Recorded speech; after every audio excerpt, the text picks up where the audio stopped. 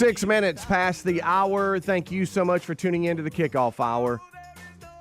We have got the full crew here on the Good Time Gang kickoff hour as we, during this hour, kick things off. That's why it's called that. Rick, Bubba, Adler all join us for the main show in 1 hour from now. A lot to discuss today, and we'll break all of that down. Plus, as yesterday, we took some unscreened phone calls. Always a little nerve-wracking for me, to be honest with you, because I don't know what's going to happen, and we'll be live, but somewhat entertaining. So that's always on the table and something we could do. Over to my left now, it's Mr. Greg Burgess, and to my right, it's Coach Michael Helms. What's up, boys? How are y'all? Hello, boys. Hello, boys.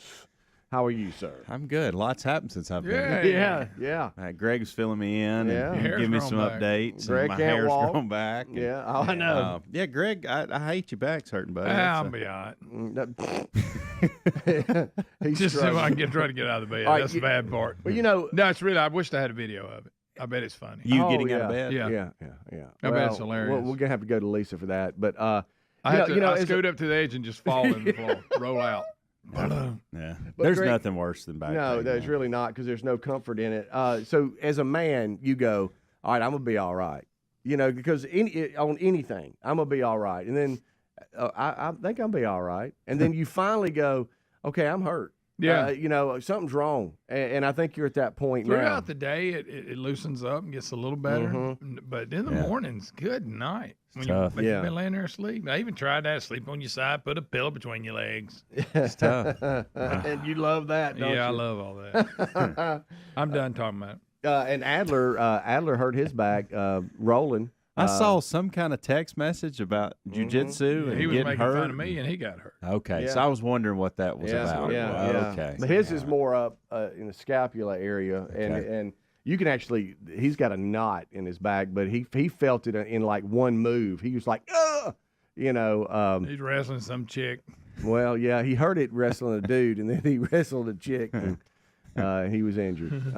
So yeah, we got two stoved up backs here. So welcome into that mess. Yeah. You're normally the back guy. I know. Yeah. That's, I guess we just didn't have enough back problems around here while I was gone. Well, you True. spent so much time in a van. It's surprising you don't have back. I know, boy, the travel. So y'all toured Louisiana, huh? We did. It was a I good, like Louisiana. good little visit. Buddy. I do too. I do too. I had been. It's been a long Sportsman's time. paradise. It is. You see a lot. Yeah. You see a lot. Yeah. A lot of water. Oh yeah.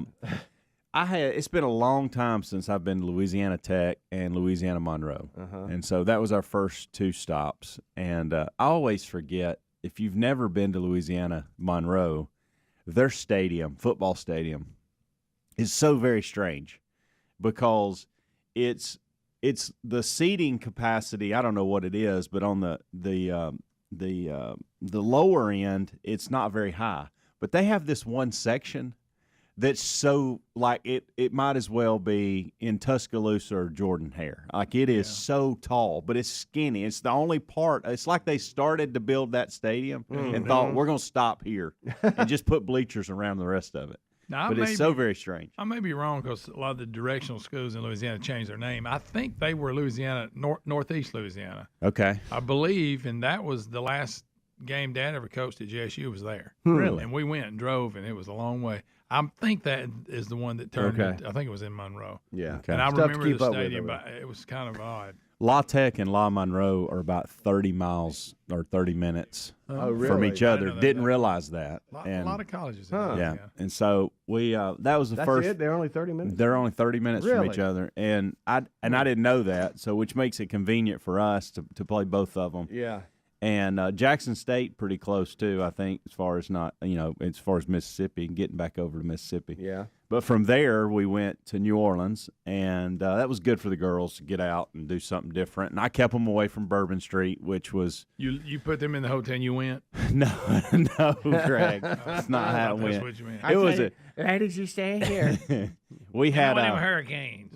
none of them had ever been to New Orleans. Oh boy. So I could actually get them in the French Quarter and let them enjoy it, but not tell them about Bourbon Street. and say y'all this is the radius y'all need to stay in. Okay. And Greg. Coach, what are they doing over there? We went to. Who's out on the swing coming out of a window? Coach, why are they asking for beads? We went to a nice dinner. Huh? I don't know what accent you got. I'm sorry. But it was good. It was. I don't know what was going on, but I let them off at the front of Cafe Du Monde. Oh yeah. Good coffee. And I said, Buddy, yes. you're not in on it. Good coffee. And I said, listen, I'm gonna let y'all out here. I said that little green overhang. Y'all can hang around here. I said that's a real night. They love coffee. I said that's a good place for coffee. By the way, they got some good coffee there. Yeah. And I said, and behind it is. You got the river and all that, so y'all hang out here until I can get the van parked and come back.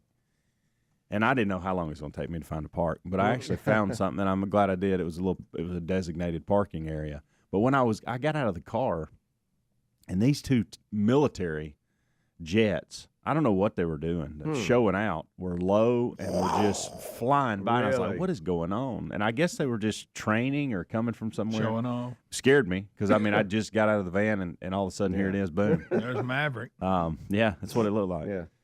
And under the hard deck. Met up with them. They were, by the way. They buzzed the tower. Yeah. So we had a good dinner that night and then hung out, walked the streets. It doesn't matter if you go to Bourbon Street or not, you're still going to see a lot of weird. And I told him that. I said, just heads up, a lot of weird here. Like you're going to see a lot of weird. Yeah. And you're right. Golly, so weird. Just some of the people on the streets performing, just some of the, you got. The street performers. I can't get enough of that. You got people that just bring their art and they set it up on the street and say, if you think my art's good, go and buy it, that kind of thing. And you bought a few paintings. There was this one lady that I don't know. I want to know her story because her paintings were really good. Oh. Really good. And I'm like, why are you out here? Why is this not an art gallery? So why do you not have a business? Why are you out here? Maybe she does well, and that's why. I don't know. And she didn't look the part to be in the streets, that kind of thing. Yeah. But you ever gotten a block or two off of Bourbon Street? Mm-hmm. Ooh, watch out. Yeah. I did. I got turned around one time. Did too.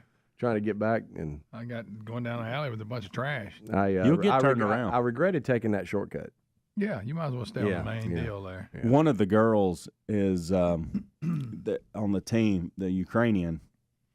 She has this. She watches some of these vampire shows. Oh yeah, a lot of them are based out of New Orleans. And there's what are you doing? There's a vampire cafe that's down there. Oh, and it's like real popular, and people want to go. In the movie Interview with a Vampire, wasn't it based in New Orleans? Probably. I don't know. You're right. Yeah, but she's into all that.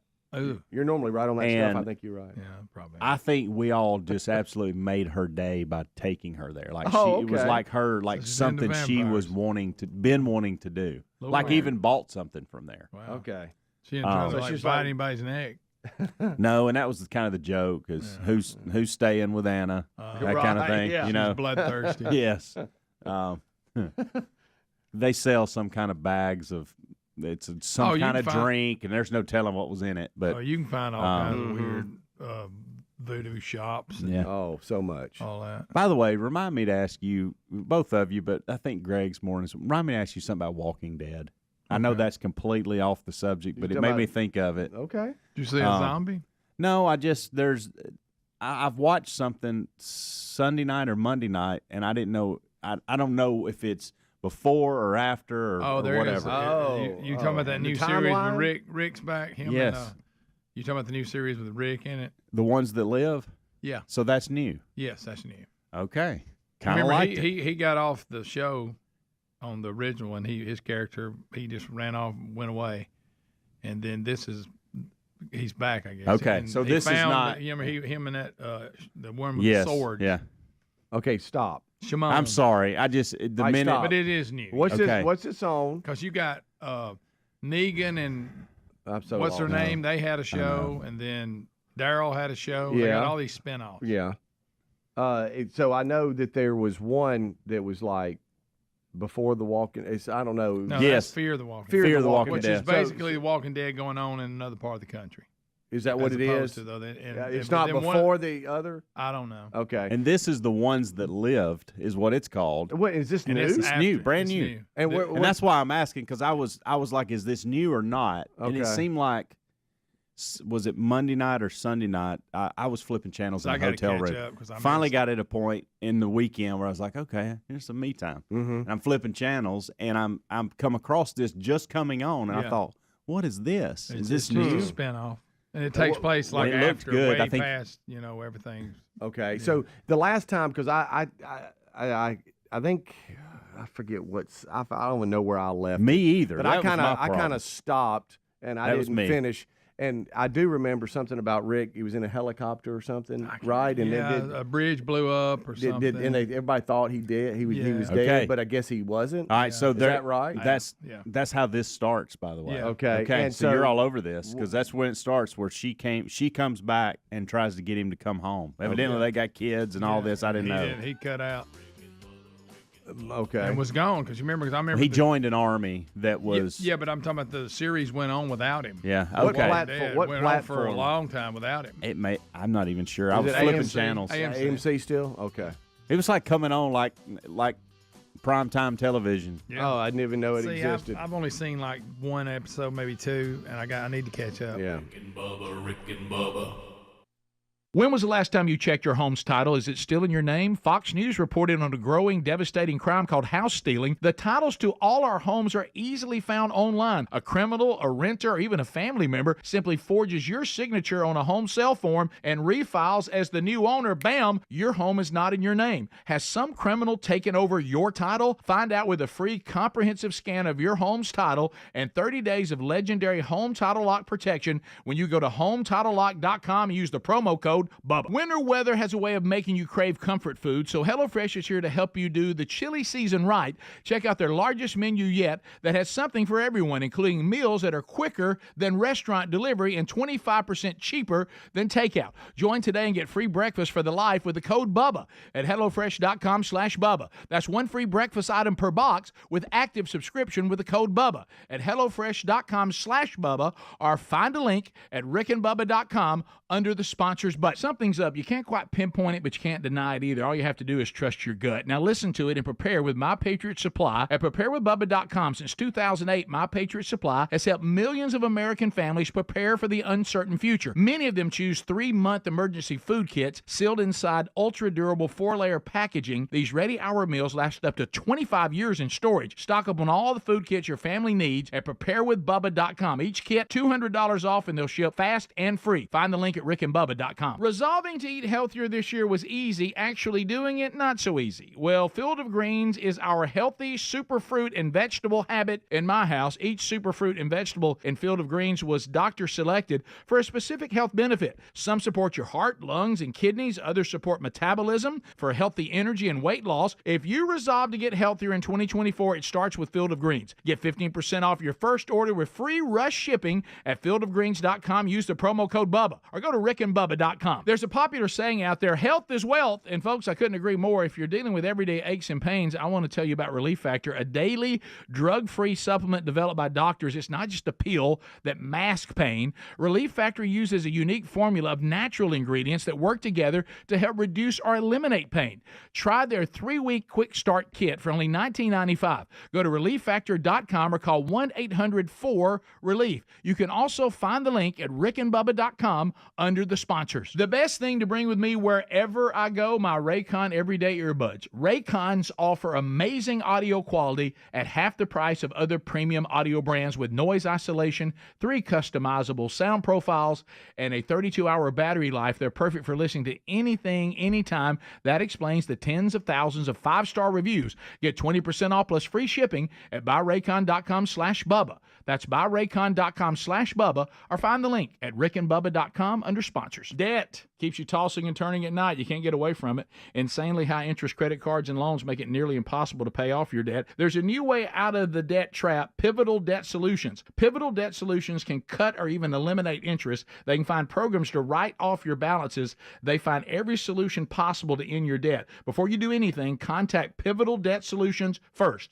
Talk to them for free. Find out how fast they can help you get out of debt. Just visit zapmydebt.com. That's zapmydebt.com. Resolving to eat healthier this year was easy. Actually doing it, not so easy. Well, Field of Greens is our healthy superfruit and vegetable habit in my house. Each superfruit and vegetable in Field of Greens was doctor selected for a specific health benefit. Some support your heart, lungs, and kidneys. Others support metabolism for healthy energy and weight loss. If you resolve to get healthier in 2024, it starts with Field of Greens. Get 15% off your first order with free rush shipping at fieldofgreens.com. Use the promo code Bubba or go to rickandbubba.com. According to FBI crime data, most home break-ins happen in broad daylight. As the days get longer this spring, protect your home with Simply Safe at simplysafebubba.com. It's the award-winning home security we recommend. Simply Safe's advanced technology protects every room, window, and door of your home. Get 20% off now any new system with Fast Protect monitoring at simplysafebubba.com. That's simplysafebubba.com, or find a link at rickandbubba.com under the sponsors. There's no safe like Simply Safe. You know how you go into stores and the towels can feel super soft, but then when you get home, they don't dry you?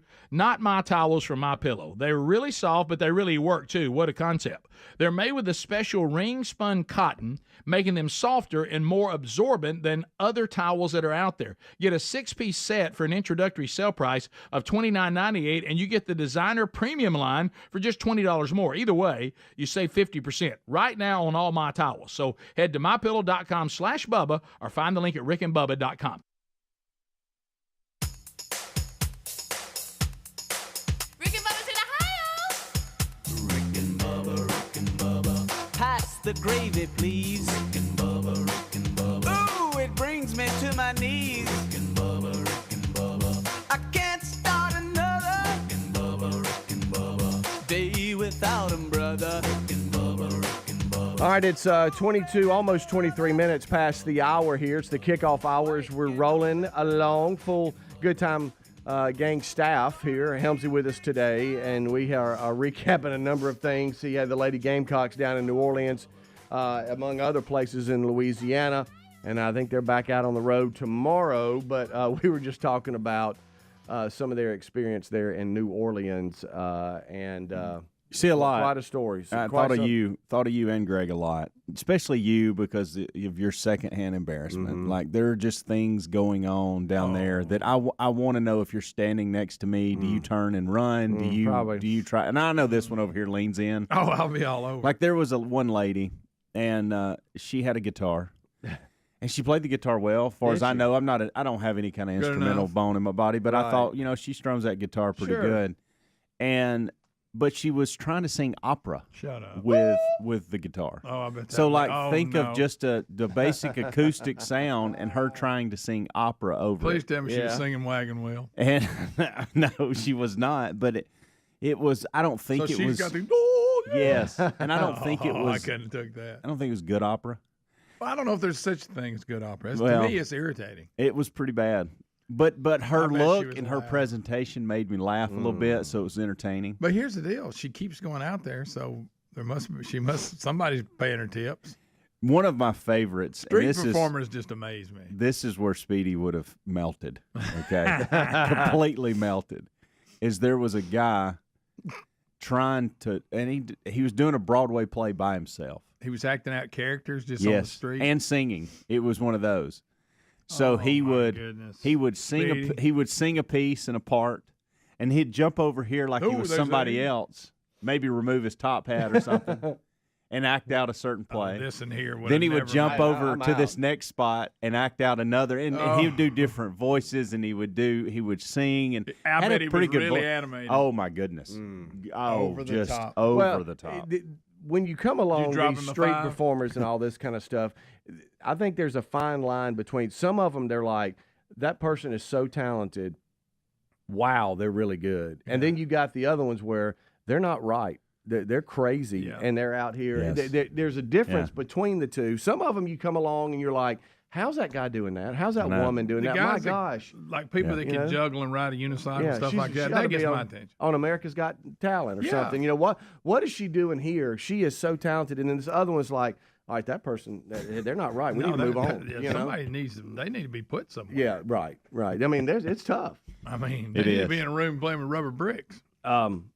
Yeah. But I picture both of you as I'm making my way down the different streets of who leans in, who goes in and sits down and just enjoys it, and who just runs as So he fast as they was can just away from. acting as hard as he could. Yes, and bringing it so hard, that's so like so hard. And he was one of the ones that I kind of thought, this guy's pretty talented. Like he's actually can sing. Right. He's got a good voice. He's jumping around and he's really into what he's doing. And then you got the lady opera with the guitar that you're like, what's your plan? Right. Yeah. Like I see him, maybe somebody walking by an agent or something going, you know what, we might can use you up in New York or Philadelphia or whatever to play. This lady, I'm like, where are you going tonight and sleeping? What are you doing? I'd rather see somebody like swallow swords, stuff like that. I like those types. I can't believe I don't know how they do that. Oh, it is amazing. Huh? Isn't If you feel a sword down in your stomach, And they'll go. Yeah. So much can go wrong. you're like, how are you getting it down there? Is it really? And it's or gotta is feel it a weird. trick or the I always know, thought it was an surely- optical illusion. Maybe Surely it it is. does. Right? Yeah. Please tell me it does. I don't know. I hope. I mean, because think about getting it all down in there. Okay. You got either because they're like, they're moving around like their jaws coming, like they're dislocating their jaw or something. Like, I know. It's terrible. I'm like, what in the world? And like I say, then they get over there and they do this. I'm like, God, right. get Oh my that out. gosh, the And tips, look. tips all the way down in you. No. I mean, think even it- if you I don't what if you think they really hiccup? swallow it. What if you hiccup in the middle of that? Oh my goodness. Oh. I don't think they really.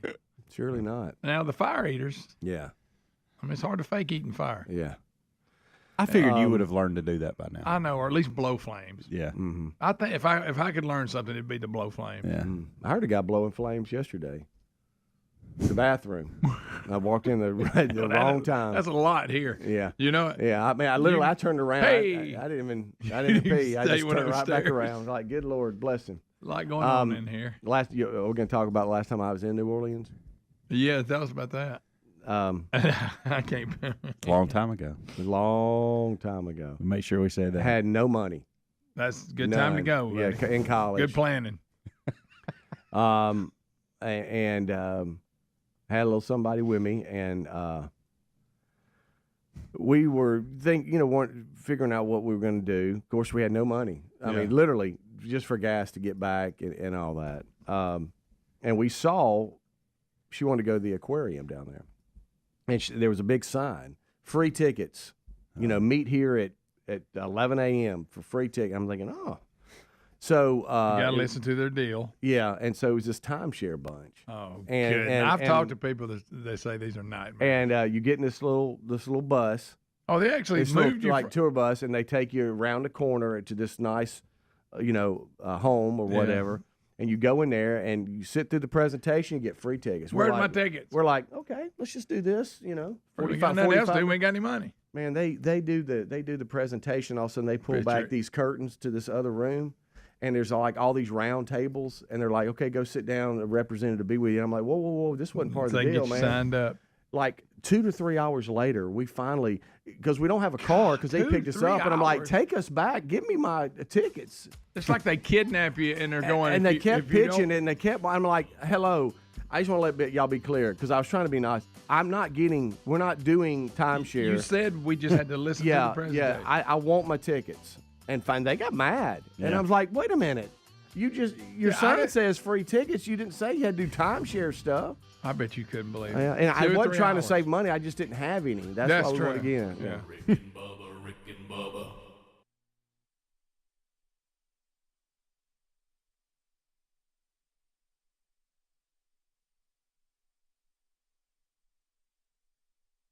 Hey folks, Rick here. Something's up, something big. You can't quite pinpoint it, but you can't deny it either. All you have to do is trust your gut, listen to it, and prepare with My Patriot Supply at preparewithbubba.com. Since 2008, My Patriot Supply has helped millions of American families prepare for the uncertain future. Many of them choose 3-month emergency food kits. With 22 food and drink varieties, there'll be no food boredom. With over 2,000 calories per day, there'll be no starvation. And sealed inside ultra-durable 4-layer packaging, these ready-hour meals last up to 25 years in storage. 25 years. Stock up on all the food kits your family needs at our special website, preparewithbubba.com, and you'll get each kit for $200 off. Protect yourself, protect your people. Get your kits at preparewithbubba.com. They'll ship fast and free. Go to preparewithbubba.com. Each kit is $200 off for you.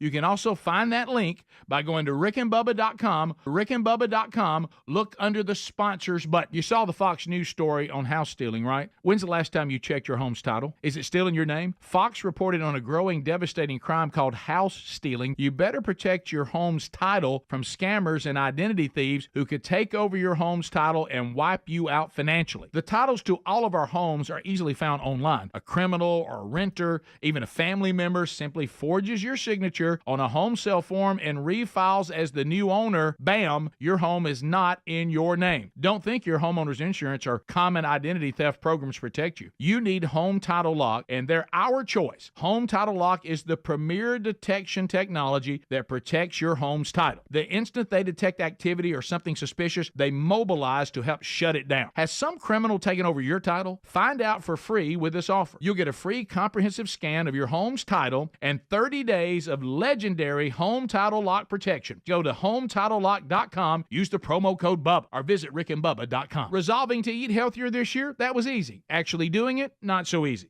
That's where Field of Greens comes in. Better nutrition is a key to health and longevity, and a healthy diet could even help you avoid health risks that run in your family. Field of Greens is your healthy superfruit and vegetable habit. It's the only fruit and vegetable product that literally promises better health at your next checkup. Your doctor will notice your improved health or your money back. Do your vitamins or green drinks promise better health? No.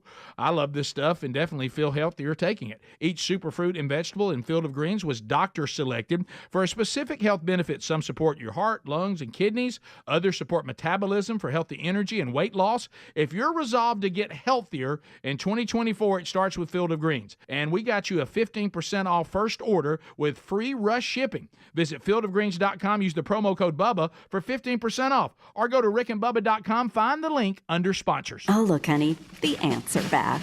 Wow. We leave one itsy-bitsy speck of food out, and they appear out of nowhere. Yeah, it's pretty hard to believe we used to try to get rid of these guys. Now they're just part of the family.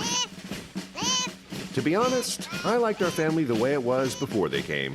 I guess it's time to call Cooks. You don't have to live with pests. Get proven protection from Cook's Pest Control. Call or go online for a free quote. Cook's Pest Control. Our friends at TheraBreath have some good news if you have bad breath. Try TheraBreath Fresh Breath Oral Rinse. TheraBreath is dentist formulated by Dr. Katz himself. TheraBreath doesn't mask bad breath like those burning alcohol mouthwashes that can actually irritate sensitive mouths. It's alcohol-free and free of gluten with no added dyes or colors. Find TheraBreath in all your favorite retail and drug stores. Look for the bright orange cap or online at TheraBreath.com. You can find a direct link at rickandbubba.com under the sponsors. TheraBreath, confidence in every capful. Hey folks, let me guess. Your medicine cabinet is crammed with stuff that doesn't work. You still can't sleep, you still hurt, and you're still stressed out. Well, reset your health with CB Distillery. CB Distillery's targeted formulations are made from the highest quality, clean ingredients, no fluff, no fillers, just pure, effective CBD solutions designed to help and support health. In 2 non-clinical surveys, 81% of customers experienced more calm. 80% said it helped with pain after physical activity, and an impressive 90%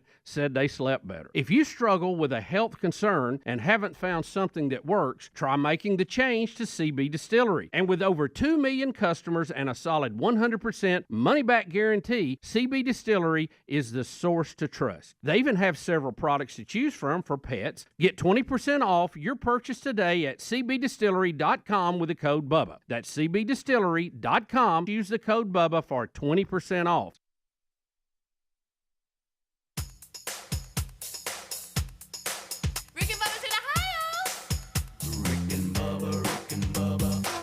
the gravy, please. Rick and Bubba. Ooh, it brings me to my knees. Rick and Bubba. I can't start another Rick and Bubba day without 'em, brother. All right, we're rolling back. Thank you so much for being with us. 25 minutes until top of the hour.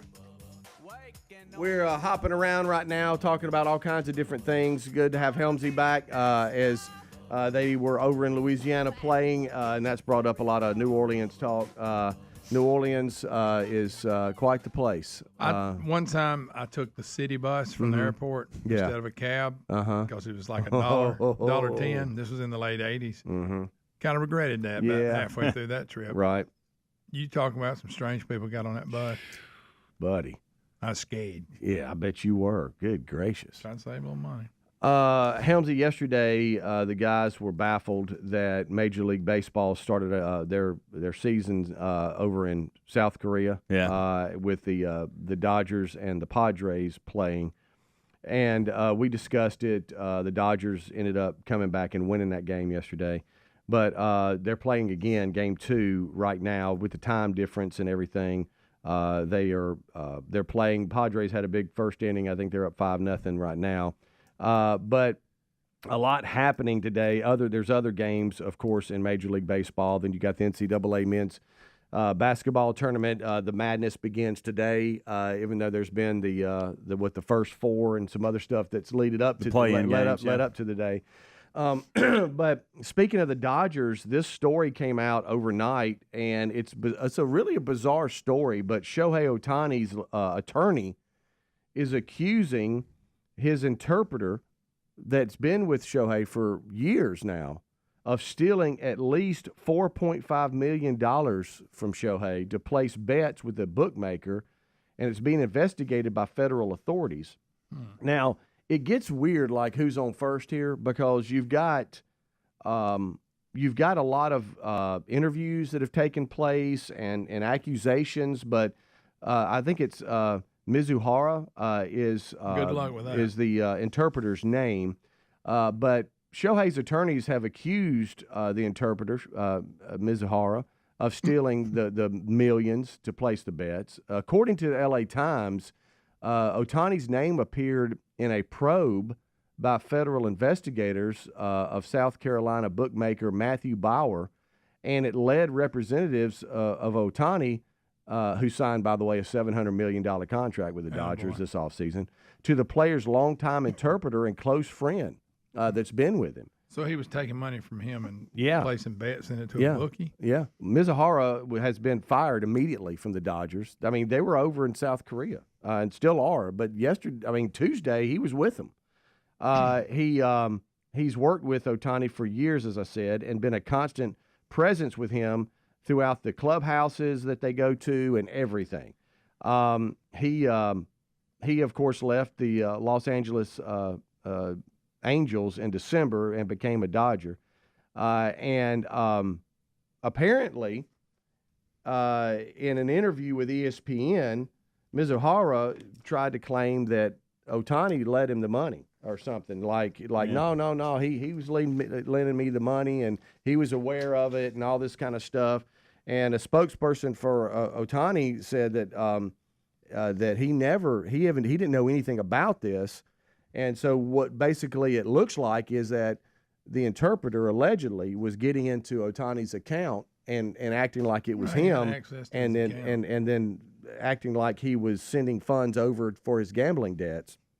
And it's just kind of a crazy thing. ESPN prepared to publish this story on Wednesday, and then they kind of started thinking, wait a minute, the same spokesperson that came out and talked about for Ohtani now is distancing himself from what the interpreter was saying, and so now everybody's just shut up, and it's in the lawyer's hands for Ohtani.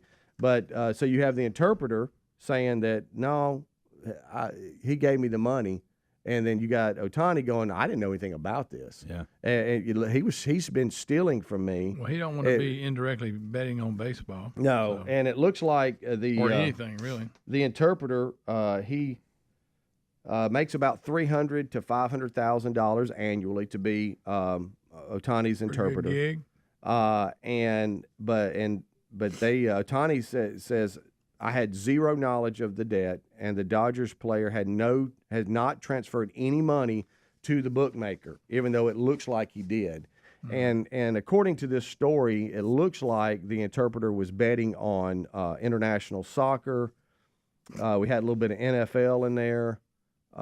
It didn't say Major League Baseball, but it looks like there's been some other sports that he was kind of throwing some money down on. Well, I guess as the interpreter, and I got a gambling problem, it doesn't matter if I guess he could probably bet on baseball if he wanted to.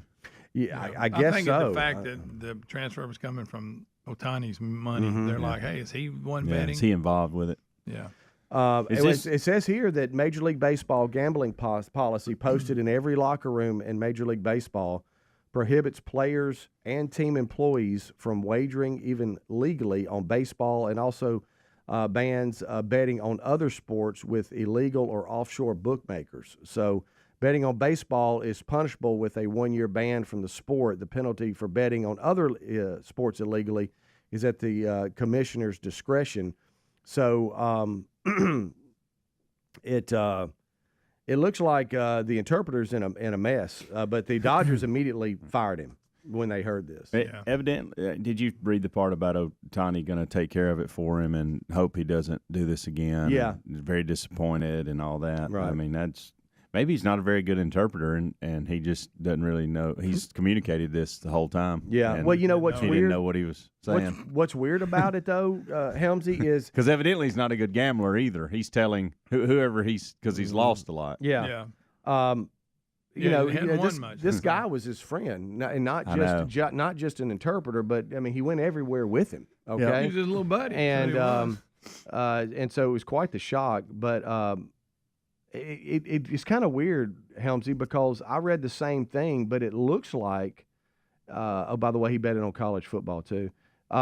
It looks like that he was maybe duping Ohtani into what was going on, and then it looks like that maybe he got into Ohtani's funds, and it made it look like Ohtani was sending money to the bookkeeper, and that threw a flag. Yeah.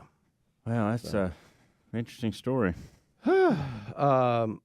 So there you go. But that's one of the bigger stories today in sports. If you hear the headlines, is Shohei Ohtani's attorney has accused the interpreter of stealing at least $4.5 million from Ohtani to place bets, with a bookmaker being investigated now by federal authorities. They're pulling them in. One of the things that I didn't realize, and it says in here that 40 states have legalized gambling at this point, but California's one hasn't yet, and that caught me off guard. I thought, well, of all the things going on in California, I figure you could bet on sports. Sure, of all people, But so no way, Shohei. So I want to make sure I have this right too. So a spokesperson for Ohtani told ESPN on Tuesday, said, "Whoa." What Helmsy just said, that he had sent funds to cover Mizuhara's, the interpreter's, 4.5 gambling debt before the interpreter then gave a 90-minute interview to lay out his version of the events. So ESPN then was preparing to publish that on Wednesday, and the same spokesperson completely distanced themselves from the interpreter's account and instead said Ohtani's lawyers were preparing their own statement. Well, what is the interpreter's story? The interpreter's story is that he's like, I didn't steal nothing. He was giving, I guess he was letting me have the money. So you almost wonder. I mean, listen, I'm not blaming Shohei on any of this, but you almost wonder if he knew more than what's being led, and now we're trying to clean all this up so it doesn't look bad on Shohei's part. Yeah. Possible. Apparently, the law firm. He was trying to help his buddy out. Yeah. And because it was sports gambling. No, Greg, don't go there. I knew what you were about to say. He's the Asian Pete Rose. I knew you were about to say that. And we'll find out later. Well, you can't be good at everything, okay? That's right. That's true. He's obviously not good at gambling. Everybody has flaws. That's right. You need to stay in your lane on what you do well. That's it. Yeah. Play baseball. So anyway, and then the law firm said in the course of all these inquiries, he's discovered that Shohei was actually been a victim of a massive theft. And so that's Shohei's spokesman? Mm-hmm. Yeah, the lawyer, the firm, lawyer, I guess, is representing him or something like that. And then the guy who supposedly did it, he's saying, well, he gave me the money to cover the debt. Yeah, exactly. Yeah. In the interview, the interpreter said that he had asked Ohtani to cover his debts, which the reporter which they say went to at least $4.5 million last year. And he said Ohtani wasn't happy about it, but said that he would help him out. And so his defense is, I didn't steal nothing. He volunteered to give me the money. Shohei is now saying through his lawyers that no, that's not the case. I've just been taken advantage of. So we finna send a new interpreter. For sure, because they let him go while they were in South Korea. So there you go. All right, we'll take a break. We'll come right back. It's 15 minutes until top of the hour. 866-WE-BE-BIG is our number. It's tough to follow there, but you got two sides of the story. You know, if you just signed a $700 million deal, it might be, I know this sounds hard to believe, it might be hard to know that you're missing $4.5 million. No, yeah. Bubba, Rick and Bubba.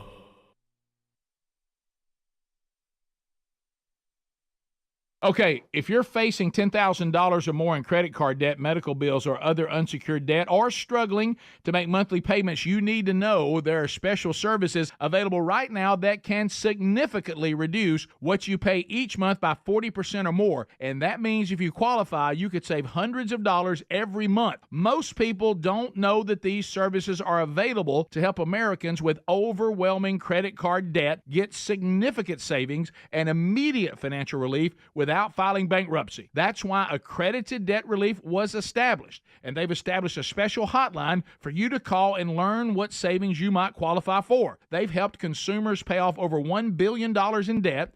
They're A+ rated by the Better Business Bureau. So don't wait. Get the relief you need. The information's free. So call the Accredited Debt Relief hotline now, 1-800-885-3500. 800-885-3500. Program and services not available in all states. Cashback is not available on gas in New Jersey and Wisconsin. $5,000. That's the average amount of money people in the U.S. are now spending on gas in a year. $5,000. That's crazy. If you drive, you have to download Upside, the free app that gives you cash back every time you get gas. That's right. You can earn real cash back with Upside just by buying the gas you're already buying. You can literally start earning cash back today. I use Upside every time I fill up. I've already made around $300. You're putting gas in your car anyway. Why not get real cash back? If you like free money, download Upside. I'm saving the cash I earn from using Upside to help pay for a vacation later this year. Download the free Upside app now to earn cash back every time you buy gas. Use promo code WORK to get an extra 25 cents per gallon on your first tank. You can cash out anytime right to your bank, PayPal, or a gift card for Amazon and other brands. Just download the free Upside app and use promo code WORK for a 25 cents per gallon bonus on your first tank. That's code WORK for a 25 cents per gallon bonus. What's holding you back from learning the language you've always wanted to speak? Too hard. Takes too long. Not with Babbel. Babbel's lessons take just 10 minutes a day. 10 minutes isn't long. Nope. And they're fun. Fun isn't hard. Right. Babbel's interactive lessons, podcasts, games, and more make languages fun and engaging. You might even forget you're learning. And Babbel's lessons are built around real life. Babbel teaches language skills you'll actually use, about travel, business, relationships, and more. You'll learn what matters most to you. Plus, Babbel's lessons are designed to get you having real conversations in as little as 3 weeks. Just 3 weeks? Even better. Since Babbel's lessons are voiced by real native speakers, you'll get pronunciation just right and be able to carry on conversations with confidence. Learning a language with Babbel doesn't take long. And with Babbel, it isn't hard. It's perfect. Get Babbel. It starts here. Go to Babbel.com to try for free. That's Babbel.com. Babbel.com. Babbel.com. There's a popular saying out there, health is wealth, and folks, I couldn't agree more. Some of you may be living with everyday pain. Now, this can affect so many parts of your daily life. I mean, it can affect the mood, your sleep. What about missing out on activities? Our friends at Relief Factor offer a natural way to relieve that pain. It's 100% drug-free. Developed by doctors, Relief Factor uses a unique formula of natural ingredients to help reduce or eliminate everyday aches and pains. Now, unlike pills that just mask the pain for a short time, Relief Factor helps support your body's natural response to inflammation, so you feel better all day, every day. Over 1 million people have tried Relief Factor, and here on our team, several of us have tried it. So let's get you a special deal, and let's see if we can help you too. Go right now and see if Relief Factor can work with you with their 3-week quick start kit that's only $19.95. Now, this is a great price to try it out for 3 weeks. You'll know in 3 weeks. You will feel the difference and know it works. You can also find the link at rickandbubba.com under the sponsors. Debt, keeps you tossing and turning at night. You can't get away from it, but the truth is the system is designed to trap you in debt. Insanely high interest credit cards and loans make it nearly impossible to pay off your debt. There's a new way out of the debt trap, Pivotal Debt Solutions.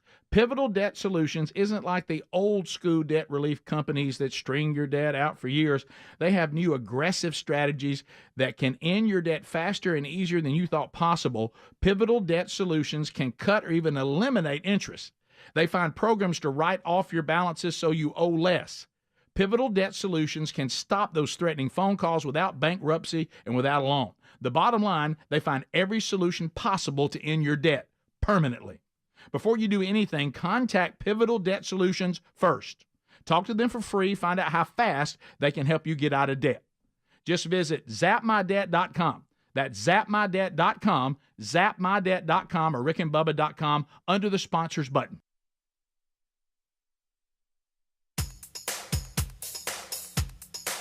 Rick and Bubba's in Ohio. Rick and Bubba. Pass the gravy, please. Rick and Bubba, Rick and Bubba. Ooh, it brings me to my knees. Rick and Bubba. I can't start another. Rick and Bubba. Day without 'em, brother. Rick and Bubba. Ooh, there is no other. All right, we're rolling back 9 minutes until top of the hour. This portion of the show brought to you by CBDistillery.com. Is your medicine cabinet crammed with stuff that doesn't work? Are you still not sleeping? You hurting? You stressed out? Make a change. CBDistillery.com. Use promo code BUBBA. Their targeted formulas are made from the highest quality clean ingredients. No fluff, no fillers, just pure effective CBD solutions designed to help support your health, CBDistillery.com. CBDistillery.com, with over 2 million customers and a solid 100% money-back guarantee. It is the source you can trust. And as a listener and viewer of the show, we have secured a 20% discount for you to get started. They even offer pet products that we've talked about. If you've got some pets that are maybe stressed out when storms come through and all that, check them out at CBDistillery.com. Save 20% with promo code BUBBA. That unlocks those savings. You can find a direct link at rickandbubba.com under the sponsors button as well. All right, so we are hitting a number of different things. Did y'all see the story yesterday where the couple from Georgia went down to Daytona Beach and passed out? Oh, I saw that. On the beach. Wrong. Unfortunately, they had 2 kids. And those kids wandered off. They were how old? I think they were 5 and 7. 5 and 7. Uh-huh. And you're passed out on the beach while they're out there just running around. You know, good job. Praise God, the kids were found safely at a nearby hotel pool close by to where the 2 were passed out, and the cops come up to them. And it gets crazy at that point because, first of all, they wake them up from their intoxicated pass out, and the young couple from Georgia started to get arrested. They were like, okay, you're going in, man. They were trying to make sense of it all. A little sunburnt. How about that? Yeah. As they were handcuffing, I guess, the wife, and about to put her in the truck that was out in the sand. You know, they rolled right up to him. The husband, a dad, handcuffed because he's already been handcuffed. Hands behind his back. Yep. He takes off running. Like, so you're leaving your wife, your kids are in the pool. And your hands are cuffed behind your back. Yeah. Those are all problems. Yeah, and makes it about 5 steps and face plants. Oh, no. Guys, he hit so hard, that face hit. Think about it. Your hands are behind your back. No Yeah. breaking the fall. You know what you broke the fall with? Your face. Yeah. And so his face hits. His eye swells up. Looks like he's been punched. So I'm a dumb A for passing out with my kids. Mm-hmm. Then I think I'm going to make a break for it while handcuffed, and I'm going to leave my wife as they put her in the car, and the kids too, I guess. I'll eventually. Yeah. I'm not sure what his plan was. It's really. He didn't think it out. Thank goodness the kids are okay, because it's actually very sad because the deputies asked the couple, "Hey, where are your kids?" And they didn't know. They didn't have a clue. And according to the body cam video, which is what I saw that Fox 35 put out, at one point the dad looks to the like the water's edge and starts calling for the kids, thinking they're out there. Oh, he don't know. He don't got a clue. No, he was out. Yeah, he's out. Good night. And then he tried to make a run for it. Don't forget that. Yeah. But deputies later found the 2 kids swimming in a pool at the hotel nearby. That's great. Unsupervised. That's 5 good. and 7. Good job. Parents of the year right there. Some folks sad. Don't need to have children. No. And just know, I mean, what are you doing? Come on, you can do no better than that. Say you Really. can't. We're not asking much of you. All right, so there's not one adult in the couple that says, our 5 and 7-year-olds. You know right what? here. Why don't you drink the beer? I'm going to stay sober, almost like a Right. designated driver. Maybe just to watch the kids. Yeah, honey, you never get to do. You go ahead and do this. Pass out, get sunburned. I got the kids. I got them. No, we're both gonna. No, we're both We're pounding. both gonna get a pounding them. We got the funnel out. Good gracious. We're Unbelievable. singing songs and everything. Here's the It's weird, man. Some people, they just don't. I don't understand how they logically look at a situation and go, okay, yeah, this is the right thing to do. Here's a little audio from it. Hey! Sheriff's office, wake up! Who the is gonna bond us out? It just boggles my mind that you would drive here and get obliterated and, allow a 5 and a 7-year-old to wander off. That's the sheriff talking there at the end. The first part is the deputies trying to wake him up. Wake up! And then the woman saying, what are we gonna do? That's the wife, the mom that at that point wanted to be a mom again. Yeah. And it's like, what about the kids? What's gonna happen? Because they're going to jail, you did. and they have no family. And so they're like, I think my dad, this is what she was telling her. My dad's got to drive 8 hours now to come get us out of jail. You know what? That's kind of on you. Yeah, should have thought about that before you passed out drunk. It's just full of cussing and stuff, so a lot of it. You like that part. No. You kept playing it over and over. I don't know. One story says parents, one says husband, the other says it's just her boyfriend. I don't know. But whatever. But it's whoever it was. They obviously were the couple that had the kids. Yeah. And they were passed out.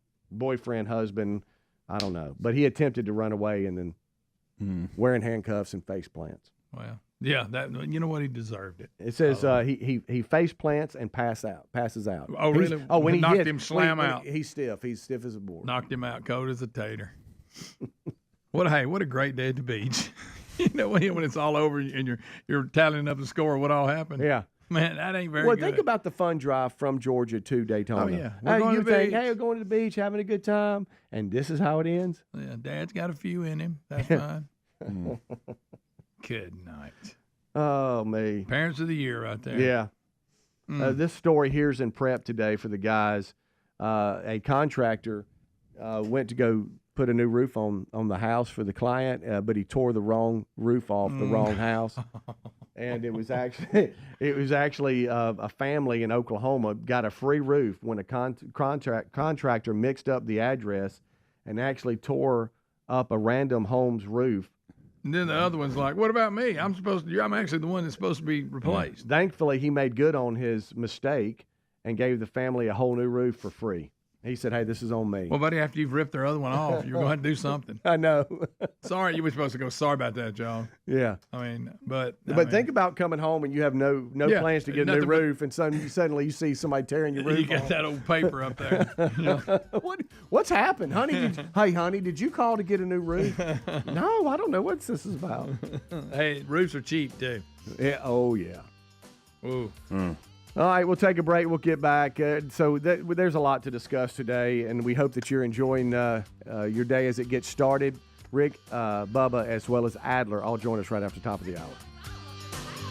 Rick and Bubba, Rick and Bubba.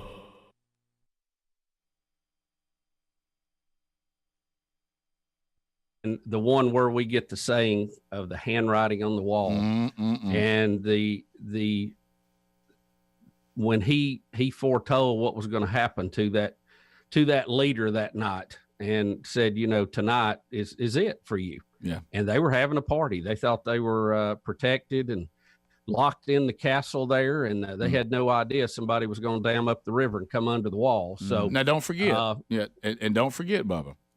This was that the Persian Medes that invaded Nebuchadnezzar, or was that the ones that invaded the Persian Medes? I can't remember which one it was, but it was one of the great powers that had complete control over the whole globe. Yeah, you're right. And don't forget too, since you brought up Nebuchadnezzar, remember his little Cuomo speech out on his deck. Yeah. Remember he's out on the deck looking at all of his kingdom, and he's talking about all he became an animal. Yeah, he was talking about all he did, and God said, "I believe I'm gonna have to break you down a little bit and get you out there, and you're gonna be eating grass like an animal." Yeah. And you're going to be out there with the dew all over your hair and your beard because you're sleeping on the ground. I'm just that's uneasy. Yeah. But don't forget, Bubba, before we move off this, because we talked before, don't forget these are the same people, and this is the same guy that stood there and applauded it at a standing ovation when they passed the abortion at any point, any time, any place, anywhere, including a birth baby over on the table, and they all stood there and clapped and laughed and all that. This is the same city. In the same state. Yeah, I know. And I've thought about that many times when I saw these horrific death totals coming in every day too. So I don't know. It's just, it's sad that somebody that has so much potential is so self-centered and does not understand where they're at on the big scale of things. Yeah. You know what he's violated, Greg, in your world? I'm talking about the ultimate shut your hole and know your role. Yeah. Oh, yeah, he's taking that to a new level. Belshazzar was the king, by the way. Right, yeah. Daniel told him. So let's go to not see it. Let's go back, and he was right. Well, I want to give you if I could find the exact quote here. I wasn't planning on going to give you this here, so I'm having to look it up on the run. This is where we get to saying the handwriting on the wall. By the way, anyway, I'll find it for you and give it to you in a minute, but. Back to you. Do you want to get to this commerce clause thing? We'll come back. Yeah, we'll come back and do that because we're up against a break. But anyway, this is the, if Cuomo, this will tell you how people can't stand it when they'll reveal themselves. If he had just said nothing, he didn't have to give glory to God if he didn't want to. He just didn't have to. He didn't have to try to blaspheme God. Right. He could have just never said anything. He could have just said, "Hey, the social distancing worked. Hey, we put this into plan. Finally, the New Yorkers listened. Hey, good job." He could have done that. That's fine. If he didn't want to give glory to God, which we should, but to go on and make sure that you're going to let everybody know you don't think God exists or had anything to do with it, that wasn't necessary. Rick and Bubba, Rick and Bubba. The good news is things are getting better, but there's still a lot to do. And got this email today. Hey, guys, been a faithful member of the Rick and Bubba Army for about 7 years. You guys, even Greg, who doesn't like Nikki's. Now, you never said you didn't like Nikki's. Her name's Nikki. That's incorrect. Yeah, you didn't say that. And she puts LOL there. Means so much to me. You help me stay connected to the people, with common sense, which is hard to find anymore. Hallelujah. She said, and goes on to talk about this. But anyway, she said that she's headed out, doing a 13-hour drive right now to New York City as a nurse from Kentucky to go and help. And my oldest son said to me, this is kind of cool, guys, as she was getting ready for the drive, remember, listen to Rick and Bubba. If you get lonely, it'll be like you never left home. So thank you for what you do. It does not go unappreciated. And, of course, she asked that the Rick and Bubba Army keep her in your prayers, which we certainly will. And she wants to go there and be a light, which, as we just heard, to represent Christ That is much needed there. So a shout out to Nikki Thomas, who's driving from Kentucky to New York City to help because she's a nurse. So there you go. And listen to that, Greg. Yeah. Rick, do you want to briefly address this Daniel story? Because I'm getting some email people wanting to understand the full context. Sure. Go right ahead. Yeah. Or do you want to move into we'll do both. We can do both. Okay. Yeah. Well, and I'm going to give you the Bubba version of this. Yeah. Well, that's always helpful. That's what I say on Wednesdays. I go, now what I'm here right now is real deep, but I'm going to give you the C student from Calhoun County version of what's going on here. Okay, there's been, according to the Bible, 4 dominant world powers. Okay, the first one was Nebuchadnezzar, and and he was in what is modern day Persia or Iran, if you would.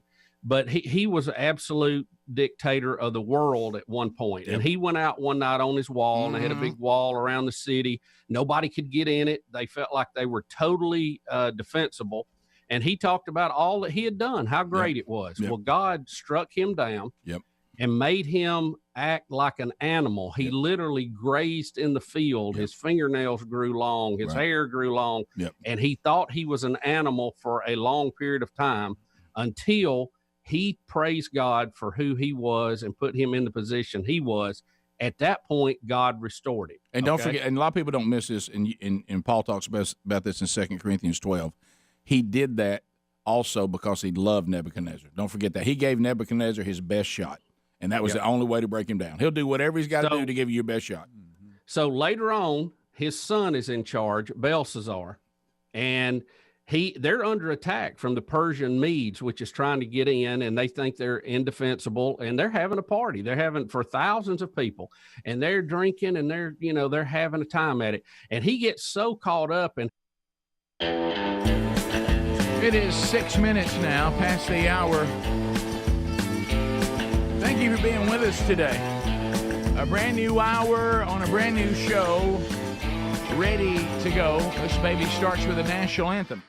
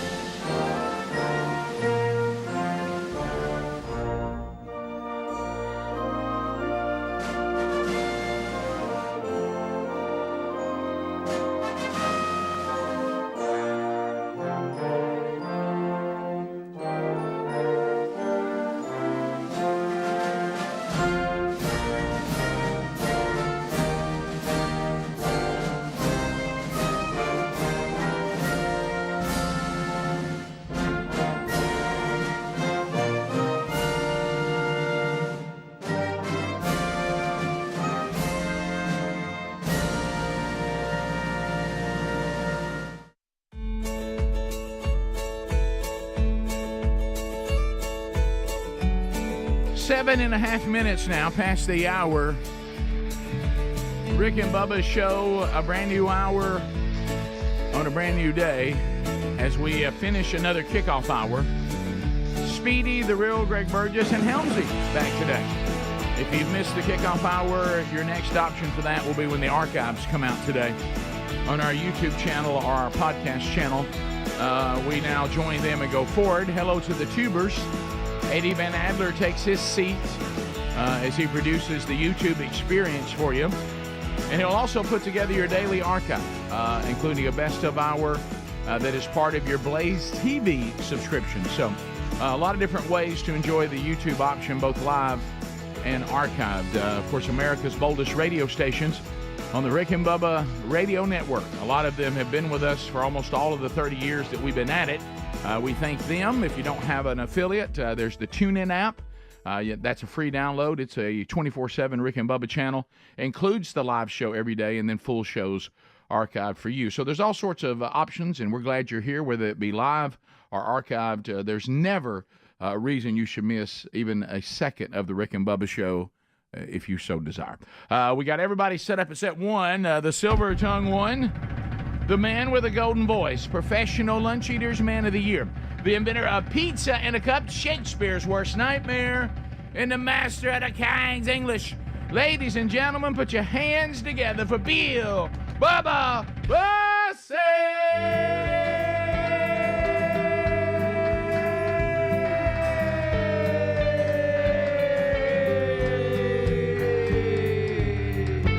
Howdy, Bubba. How about it, Rick Burgess, friends and neighbors? Welcome into another edition of Rick and Bubba.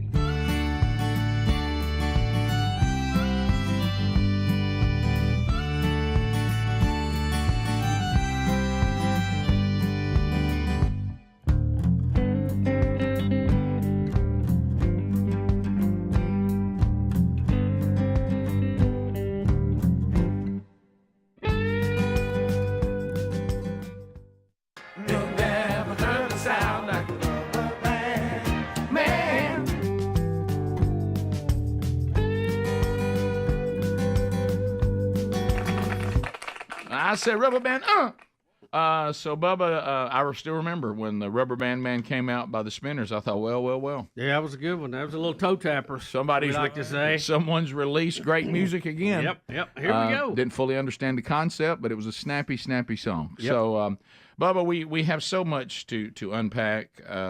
We have Helmsley back from the road today. What's up, Coach? Coach. Saw a van. Saw a van still out in the parking lot. It's my vehicle for the next few days. I like that van though. It's sweet. I hope it rides as good as it looks. Okay, yeah, it does. It looks like that perfect choice. It is. It is good space. Girls can stretch out a little bit in it. Not have to be all cooped up, and it drives very smooth. Hey, and by the way, congratulations. Sounds like it was a great road trip. It was on the tennis front. Really, really good. It's always good to get wins, but I feel like we needed to come closer as a group. Like, we got some people on this team that just don't like each other. There you go. Well, who would have thought a bunch of women together, people wouldn't like each other? And I think we made some – and that's always easy when you're winning too. But I think we made some huge strides there as well. So it was good, very productive trip. I've got a funny story. At some point, I slept at the office, right. Which is in Pete Matthews Coliseum. And we'll talk about that later. But funny story. Thought I was in a dream. Okay. And it turned out to be reality. Okay. And it was very interesting. Well, I hope it has nothing to do with the ghost of Pete Matthews, what they claim. He gets up and walks around. Well, I kind of thought that's what was going on at first. Okay. So we'll get there. It's very interesting. But the first time I had ever slept in an office, by the way. Okay. Because I don't think I ever had to stay up here with y'all when we During had snow and stuff like that. And so. Yeah. It's a weird thing when you sleep at the office. And I'll explain why I had to do it. Didn't want to, but it just made more sense for what all I had going on. But I can't wait to share this with y'all. Y'all going to love it. All right, great. We got that coming up on the program today and other stories sprinkled throughout members of the show. We also have some really kind of bizarre headlines today, including Michael Jackson's son Blanket at war with his grandmother Catherine. Blanket's mad. She's spending out. She's blowing through the estate. So we got save a little for me. We got that today. I'm sure Biden has made us all feel secure in some way, shape, or form. We got that today. Your phone calls will be part of it. The Detroit Lions can't find one of their quarterbacks. He's been missing for a couple of weeks, so that's good. That's out there. So there's also, strange stuff. There's a story today. We had the story maybe last week or week before about Elon's Neuralink. Where they have this chip they're putting in your brain for people who can't communicate for one reason or another. A lot of stroke issues. And they said they had promising results. Well, now we know who it is, and we've seen some of the things he can do. By the way, I also saw yesterday, when sometimes truth will make people step out of even their political view if they care about truth. It was interesting to see Mark Cuban trying to educate the Democrats, which he said he is not a Trump guy, of saying that Trump is broke. He's like, y'all don't know what you're talking about. And y'all don't understand liquid versus where people put their money and how very wealthy people handle their money. And so it was funny to watch him go, look, I'm not for Trump. I'm anti-Trump, but y'all are saying he's broken. You're just wrong. Yeah. So anyway, that was interesting. Plus, it's not like he's trying to come up with $500. It's $500 million. Well, Cuban kind of. There's not a lot of bond Right. for that. And Cuban made that point too. But anyway, they've asked for something they know he couldn't give them. Well, and who would have ever thought that politicians wouldn't understand how money works? Yeah. But anyway, the very people printing. Yeah, they don't understand how apparently our money works, do they? Or maybe they just don't care. But anyway, so we have some of that. We'll update you today. So there's plenty. I mean, we've got plenty to unpack today. And Richard Simmons is in the news again. Again, how many Richard Simmons stories we gonna have? He's every day. It's almost like he's president. Now he's come back letting us know. Well, I told you I wasn't dying, but I do have some issues. So we'll work on that today. I'm still like there's certain people, and Richard Simmons is one of them, that you think. Well, of course, Rick. Of course, he has to be 75, buddy. Do you realize how old you are? Yeah. But it's like somebody like Richard Simmons. It's like you thought they would never be allowed to actually be officially 75. Yeah. Right. You know it. It's like they would always Never stay young. change. They would always stay young. Right. We'll be back 15 minutes past the hour. Rick and Bubba, Rick and Bubba. How good the party's going. He orders that they go down and they get the gold and silver that they plundered from the Jewish temple when they overran them and bring them up, and they're going to drink out of them, and him and his wives and his concubines and his nobles, and they're having a party with the stolen silver out of the temple, just having a big time. Well, all of a sudden, the party comes to a screeching halt because a hand appears. It is a human hand, and it is writing words on the wall. Well, Belshazzar is so scared. They say his knees are knocking. He's pale. He doesn't understand what it is. Well, the hand writes these words, and then it disappears. Well, he calls in all of his smart guys and his nobles and his astrologers, and he wants somebody to decode what this is. Well, they can't figure out what it says. Nobody has a good answer. And he even says, look, whoever can tell me what this says, I'm going to make them the number 3 guy in charge of this empire. I'm going to put a robe on them. I'm going to put a chain on them. If anybody can tell me. And somebody says, what about that Daniel guy? Yeah. He interprets dreams. He's big on dreams. Maybe he knows what this says. So Daniel comes in, and this is in the book of Daniel, chapter 5. It's a great story, by the way, one of my favorites. And he gives Belshazzar a little history lesson about his dad and what happened to him and the fact that he was basically destroyed because he didn't respect God. And he said he lived with wild donkeys. He ate grass like an ox. His body was drenched with the dew of heaven until he acknowledged the Most High God is sovereign over all kingdoms on earth and sets over them anyone that he wishes. In other words, he can put president, governor, mayor, anybody he wants to. It's God's decision how this plays out. Romans 13 makes that clear as well.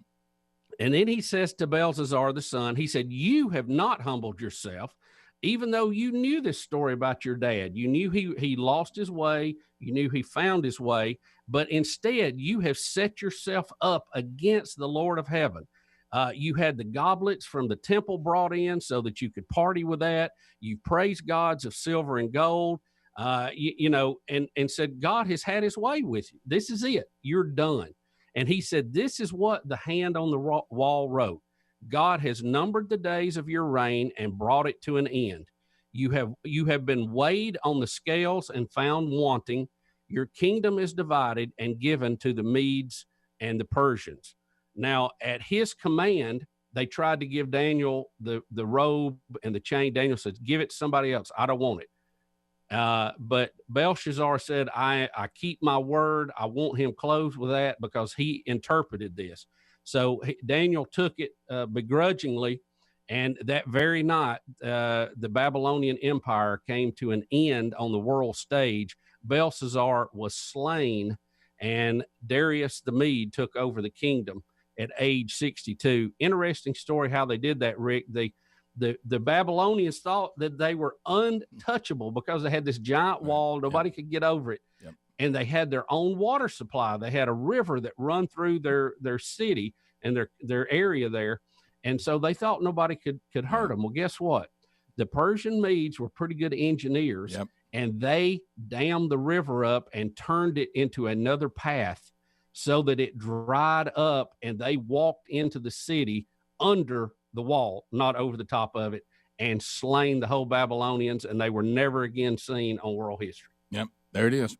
Now, I hope that is in a digestible form, but that's the Bubba version. No, that's what we call Rick and Bubba Bible Stories. We take it and we bring it down to C student Calhoun County where you can follow it. And, right. And that's sea level. But no, all the facts are there, and well done, good job.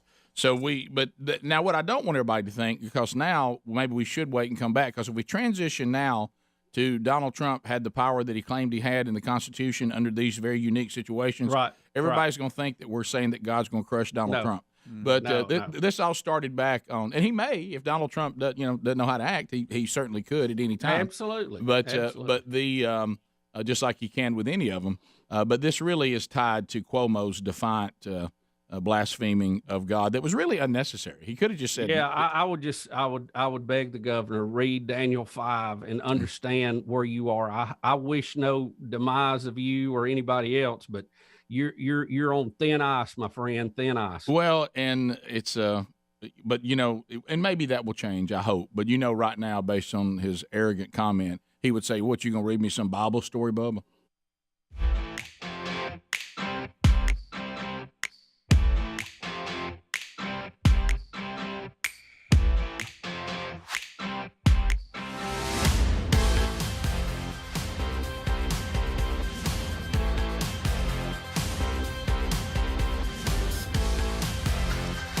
Thank you, Richie.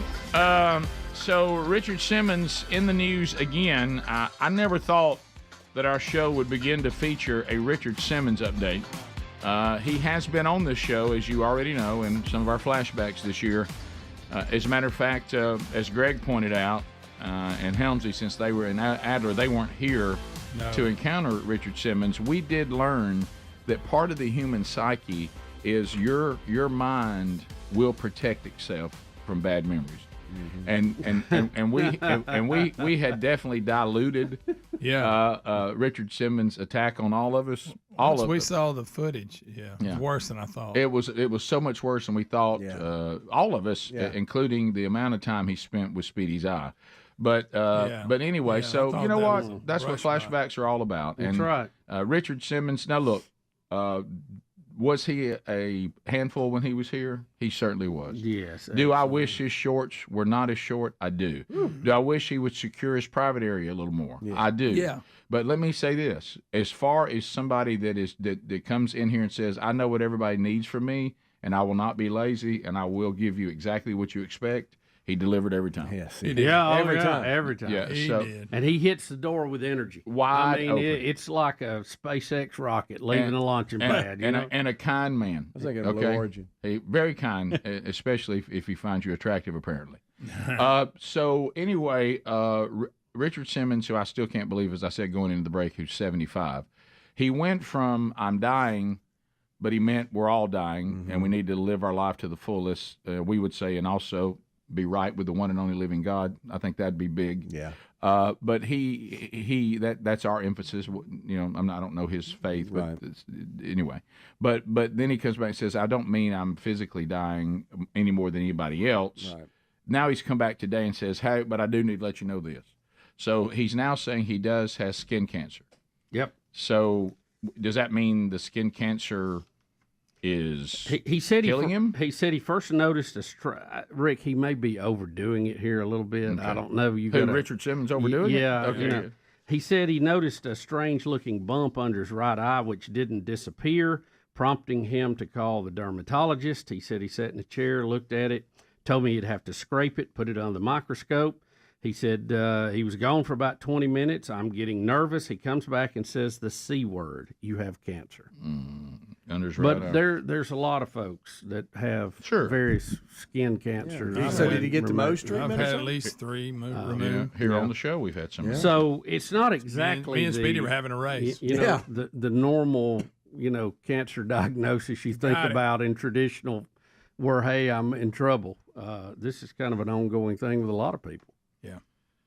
So he really goes on to talk about all the different things they did to him, explaining even the food they had there at the doctor and what he had finished eating.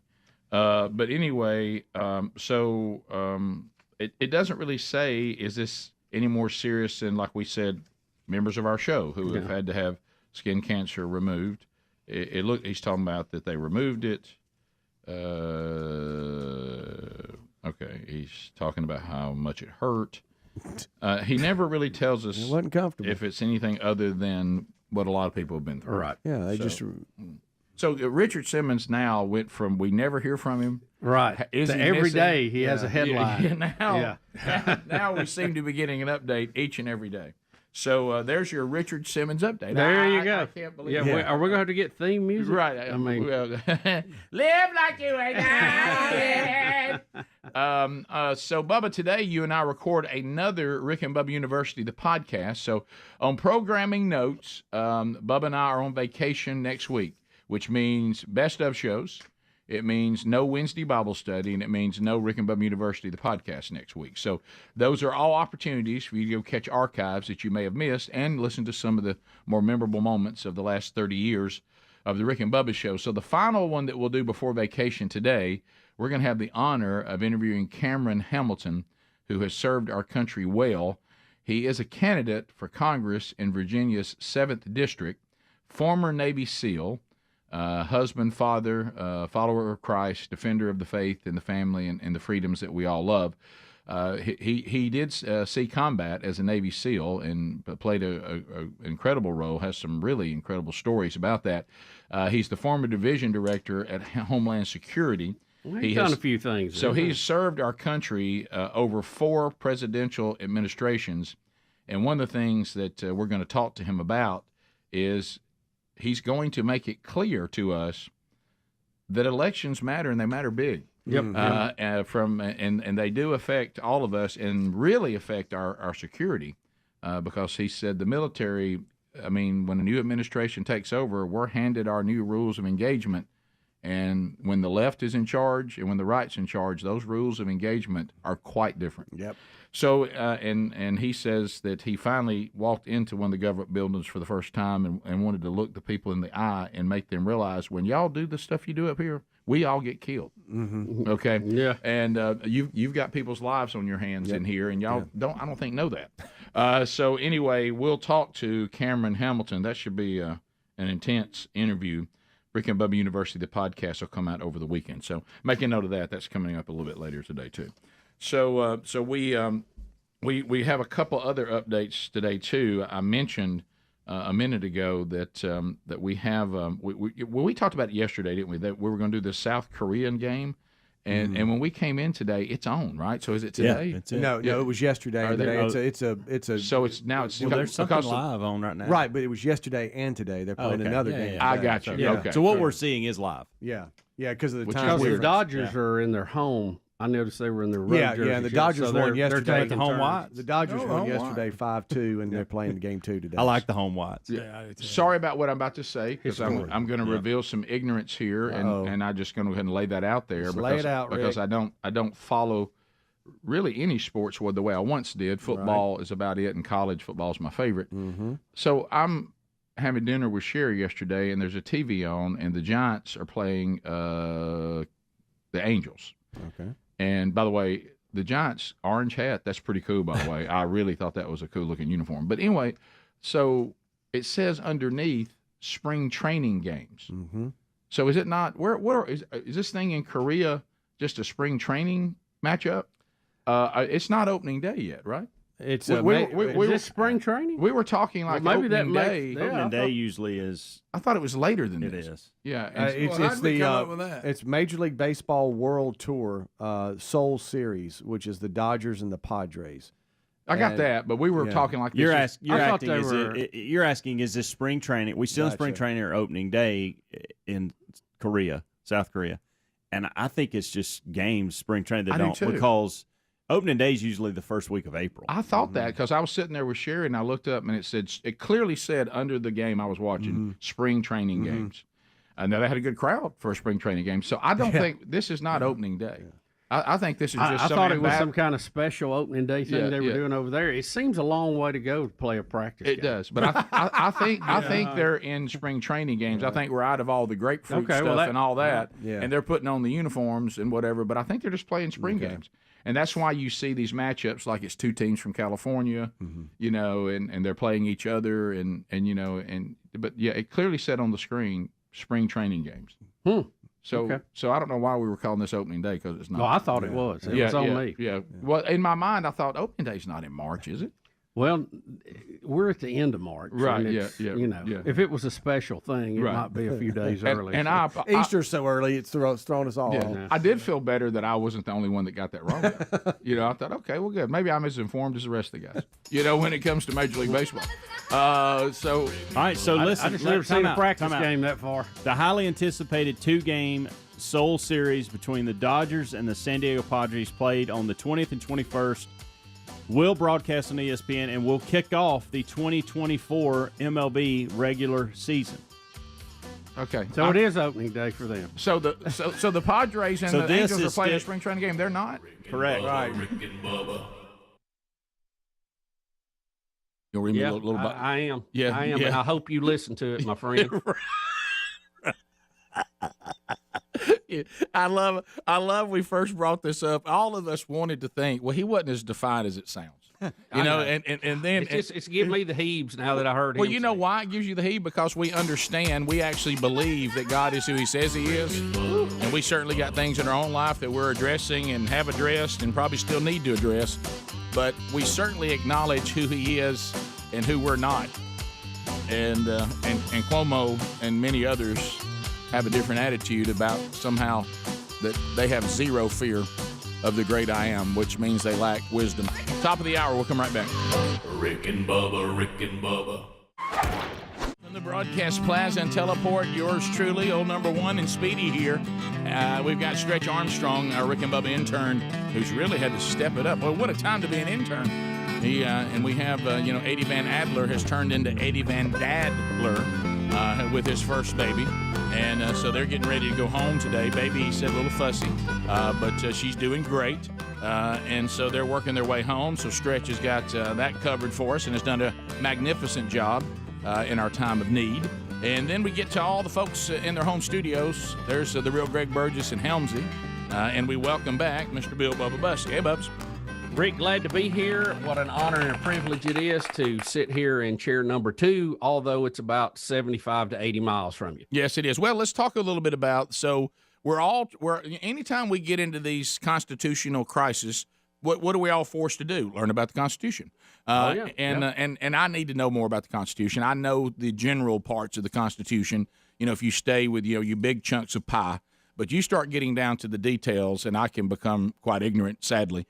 So one of these is, how does this whole thing play out when we declare, emergency and all this? And you said that Levin, who is, a constitutional expert, said, well, no, you're going down the wrong road about governor's authority versus the federal government's authority.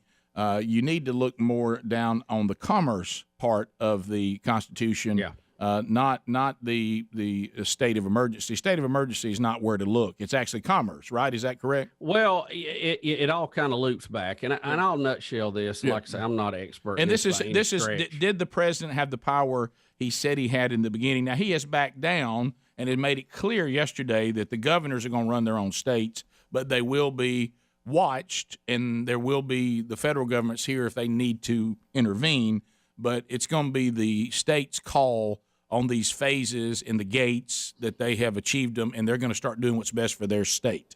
But the relationship between the states and the federal government is somewhat complicated. It is. And it's more complicated now than it used to be.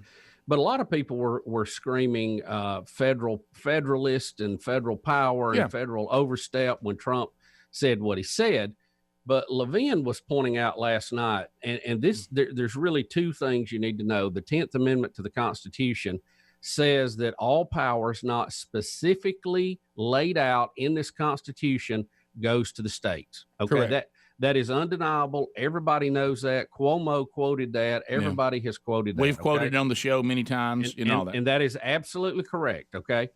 It says powers not enumerated to the federal government are left to the states. So we have to go back and look at what powers are enumerated or given to the federal government. Okay. Exactly. The United States Constitution, Article 1, Section 8, Clause 3 states that the United States Congress shall have the power to regulate commerce with foreign nations, among the states, and with Indian tribes. So the interstate commerce law is what it's called, is used in our government in a wide range of things. But the people who wrote the Constitution were very clear. They understood that we had independent states or nations when the war with Britain was over, and that the federal government was going to be an umbrella to kind of hold the group together. But most of the power went to the states. But a few things were held for the federal level, and they're spelled out. And one of them was interstate commerce. Now, what they didn't want to happen, Rick, excuse me, dry cough. And it finally happened. What they didn't want to happen would be some rogue state that would stop people from trading and bringing commerce and business through their state, and basically hijack somebody or have exorbitant fees to get through their state and all that, because they had seen that in England before and they were trying to avoid that. So they gave the Congress explicit power when it comes to interstate commerce. That's why you can't charge an entry fee into one state or. Rick and Bubba's show. Thank you for being with us. All right, so we finally got it all figured out going into the break, which was weird, and it did throw us. Major League Baseball is doing a hybrid this year. For the two teams playing in South Korea, they have started their regular season.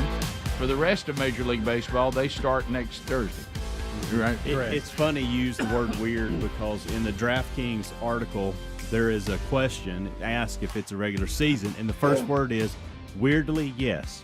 Yeah. Opening day is not until March the 28th, but this 2-game series between the Padres and Dodgers will indeed count towards the regular season record. Well, you see how that throws us off. Yeah. So we were right. We were only wrong thinking we were wrong. Right. But I've got emails too, said even what makes this stranger that the Dodgers have more spring training games to play when they get back. Now we can't. The Padres also have 3 spring games left with the Mariners. Okay, see, if you tell me my regular season has started and then I go back and play practice games again, then I haven't completely started. Yeah, that's just too much. Well, can y'all see how, especially if you're kind of a casual observer, how confusing this can be? Yes. So anyway, unlike Major League Baseball, let's be prepared. Preparewithbubba.com.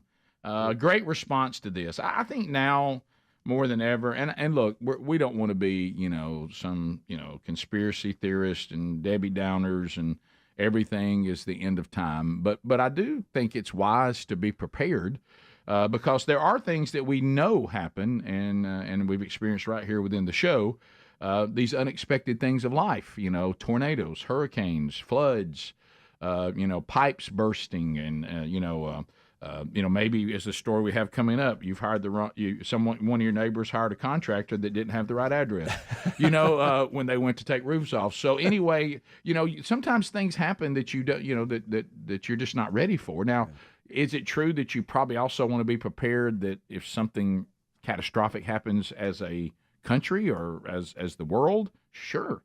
Or it may be, I just like having easy to prepare meals when we go hiking and camping and fishing and hunting. It all works. And My Patriot Supply, nobody does it better. So go to our URL, and it's prepared for all of you, preparewithbubba.com. We'll save $200 off a 3-month food kit, and you'll get free shipping with that too. So go ahead and do that. Be prepared. You can store these meals. They're 2,000 calories a day, 22 different food varieties, so you won't have boredom, for 25 years. 25 years they're ready to eat. So we have ours. Get yours by going to preparewithbubba.com.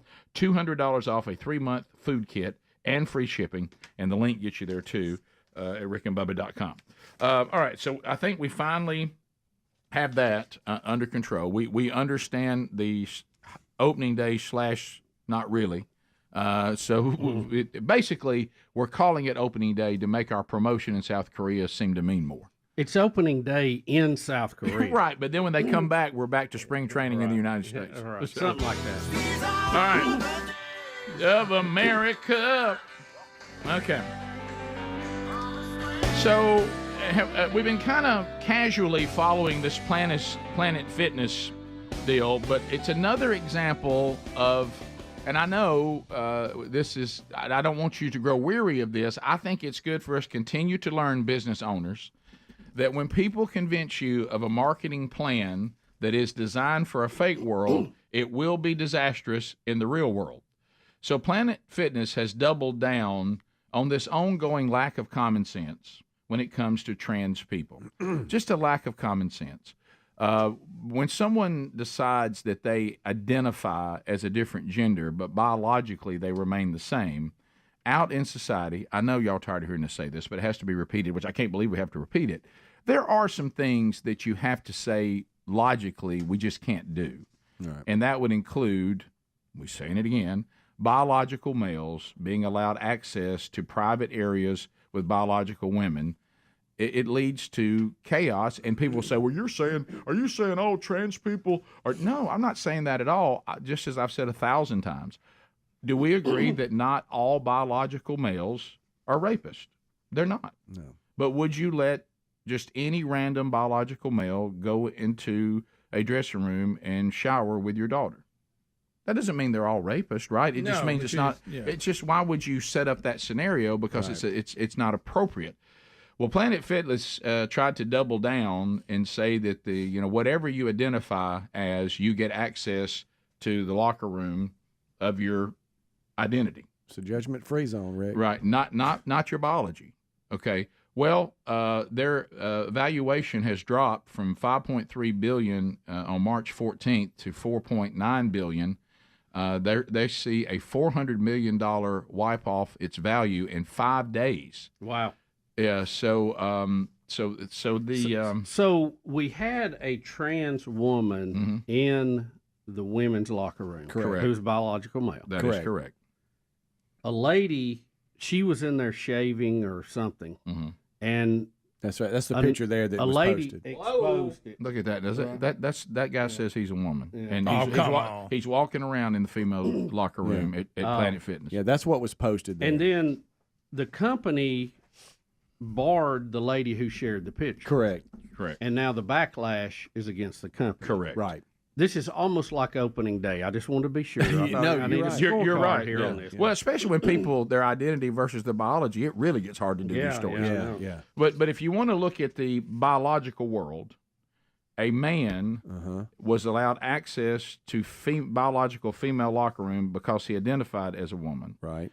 And when he was in there shaving, and we see the picture, he's just a man. He looks like a drag queen trying to put his female clothing back on, but there's nothing female about him at all, biologically and physically.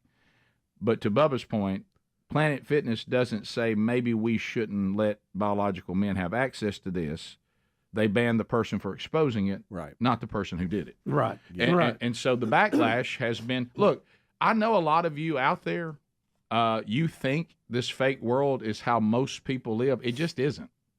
And when you go this far with it, and I'm not saying that you have to be mean and cruel to trans people, but you can have a logical conversation that, frankly, they should adhere to and understand themselves. Yep.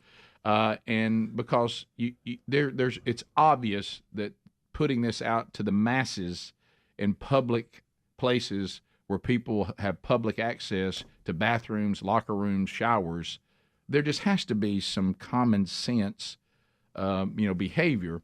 And I think you probably would be better off business-wise. I know that these movements, speaking from personal experience, can be scary. But let me tell you what they always find impossible to defeat: when you just will not stand down to them. Right. You will not move. And when you don't move, and what I'm saying is, if I'm Planet Fitness and somebody said, well, let me just tell you something. If we do this, we're going to lose the trans clients. I would go, I don't think that'll be $400 million worth. No. But if we side with the trans community to this level, meaning we give them access to whatever they identify with, that could be much more damaging to our business than the other. And especially when you say people can identify how they want to if you're the business. But we are going to protect all clients, not just some. Right. So at Planet Fitness, they have what is called the lunk alarm. Yes. And that's if, like, men are grunting too much or, like, lifting too heavy of weight. Yeah. We've had it. And that's to keep people from being uncomfortable. Isn't that funny? But if you're a dude in the locker room, they take away your membership and you can't stay. Is that right? Yeah, isn't that funny? funny? Is that how it works there? Yeah, Planet Fitness. No judgment zone, Rick. Right. Their whole advertising campaign is come to a place where you can work out and people won't make you feel uncomfortable. Right. Unless, of course, they're a trans woman, then they can come into your locker room, female. Now, good news is they won't grunt out here. Yeah. They'll just come in where you're changing clothes. Yeah. And full disclosure, Greg and I are members there because there was one within walking distance from our last studio location. And, their whole approach was the old Gold's Gym and stuff where people are all just screaming and, hey, to have a little bit more of a family type atmosphere. But then this comes out and it makes you rethink what am I doing? You should have known who they were going to side with when they made their main color purple. But let me just say this. I thought they were Vikings. Right. Yeah. But do y'all realize, see, this is that lack of just walking around sense. Wait, your whole advertising campaign is family-friendly working out without the things that make you uncomfortable at the places where all the muscle heads come in and holler and yell? Right. No judgment zone. It's kind of for the everyday person. We're not going to judge you. Come on in and get better. And then you go, well, I'm a biological woman. I'd like to change my clothes, take a shower, and go back to work. Will y'all make sure I'm not uncomfortable in there? I'm sorry, we will not do that. The man who comes in there dressed as a woman and sees you naked, good news, he won't grunt out here when you come out. Yeah, and I think I would take the grunting. Yeah. Rick, and I'll be honest, when me and Speedy would go, I caught him judging a little bit. I know it was a no judgment zone, but he would judge every now and then. Yeah, to me, this thing, and I know you're making a joke, but back to the trans community, they're not judging you. They're just using logic that frankly, it's pretty easy to understand. Yeah, that's but they're missing $400 million today because they picked a side. We'll be back. Rick and Bubba.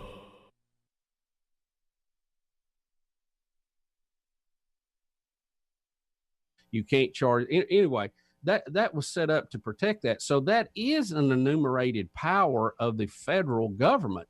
And what are we talking about now? Businesses open and closing. To me, it's very clear that falls under the Commerce Clause, which is at the federal level. And the Congress has the right to that. But because we're under a state of emergency, that gives the president some extra power that he normally wouldn't have.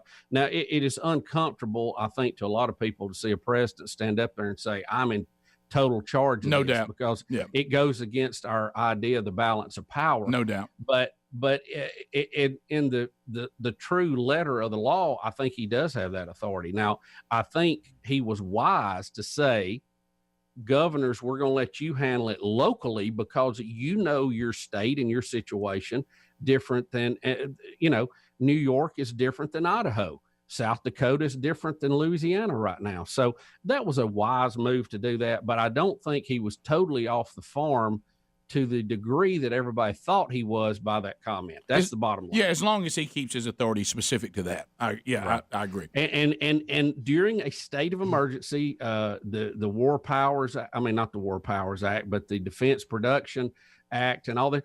A president cannot call up GM and say, stop building cars, build ventilators. Okay, you normally can't do that. But during this time of emergency, he has that authority. It too will go back to the way it was, but there's times when you are pressed against the wall, you have to get things done and you have to do it that way. That's not the normal way we live in America. That's not the normal deal, but he did have some authority at this moment, at this time, to get some things done. But anyway, I think doing it with the governors was wise because it is a local issue.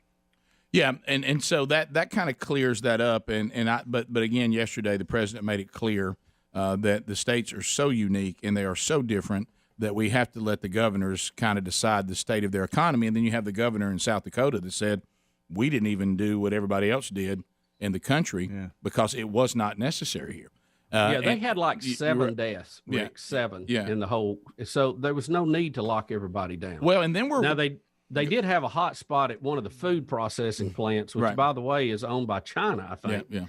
Oddly. Hello. And they're doing what they need to do to isolate those people. But there's no need in people who are hundreds of miles away that have 0 cases to be locked in their house. I mean, that is just a common sense thing. And you really shouldn't be shutting down all their businesses and all that because it wasn't necessary. And then, and that's the thing, we have this interesting thing, and I heard some of the more conservative commentators talking about the irony now the left finds themselves in. Because what does the left love? They love Sweden. Now, they're delusional because Sweden is tiny compared to us, and the things that Sweden does, they think, well, Sweden, look at Sweden, look at Sweden, look at Sweden. Well, now Sweden, inconveniently to the left, did not shut down their economy other than large gatherings. Restaurants, businesses, all stayed in business. The only thing that they adjusted on was gigantic, like going to an arena or something like that. Everything else, they left normal. And then Norway, which is a little more comparable, apples and apples, went into the full lockdown like us. Well, unfortunately, what we're finding is that Norway had more cases than Sweden. And now Sweden had more deaths, which means they might have had more people that had health issues that Norway didn't have. But Norway ended up with more cases of COVID-19 than Sweden. And then Sweden, per capita, has basically tracked right along with us. When you go to per capita of deaths based on their population versus ours, they're right where we are. So they didn't shut anything down other than the gigantic gatherings. It showed people sitting out there at outside tables, eating and talking and hanging out, people at the parks, doing all this stuff. All the businesses are operating. And so what's funny, they said, so now the left who loves Sweden, now they're mad at Sweden. Because they're big lockdown people. They want to destroy the American economy. They thought this was their shot to get Trump and all this. I really believe there was some of that agenda going on with them. And so they don't know what to do with Sweden now. But as the medical people and all this, we're having to research all this. We didn't know anything about the virus, but we are learning about the virus. And it's okay to have those conversations. That's not anti-Trump. That's not pro-Trump. That's not anti the doctors. It's not pro the doctors. It's okay. We cannot remove from our society critical thinking. And everything you say does not have some agenda to it, or it shouldn't. It's like, okay, so we do know more about it. Why don't we take a look at what happened over in Sweden? There's nothing wrong with that. For Rick and Bubba's show, thanks for being with us today. We'll get some phone calls in at 866-WE-BE-BIG as we roll through the headlines today. Next, we're bringing him onto the field, an Elon Musk update. Yep, come on, Musk. Boom. Dollar, dollar, dollar, dollar. Yeah. Bubba, you mentioned it earlier. Mr. Musk has unveiled the Neuralink. The Neuralink, the first human. Yeah, this is the chip that he's been working on to put in someone's brain to help them communicate with the outside world. Better known as the Beast. Elon has shared stunning footage of the first person to use the Neuralink brain chip to control a computer cursor and play a video game just by thinking. That's wild. I got a thinking problem. So the groundbreaking patient, he was a paraplegic man. Paraplegic man, Nolan Arbaugh, 29, seen in a video shared to X using only his mind to play a game of chess. Wow. He says, see the cursor on the screen? That's all me. It's all brain power, he said from his wheelchair. Bubba, look. He was in the wheelchair because of a freak driving accident 8 years ago that left him paralyzed from the shoulders down. How about that? Y'all want to hear him talking about it? Yeah. Okay. I think it just became intuitive for me to start imagining the cursor moving. Basically, it was like using the force on a cursor, and I could get it to move wherever I wanted. Just stare somewhere in the screen, and it would move where I wanted it to, which was such a wild thing. Wow. that opens up the world for that guy. That's crazy. Well, yeah. Well, think about what it does for those that that are paraplegics and the way they can. The thing that would worry me though is the mind. You'd hate to be sitting there with your wife, and all of a sudden the cursor goes over on a woman's rear end. You know what I mean? And you're thinking of. Sorry about that. Sorry, back to chess. Yeah. It's chess and chess on. because you and you realize how close that is to other words. But anyway, so I mean, Right back in trouble. I said chess. Right back in trouble. I said chess. You misunderstood. Right. Chess. The game. Back to the game. You go over there to move your queen. Suddenly, a picture of Richard Simmons comes up. No, chess queen. But for this guy and for other people who are trapped to have no movement, No, it's due to being incredible. paralyzed, Incredible. It is incredible. And he said it's got a long way to go. I mean, this is Gen 1 technology, but the fact that But it works still. at all. So, and how do they implant it in your brain? Yeah. How? Rick, I guess they go and do surgery. Remember we had the story the day the guy I know, got but it? do we have to open up the hatch? Oh yeah. I guess. Drop it really? right in there. Yeah. Wow. That's cyborg feel to it. Yeah, Huh? that's What about the Borg? What about the Borg? Well, what it is, I love what it's doing for people that are in the condition this man's in. It's But then you start incredible. thinking about people who I just want one. I mean, well, you know that Well, it'll be abused. You don't think that's going to happen? Sure. I ain't got to point the remote control in the TV. Yeah. Just think about it. Yeah. So it's this is a big Important step stuff forward. like that. It's an early step, but it's a big step. I think it's one that It's will amazing. go down in the Yeah. history books down the line. Right. They have the now, the people that can look with their eyes and they're like letters and type it in. Right. Which I thought was pretty amazing, but this takes it to a whole new level. Yeah. It does. And, and when people, anytime you hear anything involving chips and brains and chips here and chip there and here chip, there chip, everywhere a chip.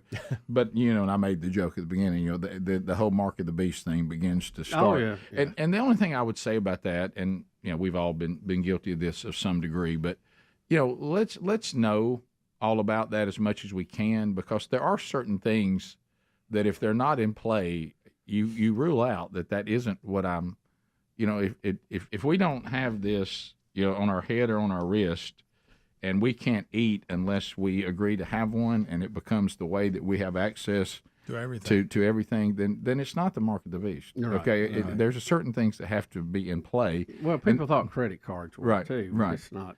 Yeah. It doesn't meet the criteria. Right, I and mean, it could be a little weird to Yeah. begin with. Like, I don't know. You tried to pay parking at the ball game. Right. They won't take cash. Right. That's true. Well, Aha. right. But now look, now that's different when you're starting to say the environment is being set up for future events. Yeah. Well, since it's the future, I bet it is. Yeah. And because we believe this is the future, we don't believe it might be the future. It will be the future. But there's the also children of the future. Yeah, right. I believe the children are Teach our them well. future. Give them a brain chip and let them go their way. So, Adler, were you say? Have you got more? Is that Here what he you- is talking about having to charge it after playing quite a bit. He had just spoken about how he used to have to get his parents to help him when he wanted to play games on his iPad, and now this paraplegic man is able to do it on his own. And now I can literally just lie in bed and play to my heart's content. Honestly, the biggest restriction at this point was having to wait for the implant to charge once I used all of it. So play for 8 hours, have to get off and let it charge for a while, and then hopefully be able to play some more. But it's been awesome. It's been so cool, and I'm kicking ass too. Okay. Hey, wow. I wonder how I he got didn't, to be I didn't the- know he was There going it to is. cuss. I didn't know that. I wonder how he There it got is, buddy. picked to be the one. It's a good question. Kind You think people they were looking for process certain? They probably looked at the best candidates. Yeah. For this to be a game changer for them. Boy, everything Elon's involved in, they're always waiting on batteries to charge. I mean, it's always something.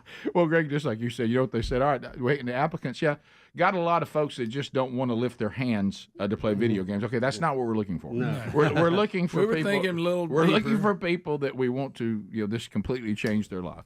And so, yeah, I bet they did have people. But, I'm looking at him right now, like, where did they put it in? Like, you couldn't see a scar anywhere that we could see. Oh, I'm sure it was the part of the brain that deals with motion. Okay, so back here somewhere? It was somewhere, yeah. They went to a specific spot they wanted it. There's there's that side of me. I want to see the scar. Yeah. I want to see, how invasive it was. I'm sure there'll be more coming out now that they've identified him. They kept his identity a secret for a while. Mm-hmm.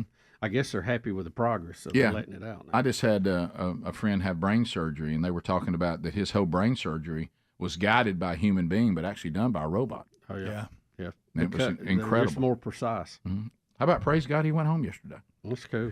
So that's a pretty big deal. It looks like it's right near the top for the neuro guy. I got a little bit of little bottle top. I see. Look at there. Okay. Drop it right in there. Right. Got it. Okay. Neuralink has the most electrodes. There are other companies trying to do similar things and have done similar things in the past, but this is the most advanced for sure. Okay. Well, we know if Elon does it, it's going to be a little better. Oh, right? yeah. Like you said, now you are going to have to charge a battery. But, I mean, it's so. I mean, what a engineering mind for as guiding these things. This, Tesla, SpaceX, X. Really, I'm worried he's spending too much time worried about X. Okay. I like these other things moving forward. I think the most hilarious thing about Elon Musk right now is that Don Lemon thinks he's smarter than him. Yeah, that's funny. That may be the funniest thing ever. We'll be right back. Rick and Bubba, Rick and Bubba.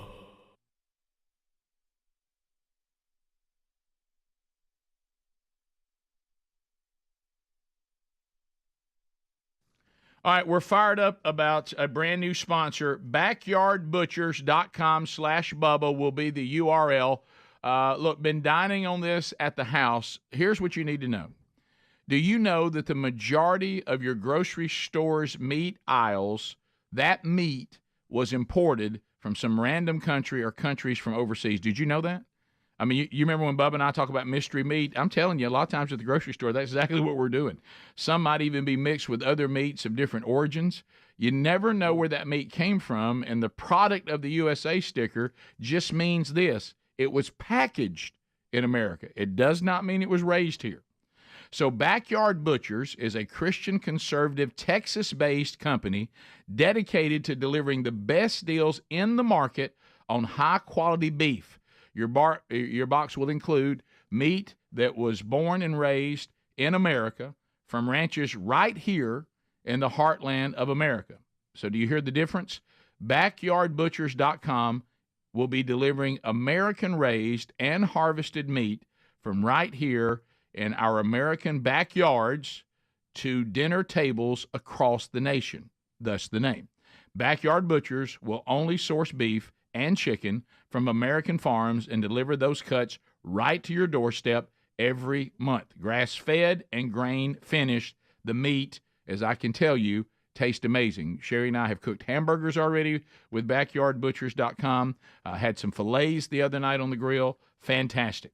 So if you want to cut out the frustration from the meat aisle, go to BackyardButchers.com and save 20% off your entire order by using the code BUBBA.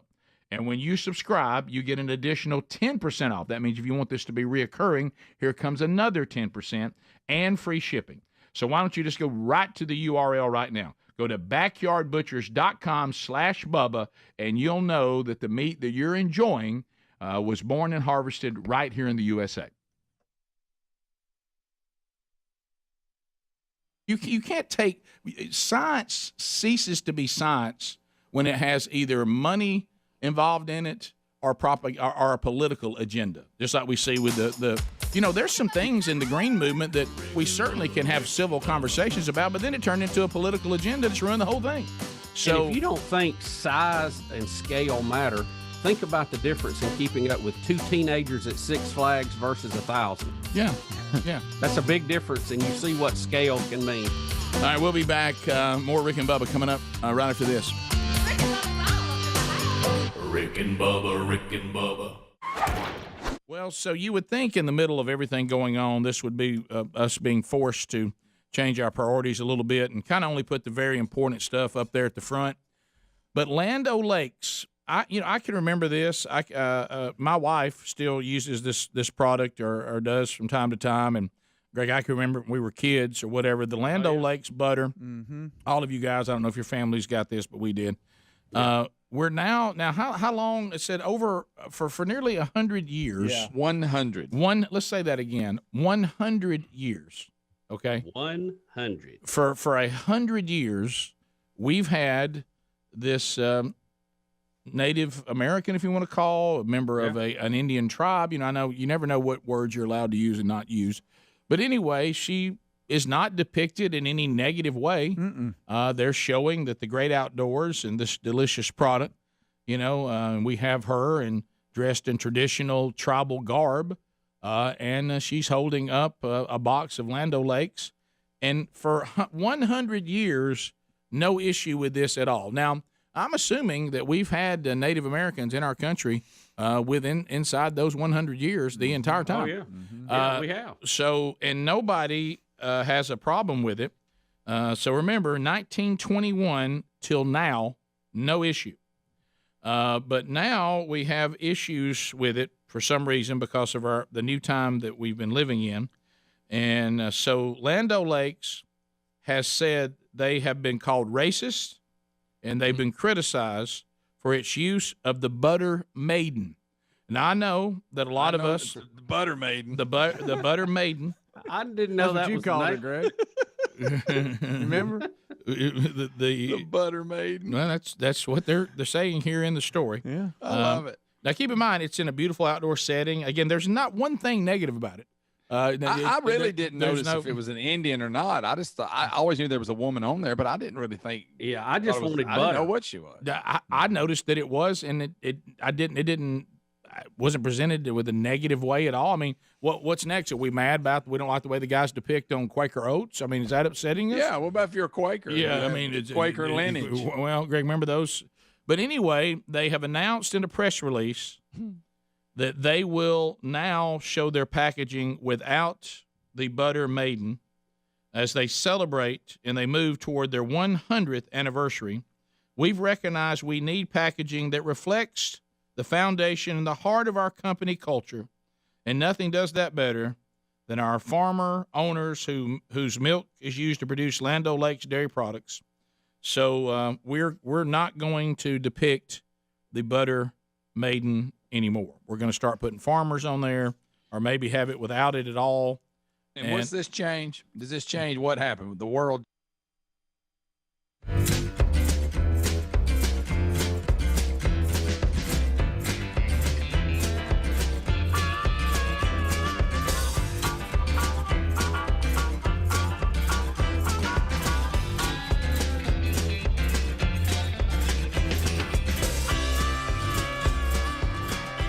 Six minutes past the hour.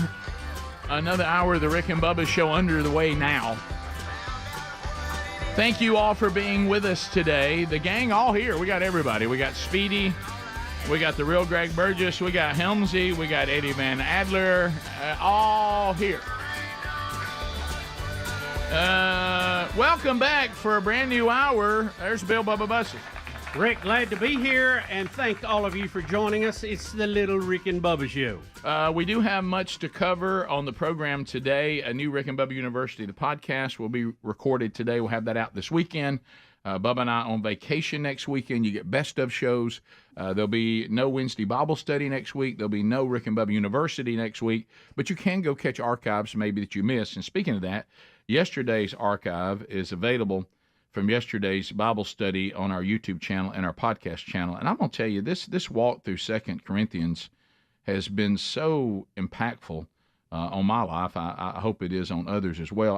I just forgotten the things that are in this letter and the whole history behind the letter and what Paul is dealing with. And a thing really stuck out to me yesterday, especially when you're dealing with I mean, this applies to men and women, but we do a lot with men's ministry, and I thought about how this was appealing in kind of the way God made men. But so we got into 11 yesterday when Paul's taking on his enemies, those that are against him in the church at Corinth and are trying to undermine what he's doing and undermine him, and he's giving his resume on what shows that he is the real deal versus these cultists that are against him.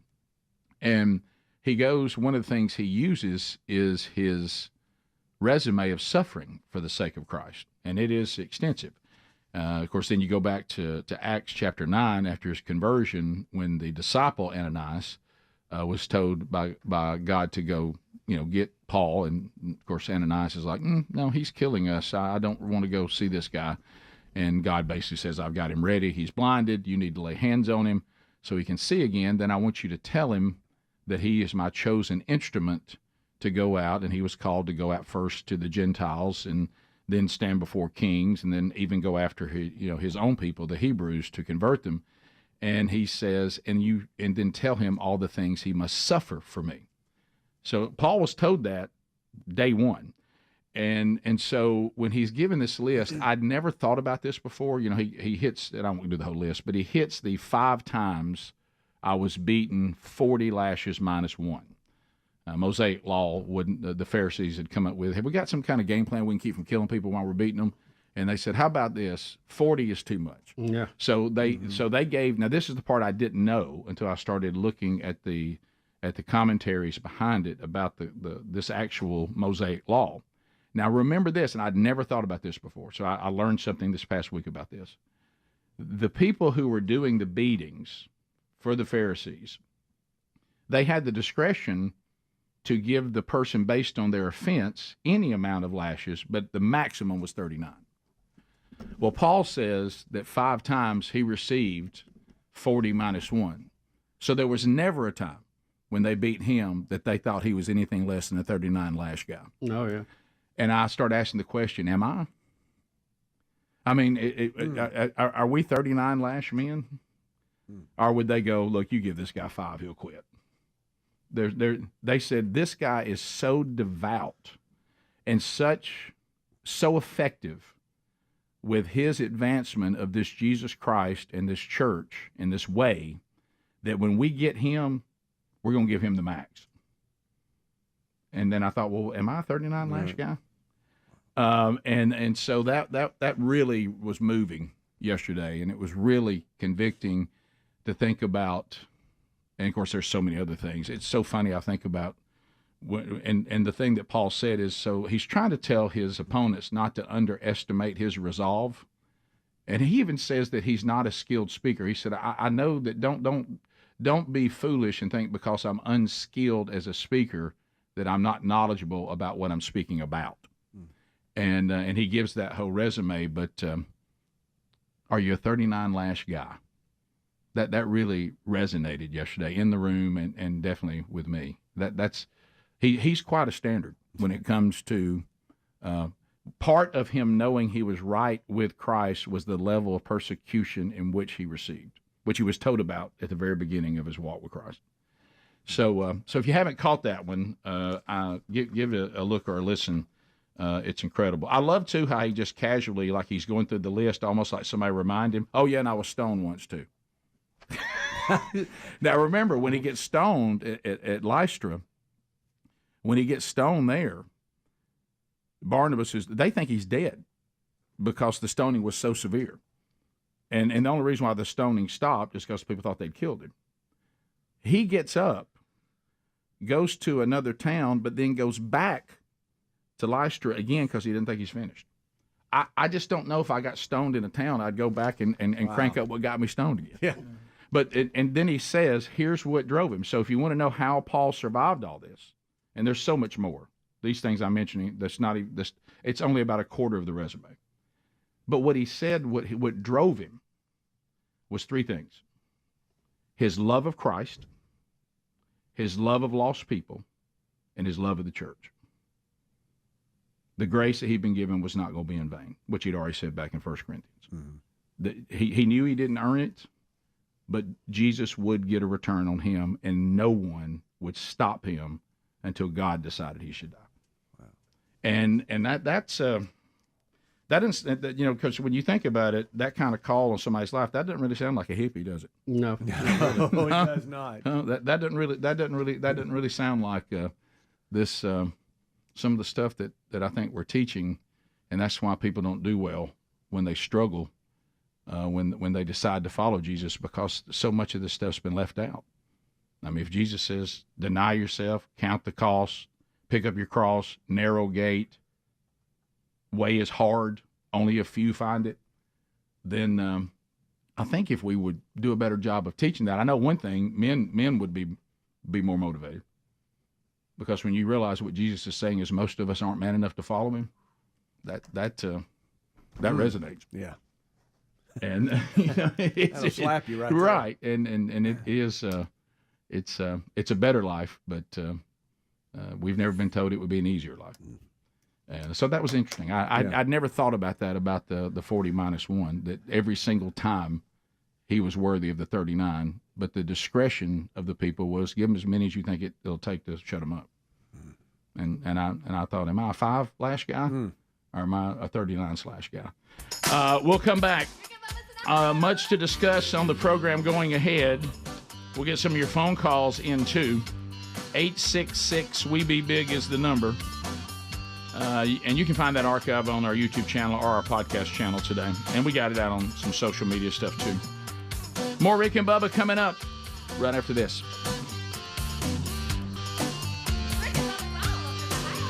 Rick and Bubba, Rick and Bubba. Got better. They said also, Greg, in good news, the minute the Butter Maiden was removed from the package, the COVID-19 pandemic ended. Well, it's hand in hand, Rick. Yeah. All I can say is look out, Aunt Jemima. There it is. Oh, well, she's been. I can't believe they've let Aunt Jemima go that long. Greg, she's in trouble. Yeah. Yeah, I'm just shocked there's a thing called a butter maiden. Yeah, the Butter Maiden. But guys, do you understand? Don't miss the fact that there's no cartooning of it. There's no making fun.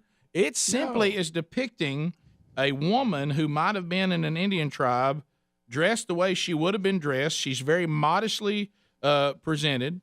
She's standing there holding the butter like, look at this delicious butter, have some. Mm-hmm. And so what Indians probably made really good butter at one time. I don't know. Well, what's racist? But how can you ever say, I'll tell you what, that right there is racist? Let's say it was Land of Honkies cheese. Right. Okay. And it had a white person on it. Yeah. I wouldn't care. No. Greg, it doesn't even say Land of Indians. It's Land of Lakes. I mean, there's nothing that in this entire packaging that could have ever been deemed racist or inappropriate.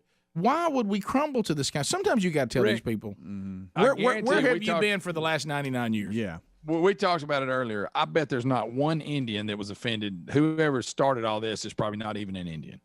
Do you remember the other day when, Mike Leach got into his trouble? Yeah. And Jeremiah from Los Angeles called, who said he was African American, and he said, I don't know one African American that would be bothered by this meme of the elderly lady that's tired of being with her husband all the time, and she's sewing him a scarf and it's a noose. And he said, this is a classic example of people being offended on your behalf. Yes. And then once they tell you should be offended, then people will jump on board because we like to be a victim. For some reason, there was a time where really being a victim was something we all tried to avoid. Yeah. I mean, does anybody say, God, I'm really upset I haven't been a victim in a while. I really try to avoid victimhood. Why does anybody want to be a victim? But now it seems to be mod. It's like, man, you look excited today. Well, you look like you're having a good day. Just found out I was a victim. Oh, really? Yeah, I can't wait to get on social media and wallow in my victimhood. See, I would rather. Hey, you bothered by Land O'Lakes? No, I'm not. Well, you should be. Well, thanks for pointing me to that. I think I am bothered by it. Let me ask you this too. Let's just assume they did want to change. Now is the time? Why now? Right. I know. Well, that's 100 years coming up, I guess. That's kind of what they alluded to. How about if I'm Land O'Lakes and I really want to change it, I just change it and don't announce it. Yeah, just let somebody call and go, hey, why'd y'all change it? But Greg, you're just grandstanding. That's all you're doing. That's I would exactly just go out, like get the Butter Maiden off and let's put like Cowboy Roy or somebody like that in there. Greg, Cowboy Roy, no. the cheese cowboy. Do you know why you can't put him on there? The way he treated the Indians. Well, that's a good point, Rick. Never mind. Let's just have a sunset and talk about. And how about let's put a lake on there? Greg, but let's put a lake. Greg, wait a minute. Put a cow that the butter came from. Greg, wait a minute. Sunset. Are you trying to suggest that maybe this is what are you trying to say here? All right, I've got a. Is this some way to? You're talking about God? Maybe this is not God showing us a glimpse of heaven, is it? Well, that's true. You backward, Jesus God's loving. butter. Yeah, let me tell you something. God. So this is just, this is one of those things where you picture me sitting down at the camp, and I would love to have this moment. I would love to have this moment. I'm sitting there at the conference room. Hey, Mr. Burgess, you ever thought about maybe us changing this logo we got on our butter? You're talking about the butter we've been selling like hotcakes for over 100 years. Yeah, that butter. Yeah. Hey, I think it's going to be an obstacle for us. You talking like it's been for the last 99 years? We've been cranking out butter for 99 years. Are you saying this is such an obstacle we may not make it to 200 years? I mean, what are you even saying? All right, I'm trying to put my liberal hat on here. All right, it's a 7 1/4. That's a little tight, but do you think because on the logo, and I'm trying to figure it out here, where it says farmer owned, it's right beside her. Are they trying to insinuate? Oh, look, are you claiming that farmers own Indians? That's the dumbest thing I've heard. But the people you're talking about are so stupid. That's possible. I don't know. But almost like they feel like a bigger point here that we're having all this discussion about butter. Yeah. It's butter, and we're leaving it out. But those little individual cheese squares they make are really good. You're right, Greg. Can I go back to this again? Yeah. Here's where you mess up. Perfect size, perfect for a cracker. Yeah, Greg. I call this. Watch it. Listen, I call this the Great Cracker Barrel mistake. Rick and Bubba. Pass the gravy, please. Ooh, it brings me to my knees. All right, we're back. 19 minutes and some change past the hour. We'll get to your phone calls coming up a little bit later on. So Helmsley's been out on the road with the women's tennis team at Jacksonville State University, where he is now their head coach. And life on the road always garners quite a few stories.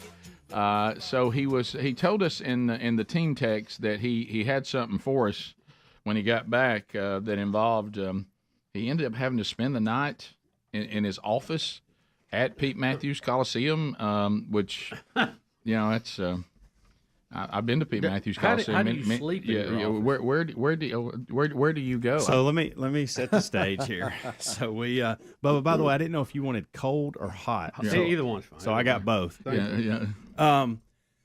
Oh, okay. Sorry about that. I didn't. Y'all must not have seen that we were almost coming back. Well, Bubba said, "Man, I meant to get a drink," and I said, "You want me to grab one?" Right. Well, then I got in there and I was like, "Does he want cold? Does he want warm?" So I got both. Yeah.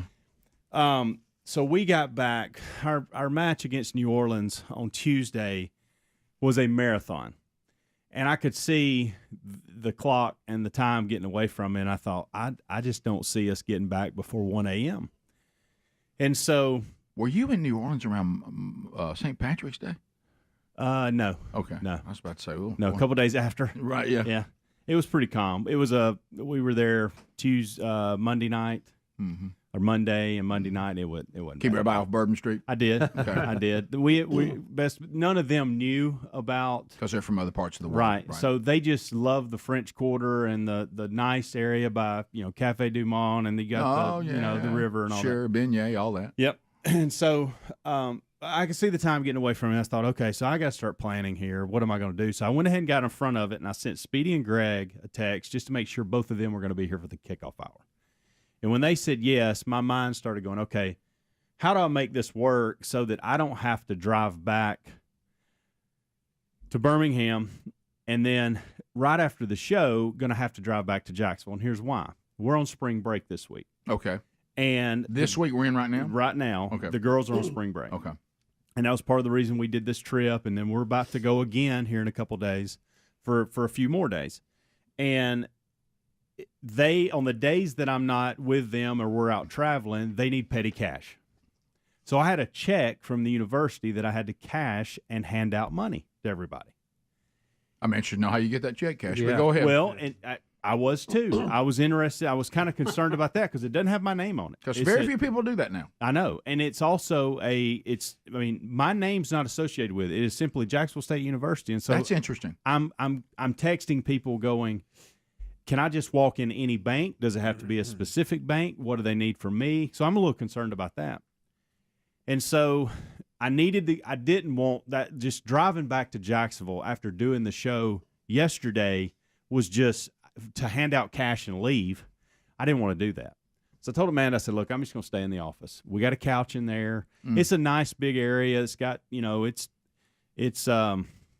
like a team room / office. So you've been on the road, so you have a bag. You got overnight stuff. Yeah, right. Yeah, correct. okay, yeah. But I had never. This is the first for me. I was Probably thinking, dirty though. Yes. But we got locker rooms and we got stuff in Pete Matthews Wisconsin Okay. that we have access to if that's what I want to do. I can brush my teeth. I can shower. I can do all that. And Amanda's like, get a hotel room. Go stay with Sites. She starts to listen. Go stay with. I'm not going to be that guy that calls them No, you're 10, great. 11, 12 o'clock at night saying you got. And they even have places where coaches can like stay a night. But I don't want to wake anybody up to get Because there. of the time you came. Right, in. Yeah. exactly. So I got you. So anyway, so I get back and that's when I realized, okay, it's 1:15. Oh. And I told Amanda, I said, I'm just going to lay down. I'm going to lay down on this couch, and what little sleep I get will be better than me trying to drive back and forth and hand out money.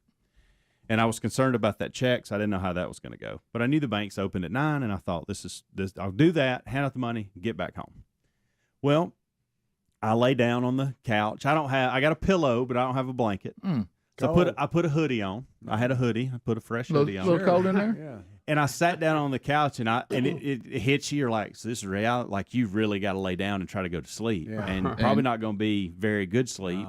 And this couch is a little shorter than you want it to be. Okay. And your feet's hanging off of it, and you're like, there's no way. This is going to be the longest night ever. And so about 2:15, I wake up. I'm asleep. I didn't have any problem going to sleep. Okay. Okay, at all. Total I went exhaustion. straight. Yes, exactly. I was exhausted. Sometimes you're thankful for that. Yes. Went straight to sleep, and at 2:15, I wake up, and I'm like, and you got to understand, I wake up. It is pitch black dark. Oh yeah, you don't know where. Can't hardly see my hand in front of my face, kind of thing. Scared. And I hear a basketball dribbling. What time is it? 2:15. Oh boy. And I'm like, it's the ghost of Pete Matthews. Not at the museum. They're all out. There's a basketball dribbling right now. And I picked up my phone, and I thought, wow, you slept good. Like it's 7:15. Yeah. Somebody's practicing. Yeah. That was my thought. And I grabbed my phone. It's 2:15, 2:30. Only and I'm an like, hour in. what in the world? What's going on here? Who's dribbling a basketball? And then I really thought, is this a dream? Right. Like, am I dreaming? Is this some kind of thing where I'm going to walk down and Michael Jordan's going to be on the court and we're going to have a conversation? Like, I'm really thinking this. I'm still asleep. Because I'm so exhausted. I'm still asleep. Yeah. Well, it hit me at that moment. The 2 o'clock tinkle is alive and well. I thought, you know what? Let's go down to the bathroom. Let's use the restroom. How far a walk? It's longer than you want it to be. Okay. It's Longer than here? I got to go down a flight of stairs. Oh wow, you're looking at another floor. So I'm Flight of awake stairs. now. Flight of stairs and probably Sleepy stairs. 30, 40 feet from the staircase. So I'm quiet because I don't know who's out there. And you're going to scare them. Yes, and that's the thing. Could be a pirate. Yeah, it could. And so I have no idea.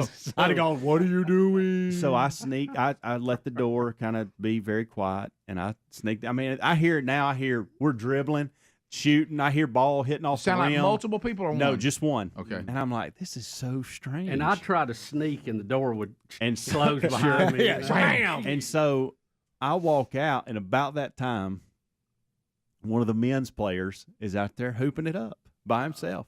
And he's got headphones in. So he doesn't know. He doesn't know that I'm there. You're and gonna so scare him to death. I'm like, well, this. Who shoots at that time? Well, of the that's now I'm intrigued. I'm like, well, this is awesome. This kid could be doing a million other things at 2 o'clock in the morning. He's in here hooping it up. Right. Like, I love this. Right. So I get caught up. I'm just watching him. I'm like, well, I'm gonna watch Got a his little pretty good routine shot? here. He does real Okay. good, by the way, Yeah. real good. You know why he's real good?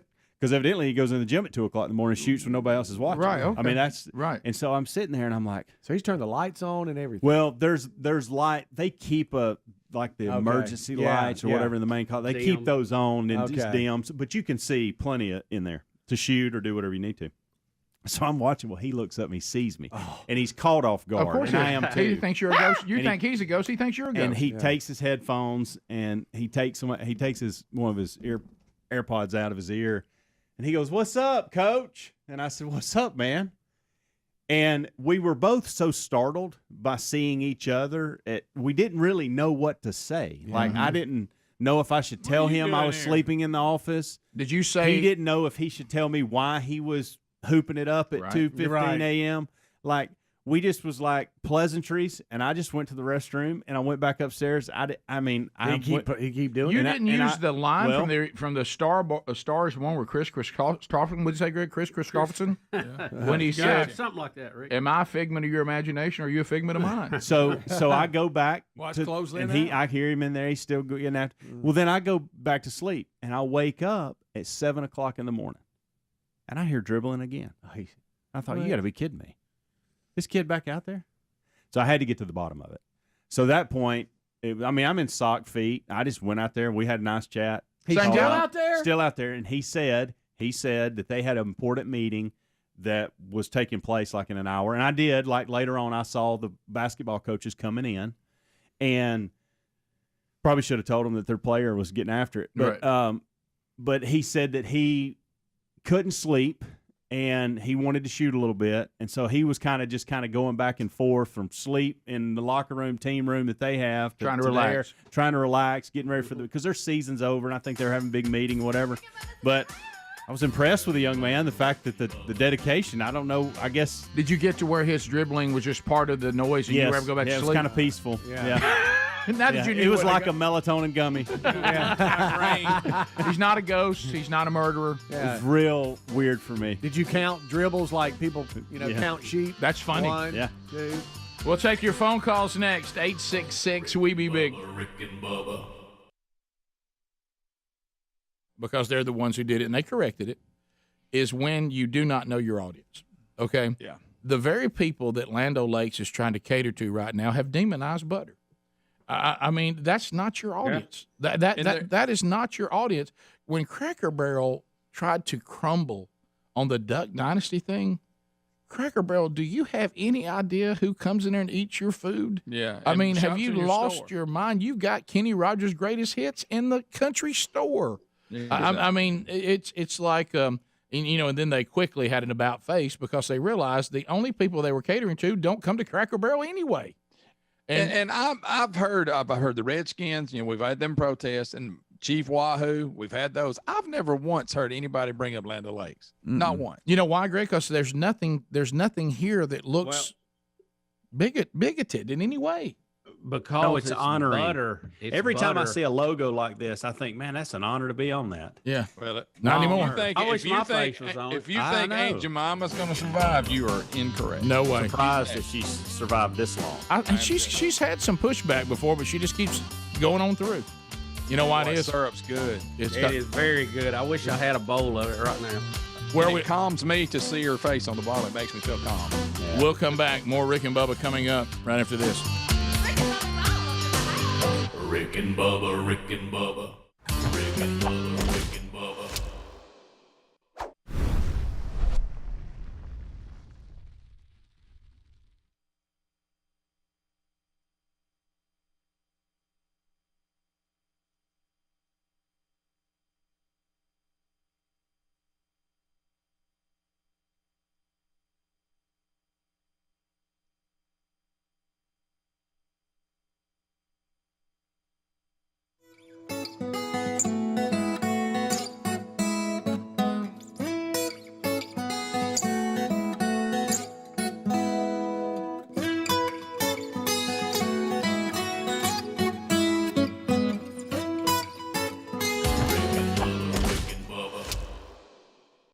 Wow, how about pandemic? What is this? How many days is this? Week 5, is that right?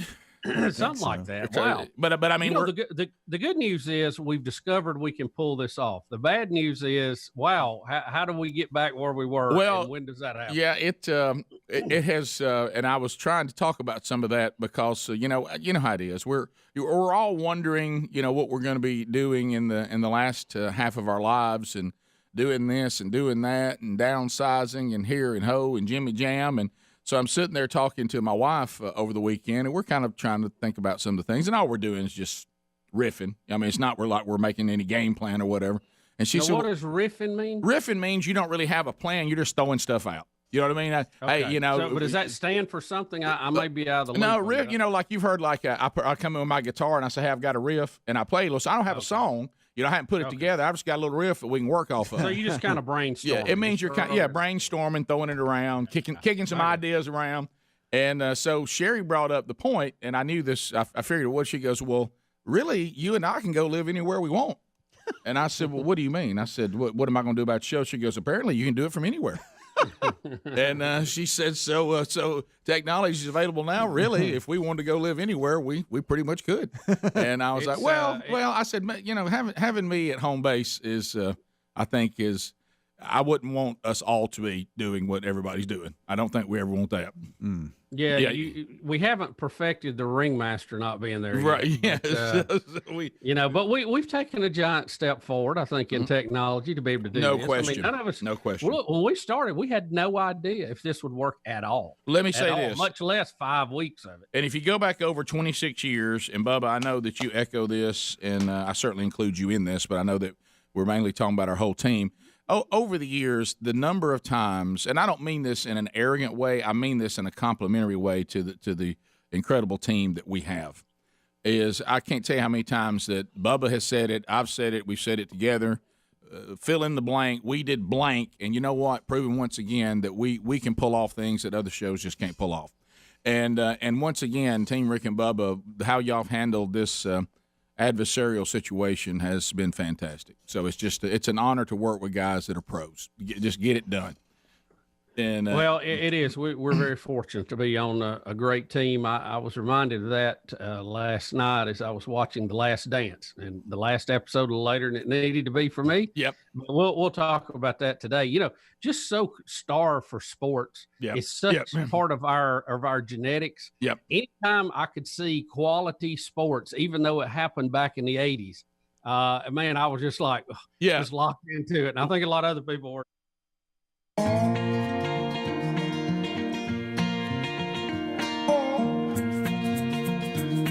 Here we go, 35 minutes past the hour. Phone troll time. The real Greg Burgess is set up and ready to go. And you can join us at 866-WE-BE-BIG. Lines are wide open right now. So this is your opportunity to come on the program, make a comment, ask a question, bring something to the table. The buzzer is our friend. Barriers are a blessing. Why, Rick? Because, number one, if you're standing in line and you're one of the fill up one of the 10 lines available to you, 10 lines make it easier to get in. The troll makes it move a little more brisk. That way you're not waiting so long and you get your opportunity. Also, no one gets long-winded, no meaningless shout-outs, no shameless plugs. They get an instant buzzer and we keep it moving. Greg's ready to take your phone calls right now. SimplySafeBubba.com. Now more than ever, security is a premium. Just look at the story we just saw where squatters ended up taking somebody's house from them. You got to look at that too. SimplySafeBubba.com is award-winning security, just named Best Home Security Systems of 2024 by U.S. News & World Report. Also, Best Customer Service by Newsweek. It's advanced technology, protecting every room, every window, every door, while cameras keep watch for suspicious activity 24/7. Get yours right now by going to simplysafebubba.com. You got Fast Protect monitoring. They can see what's going on at your property, in your home, in real time, and you'll get 20% off with you adding a new system and their Fast Protect monitoring. Don't wait. Go to simplysafebubba.com right now. You also can find that link by going to rickandbubba.com. Look under the sponsors. There is no safe quite like simplysafebubba.com safe. To the phones we go. Let's start, Bubba, one of our many Jordans in the audience. I mean, we got a ton of Jordans. Ton, yeah. So, all right, Jordan, fire it in there. Thank you, Jordan. Jordan is out of Auburn. Jordan, welcome to the Rick and Bubba Show. Go ahead, 30 seconds. Good morning, guys. Happy Thursday. Thank you. My wife and I were looking around the site the other day, not surprisingly, to find out that the Gold 60s were all sold out. But we did find, this may be old news, that y'all have the Bank 9 sound clips on the website. And we had a good old time rolling through those, listening to each one of those.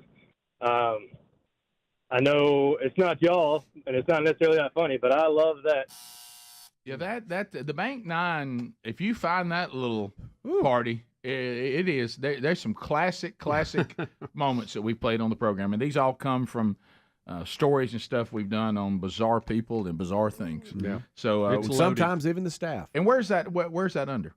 Where do you find it? Goodies? Yeah. Okay, go to Goodies, and the Bank 9 library is there. And I'm glad you guys had a great time with that, Jordan. Let's go to Kay, Huntsville, 100.3 The River. Kay, go ahead.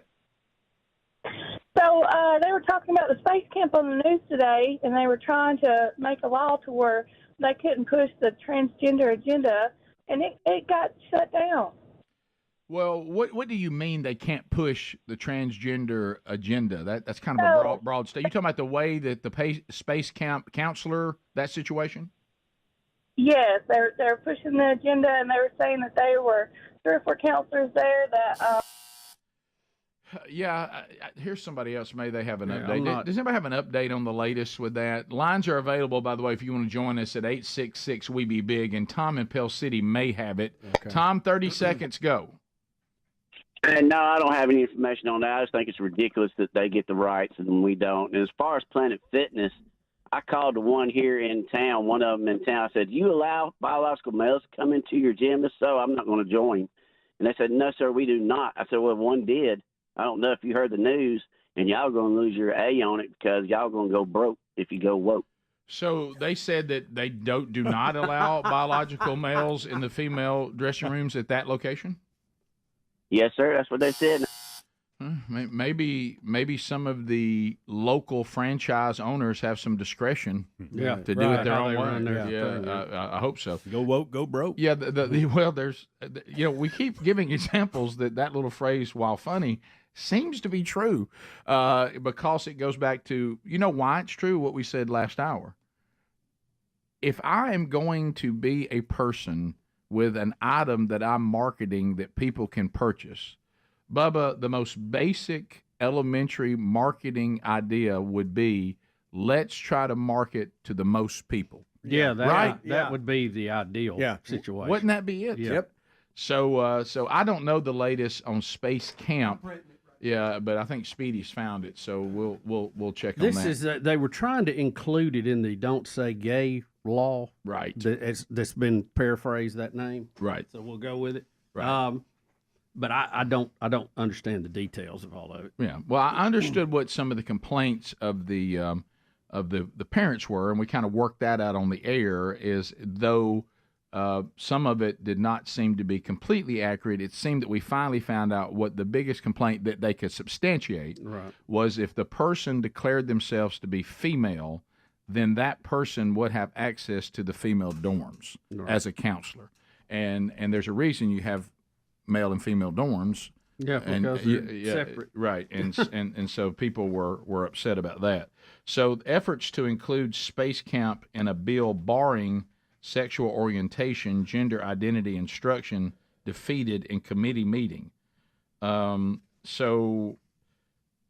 bill barring public school discussion. It's hard to follow. We'll look at this. We'll finish you almost the troll. you need a scorecard to sort it out. And we'll look at the story, and then we'll tell you more about it. Crystal in Alabama. Crystal, go ahead. 30 seconds.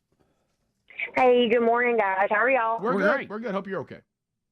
Good. I was just going to let y'all know, this transgender stuff is really getting out of control. I'm biological female, I don't have any problems with anybody doing what they want to do. But I was in Walmart last Thursday, and they allowed a biological man to go into the women's restroom full of women. And when I said something about it, I was told that I could either leave because I was upsetting her. Yeah, we're picking... we are forced to pick one person's desires and comfort level over another. And I still think this is easily resolved if the transgender community would just be kind enough to say they'll use a unisex bathroom as opposed to – so they always have to – there's really no reason to say – this is who I want to be, and I will now force you to be uncomfortable, but you're not allowed to make me uncomfortable. You see, you're still picking winners. They're not. Some of them are not looking for a reasonable solution. They want to destroy the system. They want to create chaos. Right. You're right. You're absolutely right. Nate in Tallahassee. Nate, go ahead. 30 seconds. Hey, good morning, guys. Hey, buddy. I've got an idea that came to me for something for Bubba to do once the show's over. I think he should make a YouTube channel, title it Professor Bubba. Electronics 101, man. I know you have some extensive knowledge in circuits, components. Week one, Ohm's Law. Yeah, exactly. Yeah, do some course stuff like that, man. I'll subscribe. I'm here for it. Yeah, that's a great idea. Awesome. It's actually a great idea. Brian in Huntsville, 100.3 The River. Brian, go ahead. Brian. Hey, guys. Hey, what's going on? We're here. Go ahead, brother. So I heard this joke. There's a girl on the news about that identified as a dog, but that's not really nothing new because there's 5 dogs that identify as women that are on The View every morning. All right. Okay. All right. Nothing but mean. That's just mean. I don't think all 5. Right. Josh in Alabama. Just fair. Josh, go ahead. What's going on, fellas? Buddy. Bring it, Josh. I called 2 Planet Fitnesses around where I live at, one in Dothan, Alabama, and one in Enterprise, Alabama. Enterprise said they would not let a biological male go in the women's locker room, but Dothan, Alabama said they would because they don't want a lawsuit put against them. Sad. Yeah, so is it the discretion of the franchisee? Yes, it is. Each location sets their own bathroom rules, I guess. Let's go to D in Alabama. D, 30 seconds. Go ahead. I think we've stretched the term to its limits. Instead of calling them transgender, we need to start saying they're nuts. If you're going to okay, all right, that's crazy. There's Greg laughing in there again. I tell you, when old Greg's screening them calls, we get them, don't we? You just don't know. You can always tell. Thanks, buddy. You can always tell. Thanks, Greg. We'll be back. Appreciate it. 15 minutes to the top of the hour. We'll look over this updated story on Space Camp, and we come back. 866 We Be Big, and we see anything new, we'll let you know. Our website's Rick and Bubba, spell out the word and.com. As you heard, a lot of fun can be had there. We'll be right back. Rick and Bubba, Rick and Bubba.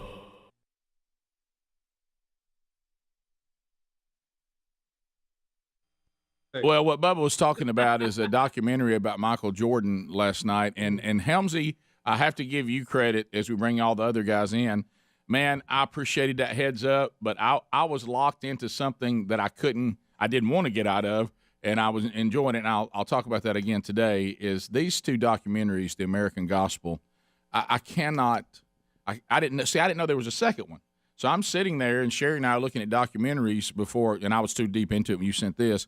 And I noticed that American Gospel went by twice. And I said, baby, that's 2 different logos. She goes, we've already seen the American Gospel. I said, no, I think they have another one. And so we went back and realized that they've now done another one, taking on more heresy that's out there concerning the gospel. And so we got, and of course, those. They're very long. They're 160, 70 minutes. I mean, they're long.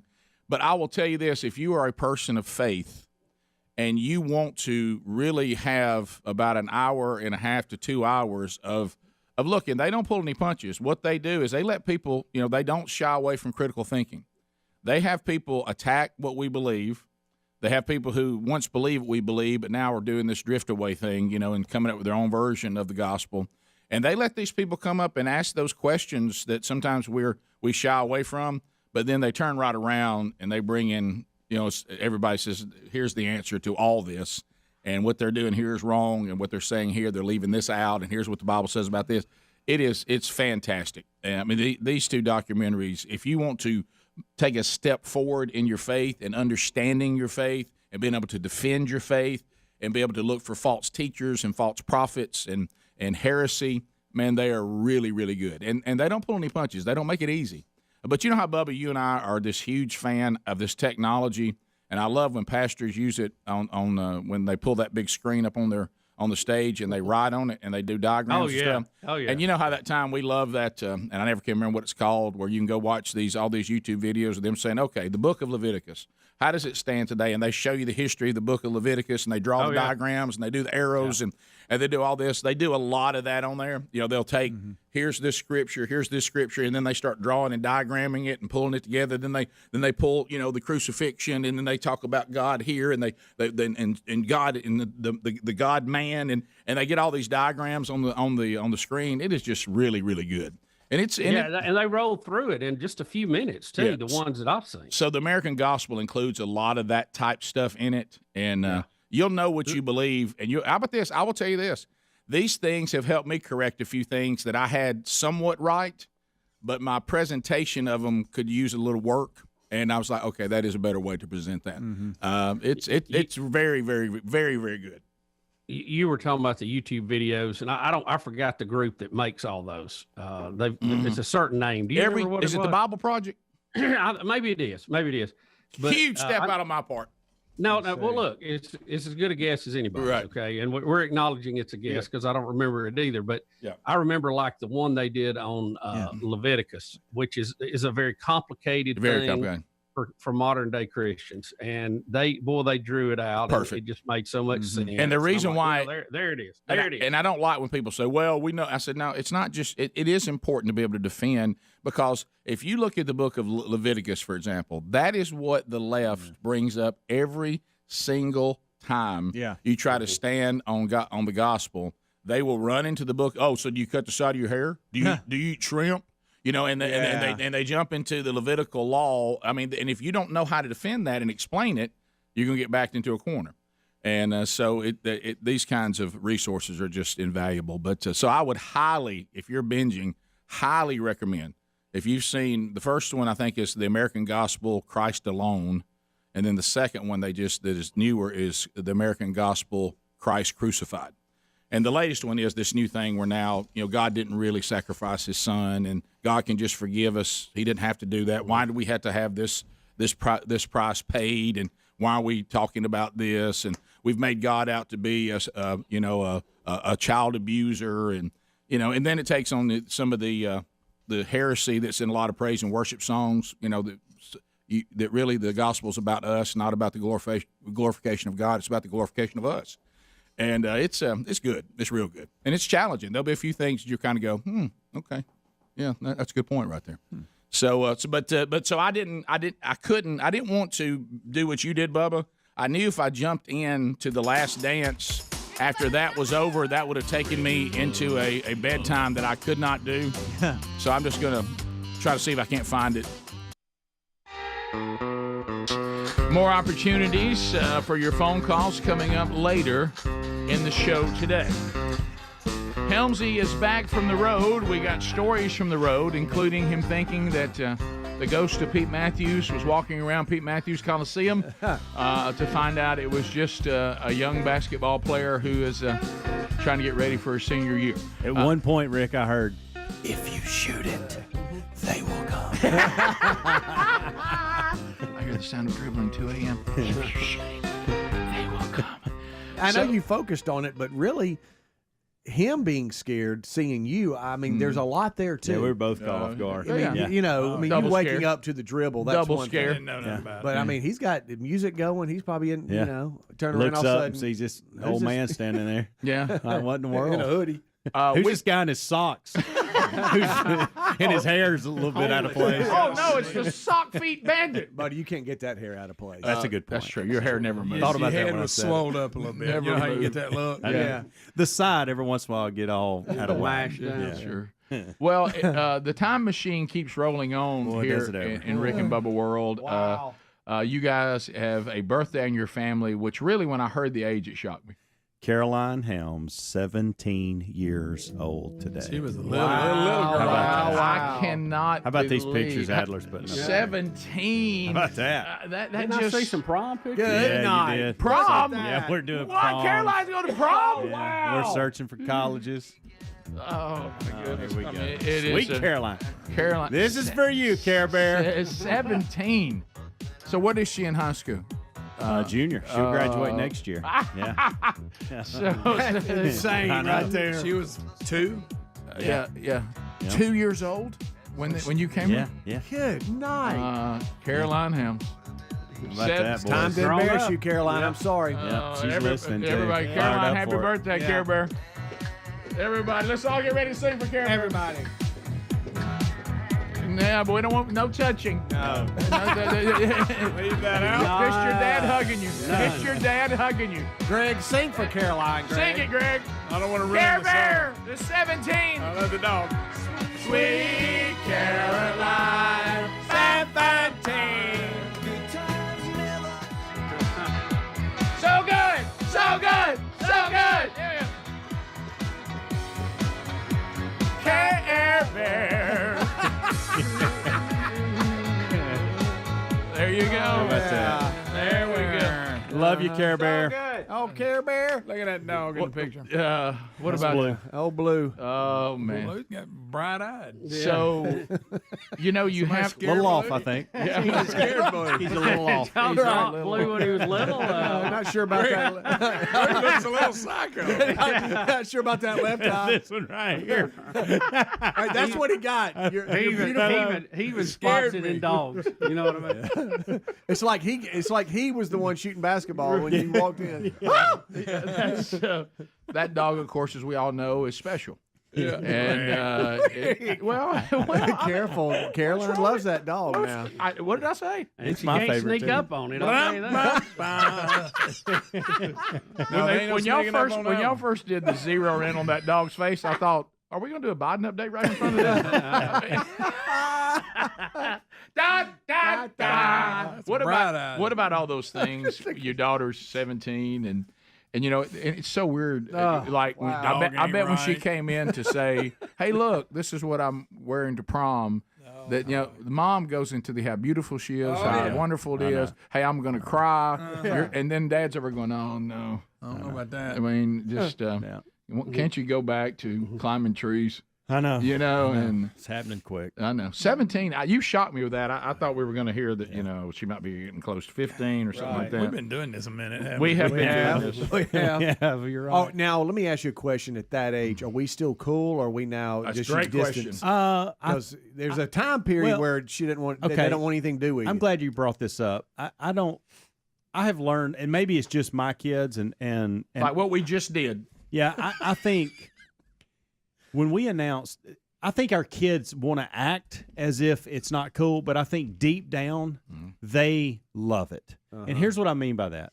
When we announced that we were no longer doing the show, mine have kind of started that path probably last year, like, hey, don't talk about that on the air. Don't do this on the air. Don't do this. They got vocal about it. To your point, are we not cool anymore at that age? It's embarrassing. But I'm going to tell you something. When I sat them down the night before we made the announcement and let them know, and I told y'all how sad they were about this. Right. You thought they'd almost be relieved. And there were a couple times where, like when it was my birthday, Caroline actually made the comment, well, that's the last Edgar's cake we're getting from Rick and Bubba. So they were making notes of that. They're making mental notes of this. So I guarantee it occurred to her. Like, I think, yeah, it's cool to say we're not so into it anymore, but I think deep down they love it. Yeah. I really do. Okay. I do. And I think that goes for all of our kids. Right. Do you think, too, sometimes what I gathered when mine got to the age where yours are now, it's almost like when you start pressing for information that I found it wasn't that we don't want to be talked about on the show anymore. We're more selective on what we want said about us now than when we were little. Little, we didn't care. Yeah. Now, hey, Dad, the story you told today, I don't mind you telling stories about me. Just wish you hadn't told that one. Yeah. When they're little, they couldn't care less. Yeah. You can tell them about whatever you want to. Yeah. And but then, as we all know, usually the ones when they get to be teenagers or college that they don't want us to tell, usually are the best ones. Yeah. Usually are. Yeah, so sometimes you have to just tell the audience the. And maybe it's different with mine, too, because it's really all they know. Yeah, there's a lot to do that. And they didn't, and they're not finishing out their childhood with that. Right. Yeah. Like y'all's kids finished out, got out on their own, those kind of things for the most part. And so mine are not. It's like they're still in it. Like I got an 11-year-old that's going to have 11 years with the show and then a few more years of childhood without the show. Right. So maybe that's where hey, I'm going to miss it kind of thing comes from. I don't know. I remember when my two oldest were young. So Sherry was on TV we were on the radio, and Pop would be interviewed on TV all the time. So they thought that everybody's family was either on the radio or on TV. They would be like, so what radio and TV station are your parents on? You know, and people were like, they had no concept that was anything odd. Yeah. And so I think there is something to that. You know, if it's all you ever knew, you know, it's different. It turned into them, you know, listening, and when they were young, and then when they got to school, it would just be a text. Hey, did you just talk about me? Yeah. You know, what's up? I'm getting hit at school here in the hall from teachers, especially teachers. Yeah. Hey, heard your dad talking about you, and that would embarrass them, of course. Yeah. Well, like today, I'd like a lot of teachers to throw out Care Bear. Oh, every one of them. And Every one of them. And I think they will. Yeah. And I think they will. Sorry, Caroline. Yeah, sorry about that. I really do. I did not say that. Yeah. And then there's when you realize that your kids might get embarrassed, but that your friends can actually be fired. Yeah. When I started having friends that got called in, about, and he was like, "Did you talk about that on the show?" I was like, "I didn't know that was some secret thing. I had to be in a meeting all day today because of you." So, we've called some meetings, I think. We have. Yeah, we have.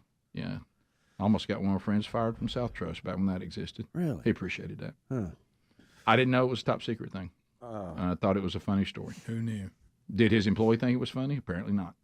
Well, it's just Not like as a minute much as ago. us. Hey, it's just like a minute ago. I'm talking about sleep in my office, and Well, there you go. and I get a text. Oh, you're right. You from the president of the university going, I really hope that we treat our coaches better than making them sleep. And of course we do. That was my decision. It was just a funny story. There are six things. There are 6 places that I could have went. You would have funded all of it, and it'd have been great. So you've caused a meeting but today. exactly. But that was my choice. Right. Like I didn't want to interrupt everybody. That's right. And I'm saving the university money. Thank Right. you. It's a budgetary deal.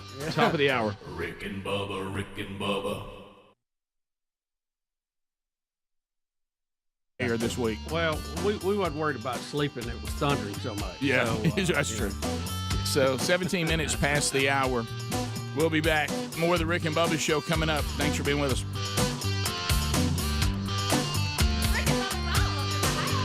Rick and Bubba. Rick and Bubba. Pass the gravy, please. 22 minutes now past the hour. The Rick and Bubba Show, 866 We Be Big, and we thank you for being with us. So we check in with everybody, and Helmsy, I know you had the trampoline this weekend. I heard that in the kickoff hour, and of course you let us know about The Last Dance last night, and I've really gotten excited. I didn't realize this Michael Jordan thing is not just one episode. It's like I can watch episodes like you do on this other binging stuff. So, 10 episodes or something like that? Oh, so I'm they really rushed it because it was, I say rushed it. The quality is unreal, but they were not supposed to put this out to the summer. And because everybody's looking for content, needing something, they have rushed it to now. So you have the next 5 weeks, or starting last night, you had 5 weeks, 10 episodes total, 2 per night. Well, good. I'll definitely be doing that. And look, you can go on ESPN Plus and watch on. You're fine on that front. You can go watch anytime. Yeah. I just realized that I knew if I jumped into it, by the time I finished watching what I was watching, I was going to be in a bind. So, Greg, you got a tooth deal today. What's baby brother's little problem? I got a crown come off. The Pooh Bear's crown come off? That feels good, doesn't it? It does. Isn't that a dandy? So, The longer it goes, the better it feels. Well, how do you get your tooth fixed during COVID-19? You have a certain window you have to go to. Really? You making that up, Greg? When they, I put it this way: when it happened, they were like, "Well, I'm sorry, we can't do nothing on this day." What about Mrs. Kravitz? They Does have she know like you're a going? 1 day a week emergency thing, huh? Yeah, I don't know. Well, hey, Mrs. Kravitz, you better tell her where you're going. She'll say that one of these people think they get special treatment on Rick and Bubba's getting their tooth fixed. Oh yeah, that's it. Yeah, appreciate y'all bringing it up. Thanks. Well, I don't think, and I think there is a system, Greg. We cannot not fix people's teeth.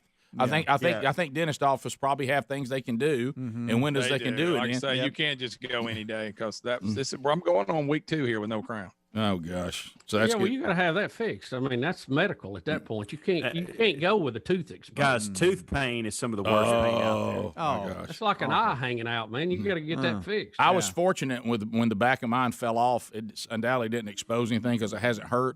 Now, you got to get accustomed to your tongue getting tore up every time the jagged edge grabs it. Yeah. But I haven't been able to get that fixed. But I don't think that ranks what you have because I'm not in any pain or anything. Speaking of coronavirus rules and all this separating, have y'all noticed, because there was some big, long concert, and then I say concert, and Jimmy Kimmel and all that, have y'all noticed that the celebrities, the worse their audio and video are, it makes them seem like they care more about coronavirus. You can't tell me they can't do better than that. Greg, that's It's a great terrible. point. Have you seen it? It's horrible. I've seen some of them. They do it on purpose. I think they do. Now, like I've seen a couple weeks ago when it started, when Garth and Tricia, they were in a studio, and it had good video and had really good audio. But now it's like you don't care enough if you're not in some crappy video and your audio sucks while you sing your song. And it sounds horrible, by the way. Yeah, this is I don't care who you are. It sounds horrible. Yeah, these are the celebrities that want to show us that they are struggling because they're not wearing makeup. Yeah, and but the you can't tell me that they don't have access to a better camera and a lot better guys. We just got microphones, made a world of difference. I actually we're nowhere near in their level. I actually saw the message that our church did this Sunday. Our pastor actually kind of made a little, and I appreciate what he said. Certainly, this has been tough, but he kind of lists what we're actually doing. He goes, "So I hope we can keep surviving this." Yeah. You know what I mean? And he was basically saying, guys, look, what the persecuted church has been through. I know it was rough when once a week a food truck comes through and drops food by your house. I know you're struggling, but I mean, it's boring and it does get to you. But I mean, guys, we're not exactly. This is not the toughest thing we've ever had to face. As far as it's just monotonous and it gets old and all this. The people who are struggling are the people who are actually sick and the people who have died from it and the medical people and the first responders. Now their life is a mess. But like I said, our big claim to fame is we've been told to wash our hands and go home. So anyway, man, boy, this generation, we're pushing through it, ain't we? But well, these celebrities are stuck. Rick, the celebrities are at home and they got to communicate through a laptop. I know. Greg, and the home. Even do you think they're just that inept at doing it? They're used to having people around. Greg's on to do something. Do you think they're trying to make it look bad? Hey, you think they can't access what we can access? I mean, let me tell you. Let me give you an example. Let me give you a good example. Have you seen the Domino's commercial where they're saying, "Hey, we're hiring people and all this," and they have the different franchisees talking. One of them, you can't even hardly see him or hear him. You're going to tell me y'all wouldn't have reshot that? Hey, let's take one where we can actually hear you and see you. I agree. It's a good point. They somehow think that sharp that I'm struggling so much you can barely see me and hear me, but I'm putting it out there anyway. You could do better than that. Do you think it was maybe a professional crew that shot it, but they're wanting to make it look like it's home done? Yes, it's just like when you buy that blemished furniture. That you buy, but it's supposed to look old. It's the exact same thing.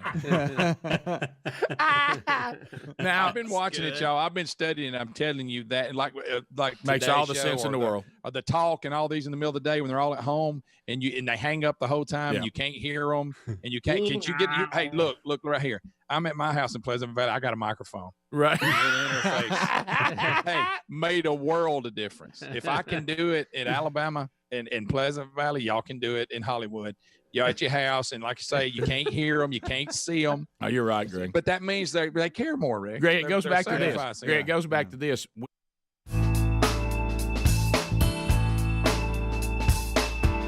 6 minutes now past the hour. Rick and Bubba Show. Thank you for being with us. Gang's all here. Speedy, the real Greg Burgess, Helmsy, Eddie Van Adler. Welcome back for a brand new hour. Bill Bubba Bussy. Rick, glad to be here. Thank all of you for joining us for over 30 years. 30 big ones. All right, so here we go walking into this Hunter Biden world.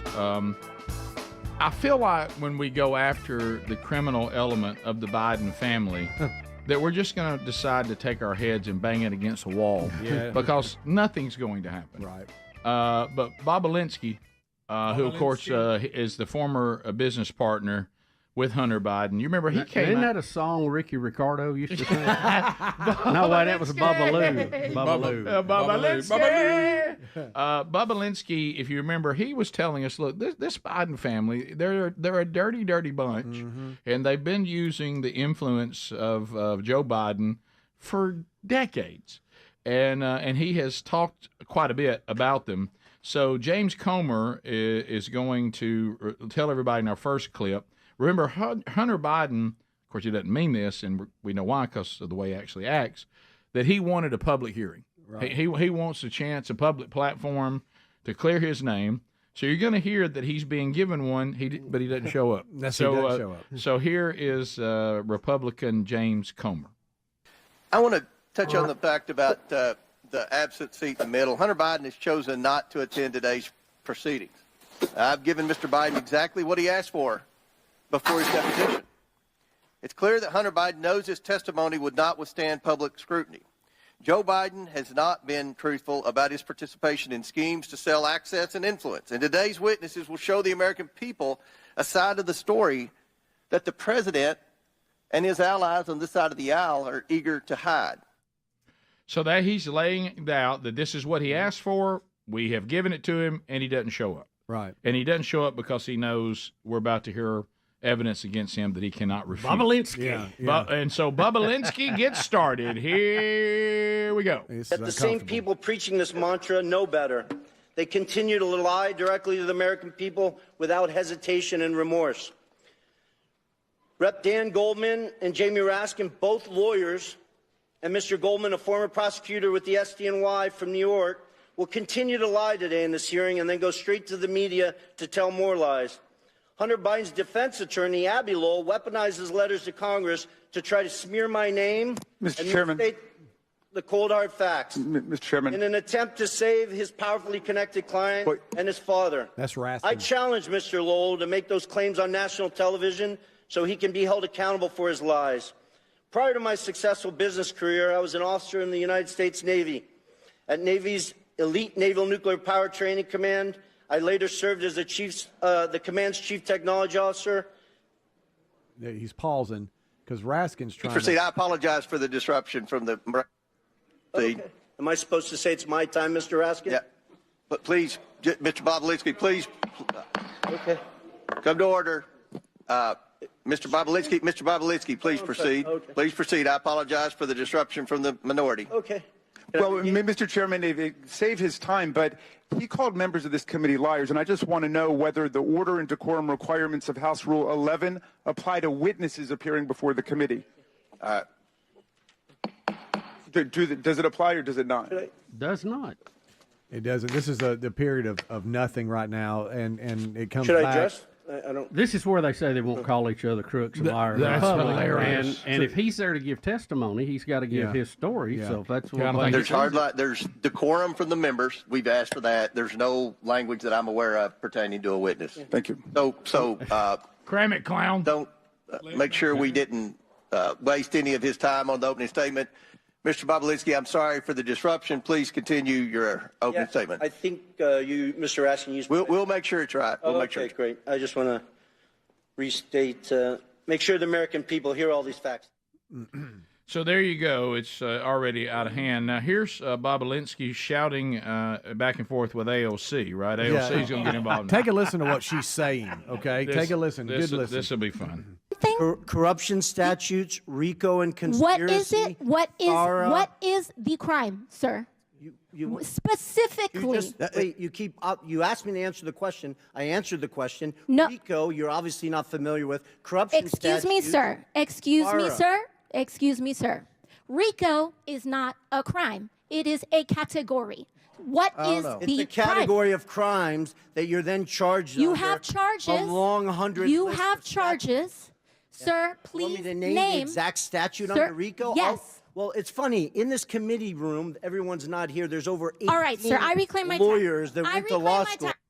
Oh my gosh! Which, by the way, isn't that what Trump was indicted on in Atlanta? Was RICO? Yes. Okay, RICO but AOC claims it's not illegal.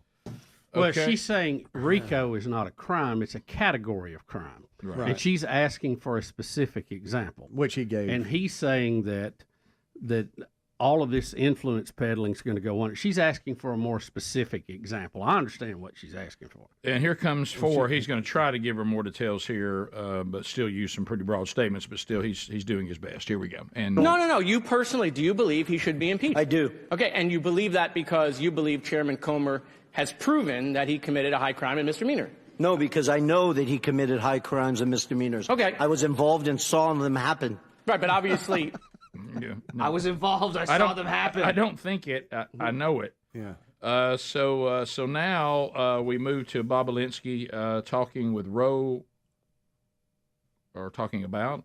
Ro Khanna. I don't know who this Representative. is. Representative. Yeah, in 5. So here he is. From the CEFC into the bank account for President Joe Biden. And I want to start with a text message, July 31, WhatsApp text message between Hunter Biden and one chairman, Mr. Zhao. Real quick, Mr. Bobulinski, who is Mr. Zhao? Congressman Donalds, I'd just actually like to spend 20 seconds. If you noticed, Congressman Khanna scurried out of here very quickly, and I'm actually disgusted as I sit here that he didn't address me based on the fact that I'm sitting here in front of the world trying to testify to the truth. In October 2020, I have messages I'm willing to produce to both the Democrats and the Republicans that Ro Khanna sent to me saying, you have always demonstrated to me that you're nothing but an honest with the highest integrity individual, and I was begging for him to go on CNN and tell the world in October 2020. I have extensive emails with Congressman Ro Khanna in 2021 and 2022 where I begged him and his staff to sit down with me and look at my BlackBerry phones that the Democrats are so focused on, to hire forensics experts and go through all of the factual information I had. So the fact that he did not even address me and then scurried out of here is disgusting to me. All right. Well, she didn't like that. You felt like this was your time to back me on something, and you abandoned me because you don't want to go on record as saying the things you said to me about my credibility being something that could be trusted. Yeah. So now the real straightforward question from Jim Jordan: who is the big guy? We heard about big guy all the time. big guy. And then we'll go to break after this one. All right, here we go. The ranking member just said that Joe Biden was opposed to corruption. Really? So opposed, he leveraged $1 billion of American tax money to fire the prosecutor in Ukraine who was investigating Zolochevsky at Burisma, the company Hunter Biden sat on the board of. Wow. And the prosecutor who replaced Shokin, that Mr. Parnas referenced in his opening statement, Mr. Lutsenko, guess what he did? He took Zolochevsky off the wanted list and dropped the charges. Wow, he's really, really opposed to corruption there. Mr. Bobulinski, who's the big guy? Joe Biden. Are you sure about that? Because when Jordan, Joe Biden. You're sure? I'm 1,000% sure. Because when Hunter Biden did his deposition under oath, he said, I don't know who it is, even though he was copied on an email that said H will hold 10% for the big guy. You sure it's the big guy is Joe Biden? 1,000%. And there's other text messages that back that up, that the brave whistleblowers, Shapley and Ziegler, have produced. Not from my phones, not from my BlackBerry that I took screenshots from. They took them from subpoenas directly from Apple's iCloud that back up the fact that Hunter knew the big guy was Joe Biden. The big guy is the brand. The big guy is the lift. The big guy is the one who showed up at golf outings, who took phone calls and meetings and lunches and dinners with Hunter Biden and his business associates. Is that right? Correct. It's not gonna matter, but at least it's all being heard. Yeah. It's not going to matter because the last name's Biden, not Trump. So we'll come back and we'll talk a little more about that after. We also have a clip of a guy sitting in prison that testified. Oh, yeah. Yep, we got that too. So more Rick and Bubba coming up right after this. Rick and Bubba, Rick and Bubba.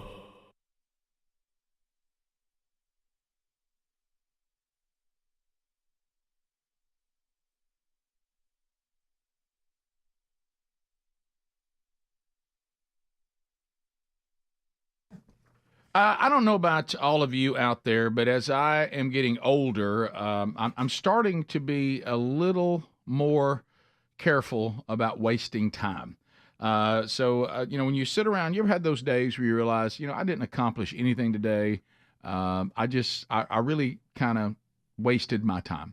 Well, I'm going to tell you that Hillsdale College would be a great way to spend time, and I'm so excited that Hillsdale College is offering more than 40 free online courses in the most important and endearing subjects out there. Did you know you can learn about the works of C.S. Lewis, the stories in the book of Genesis, the meaning of the U.S. Constitution? Kind of wish we'd have some of the Democrats maybe take this course. And the rise and fall of the Roman Republic. These are fascinating stories of history. You can get the history of the ancient Christian church, all with Hillsdale College's online courses. Are you ready for this? All available for free. Maybe there's some better use of your time. That's right, for free. The Ancient Christianity is one that really intrigues me. It's 11 lectures. You'll study the inspiring stories of Christ, his apostles, the faithful ones throughout the first 4 centuries of Christianity. You also learn the arguments of key early Christian apologists who defended the Christian faith in the face of massive persecution. So the course is self-paced. You can start whenever you want, and you can enroll now in Ancient Christianity to discover the miraculous story of the faith of Christianity. Go right now to hillsdale.edu/Rick Bubba to enroll. There is no cost. I want to emphasize that again. It's easy to get started. That's hillsdale.edu/Rick Bubba to register, and you can take these online courses for free and make better use of your valuable time.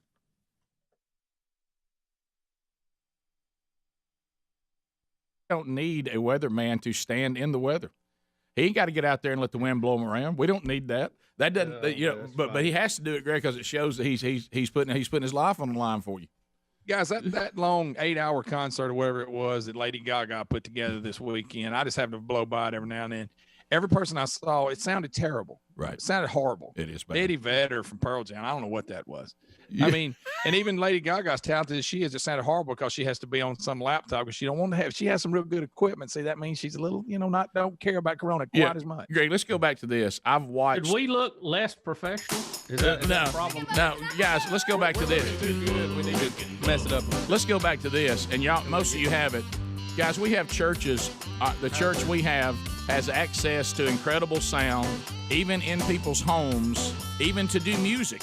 I mean, you hear the Adlers and all them, it sounds fantastic. Lady Gaga ain't got access to that. Yeah. So Shades Mountain's got something she ain't got. All right, let's look less professional. Rick and Bubba. Before we get to Eddie Van Adler with his first weekend as a dad, Bubba, how was your weekend? How did it go with you? Well, Rick, we've had another great weekend. We had a beautiful Saturday. Nice. Got out and cooked out a little bit and did a little smoking and all that stuff. And, you mean meat, or did y'all light one up? Yeah, meat. Okay, no, we did meat. I got you. Green egg type. You wasn't throwing down a black and mild. No, not that. You didn't twist one of them good ones, did you? We ain't got that crazy. Right, yeah, right. Yeah. But Saturday again, and it started early.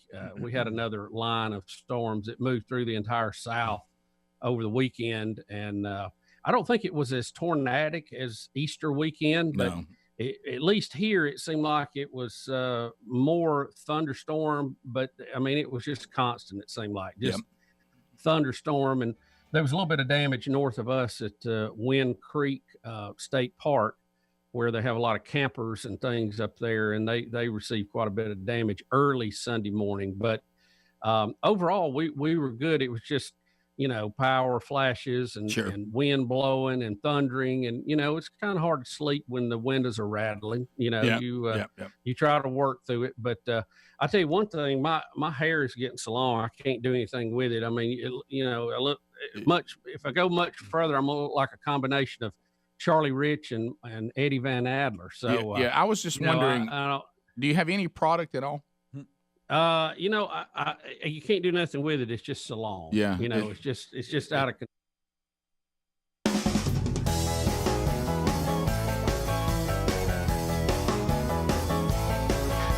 21 minutes now past the hour. Rick and Bubba's show. Thanks for being with us today. Another Rick and Bubba University, the podcast, coming up this weekend. Speaking of the topic we're talking about right now, we interview Cameron Hamilton, candidate for Congress in Virginia's 7th District, former Navy SEAL, and also has served our country under 4 different administrations on the battlefield, also a medic during the global war on terror. He also has worked with Homeland Security. He can really help us look at how important elections are, and he can speak to that from experience. So we'll interview him today. We'll record that, Lord willing, and then you'll catch it when it comes out over the weekend. Next week, Bubba and I on vacation. There'll be Rick and Bubba Best Of shows going on. There won't be an RBU next weekend. There won't be a Bible study next weekend. next week, but you can go back and check archives, maybe some of that you missed in the past while we're on vacation, and enjoy some of the most memorable moments in Rick and Bubba history. All right, so we're going to finish up the Hunter Biden stuff. It's pretty glaring what we're hearing from Bobulinski, but what about when you hear from prison someone who's a former business associate of Hunter Biden? You talk about my business associates where? Well, he's in prison. And he's going to tell us that he deserves to be in prison, but you need to hear what else he has to say. So here is Jason Galanis. Galanis? Galanis? Yeah, go with that. Yeah, we'll do that. All right, here we go. It was not the only time I heard Hunter speak with his father for business reasons. I was present when Hunter called his father on May 4th, 2014 on a cell phone, put it on speaker mode to have him say hello to Yelena Baturina, a Russian oligarch and an investor in Rosemont projects, and her husband, Yuri Luzkov, the former mayor of Moscow. Devin Archer was also there. Hunter said, quote, I'm here with our friends. I told you we're coming to town, and we wanted to say hello. The vice president said hello, some pleasantries, and I hope you had safe travels, and then said, quote, okay, you be good to my boy. Hunter responded by saying, everything is good, and we are moving ahead. The vice president said something about, quote, being helpful, and Hunter ended the call by saying he was going to call his father later. Before this call, Hunter sat next to Yelena Baturina at a table, and I heard him speaking on business matters generally. A few days after this May 4th party, an email my lawyer provided to this committee shows that Devin had confirmed Ms. Baturina was committed to a, quote, hard order of $10 to $20 million in a burden investment banking client. In an effort to build this financial platform, I engaged in unlawful conduct. Our companies were entrusted with $11 billion of union pension fund money, whose trust I betrayed. I pleaded guilty. I've had 8 years in federal custody to reflect on my actions. I'm profoundly sorry for committing these crimes. I deserve the lengthy sentence I received. Nevertheless, as I set out more fully in my full statement, I believe the SDNY prosecutors did not indict Hunter Biden on the same deal for political reasons, despite then available documentation that we were partners, were involved in decision-making that involved illegal self-dealing, and all of us had financially benefited from these schemes. So you basically have a guy sitting in jail going, hey, I was punished, rightly so, Right. deserved it. Deserved it. Hunter was my partner, he got nothing. And he says what Bubba's saying, I'm here, what I did was wrong. Hunter did the exact same things, he's not here.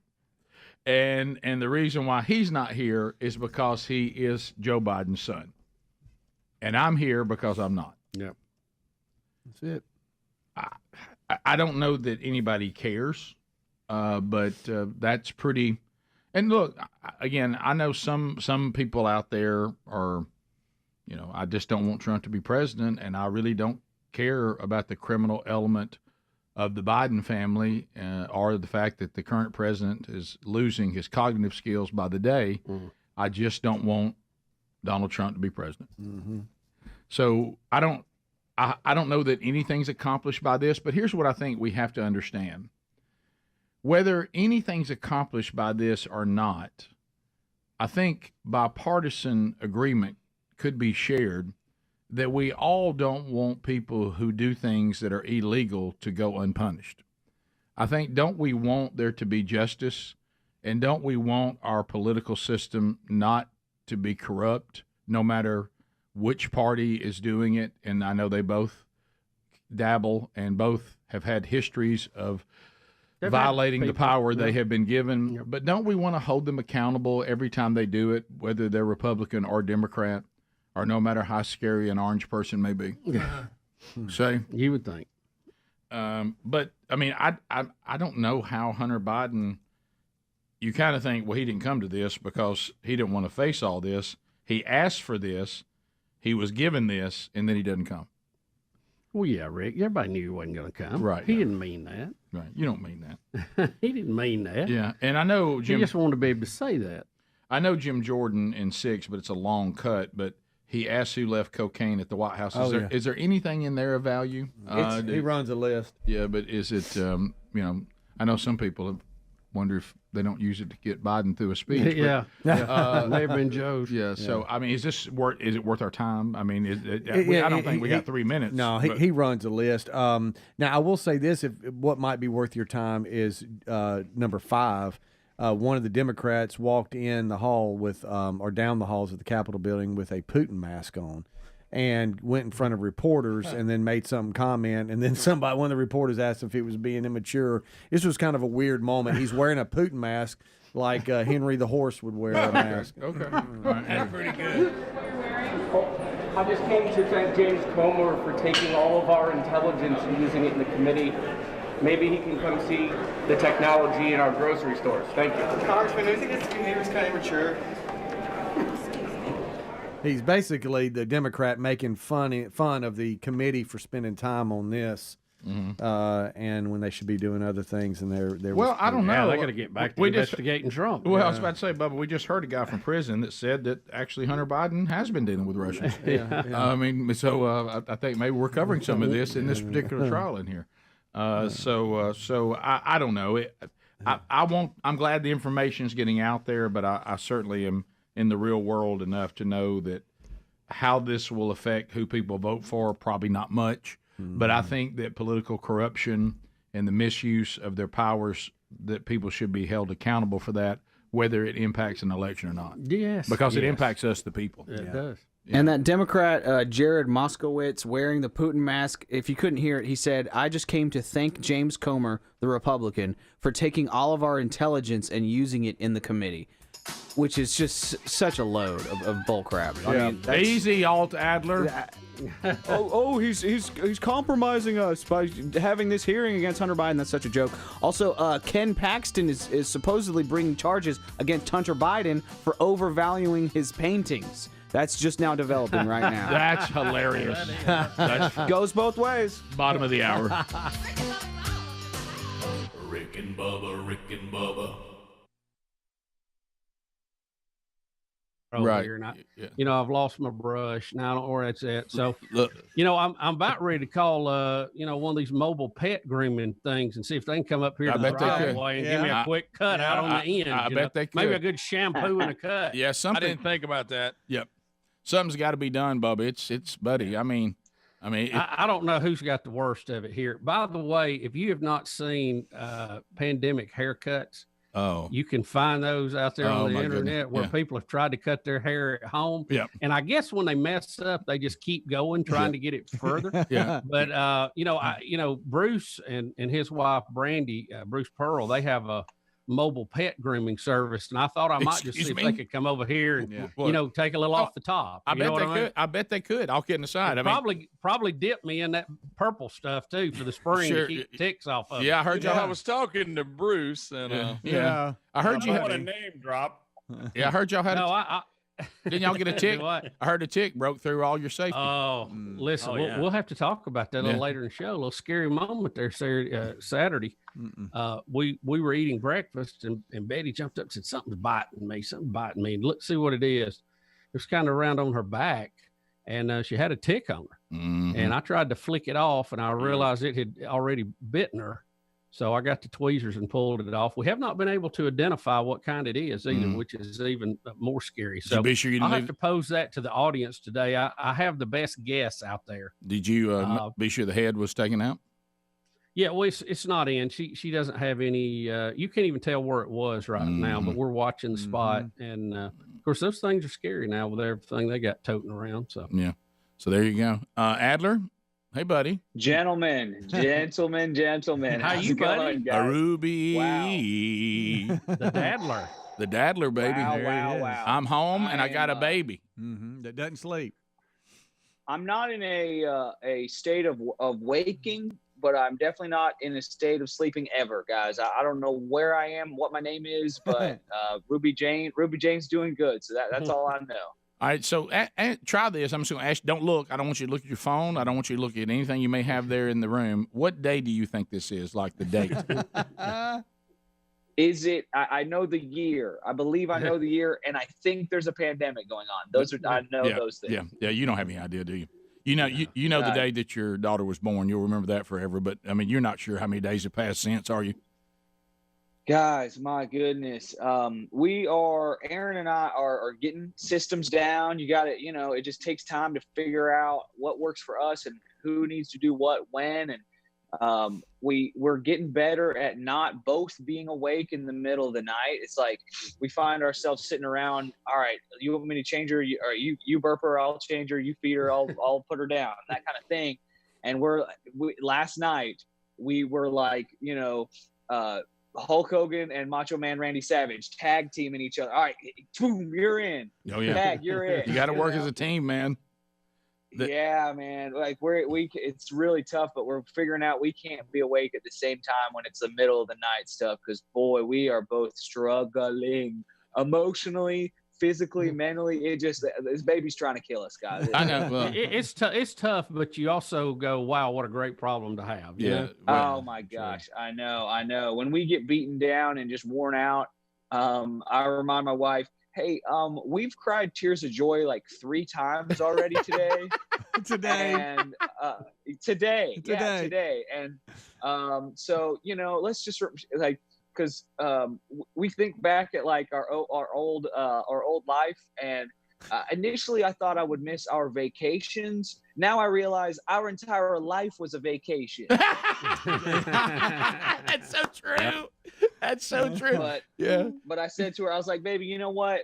We've cried tears of joy 3 times today, and I can think back, many times when we've cried tears of joy, but not 3 times in one day. That's for sure. Yeah. So it's a whole new life and a whole new sets of highs, guys. It's been awesome. It's funny because we always do this, and we get this weird thing where we'll see a picture of ourselves in the past, whatever. We're going to see right there. I didn't know this. I didn't know that. So how the church services, we're talking about online church services, and why are they so much better than, like Greg said, these multi-million-dollar stars that act like they can't find any technology at all, so they just sing into their phone because it makes them like they care more. But which I thought was a great catch on your part. But watching, because our praise and worship team recorded bunches of songs, at one sitting weeks ago when they knew we were going to start doing this.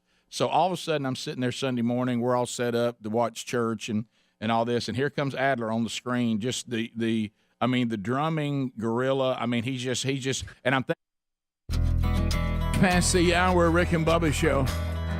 You don't know me, but I'm your brother.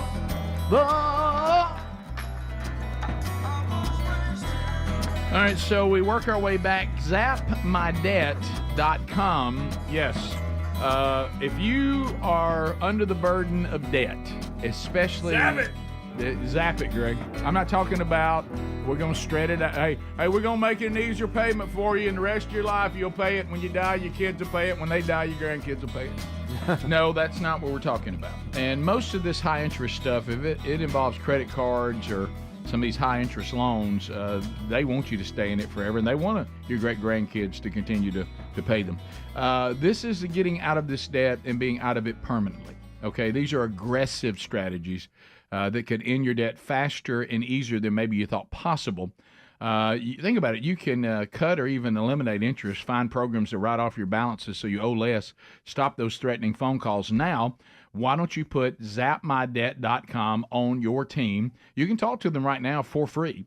ZapMyDebt.com. You can also find out how fast they can help you get out of debt, and you'll be thankful that you heard about them here. So go to ZapMyDebt.com or simply look for the link at rickandbubba.com under the sponsors button. I want you to think about for a minute that burden you have on you right now that is caused by high interest debt. What if that was eliminated? Think about your quality of life. So zapmydebt.com or rickandbubba.com under the sponsors button. Zap. And Dave Ramsey will speak to you again. Yeah. All right. So we have a lot of sports stuff. March Madness leads the way. So we are playing. It's underway. Yeah. Our playing games are over. Yep. So here we go. First round today. There'll be a lot of games today, and then tomorrow, and I guess over the weekend too. Mississippi State, I noticed, plays pretty early today. Right out of the gate, 11:15. Right out of the gate. Get your cowbell out. Against Michigan State. Mm-hmm. That's an 8 and 9 match. Y'all know what we need. More cowbell. Oh yeah, sure. Plenty of it. Yeah, they got. So what kind of early? I got a fever. and the only prescription is more cowbell. There you go. I got a fever. Na-na-na-na. I gotta have more cowbell. I like what I'm hearing. So are you ready for that? So is that Central Time, 11:15? Yes. Yes. How many people y'all think called in sick today? A bunch. Huh? A bunch. So many. South Carolina plays at 3 today out of the SEC. Kentucky tonight, 6-10 against Oakland. That's a 3-14 matchup. A lot of people are really buzzing about McNeese State. They're a 12 seed, but they're playing 5th-seeded Gonzaga, and a lot of people think that could be an upset. You know, last year, it's a new coach, first-year coach, and I think they had like 23 losses or something last year. And he said, he made the statement that, I know we've had 23 losses last year. We will win 23 games next year. I'll flip this thing. And he has. Wow. Yeah. They've actually won 30 games. How about that? They're 30-3. What about Pretty good turnaround, isn't it? It is. What about right around the corner? Now, listen, I want you to look at their schedule, too. It's as weak as it gets. Okay, but still, if you go from That's losing, that out there. Yeah. Just want to. I just don't want everybody to think they're out there beating Kansas and Duke. Right. But they had lost 23 games with the same Great kind of turnaround, schedule. great story. Coach lived up to what he was doing, but let's not get too carried away. Got a little mouthy. You still got to play that team today. Push and somebody. They can play. Another one that could be an upset special, Rick, Samford at number 13, playing Kansas, a number 4 seed, but Kansas lost their star offensive player in practice. Oh, I this didn't know week. that. Okay. Practice. Okay, that's different. He's Okay. out. Bucky McMillan got them going, boys. Bucky Mac. Yep. Bucky Ball. So they're going to play 29-5. Pretty good year. Yeah. But they're going to play at 8:55 p.m. Yes. I like Yeah, a him. little late. 8:55 p.m. Somebody will have to tell me what happened. Is there in the anything morning. worse Long than day. having to wait for a game all day? So long. Yeah. Yep. Yeah. So I didn't know Kansas lost their big offensive player. Yeah, he's out. Yeah, because I was about to say, you How get, about you you get get- to go to Salt Lake City, play at 9 p.m., and your first opponent, Kansas. Yeah. But I'm Yeah. sure they still got a lot of pretty Well, good guys left. Kansas had a good year. They're a 4th seed. Oh, they're good. And then you lose your star player in practice. When? In practice. Wow. Days before We talking about you start practice? the NCAA tournament. Yep. That's awful. Yeah. Terrible. That hurts. Baseball You're talking about news. can't have nothing. Yeah, baseball news. We were talking about this earlier about this whole South Korea thing and whatever. Do you say his name Shohei Ohtani? Shohei Ohtani? Yeah, like Shohei. What about his interpreter? Yeah. It's a crazy Well, story. he was interpreting a lot of stuff. Yes, He he was. was. Mostly bets. Not very good at picking winners. But They think Mizuhara. that his interpreter had a gambling problem. Yep. And he stole at least $4.5 million. The term there is at least from Shohei as an interpreter Shohei. to pay off bookies. Yeah. 4.8. I mean, Live. hey, that'll get you fired as that an haircut interpreter. should have tipped him off. Hey, that'll get you fired as an interpreter. Oh, yeah, that'll do it. And not only interpreter, but like really good friend. I don't know what happened. I got choked up about it. No, About but- Tony. Yeah, well, I went to swallowing it. I think the only thing he might be found innocent of is being a really good friend. I mean, you're right. you're It's talking a about big taking accusation. advantage of somebody. Was you telling us earlier today, we were having a discussion about it, that he claims that that Shohei gave him the money to pay the debt off? Yeah. That he didn't take it. That's illegally. his deal. Is that I Wouldn't didn't steal Shohei it. know that more than anybody? Yeah, But here's the Shohei- problem, Greg. But here's the problem. Go ask him. See whether he Well, interprets. here's the problem. When they ask him, unless you know Japanese, the interpreter may say, "See, See? Yeah, so we good. might need a second interpreter. I tried on to that. tell y'all. Yeah. bring in another interpreter." See, See? Yeah. Said I paid it off for me. Detroit Lions cornerback Cameron Sutton missing for 2 weeks. Yep. What 2 is weeks. going on with that? After that good season they had. Yeah, he's missing 2 weeks. Celebrating. Wanted by Hillsborough County, Oh, unfortunately, for the accusation of domestic violence. well, now So we he know may why be he's gone. he's on the run. It sounds Yeah. like, which means he probably doesn't like his chances on this. No, it doesn't accusation. sound like he has much of defense. So, but that's 2 weeks.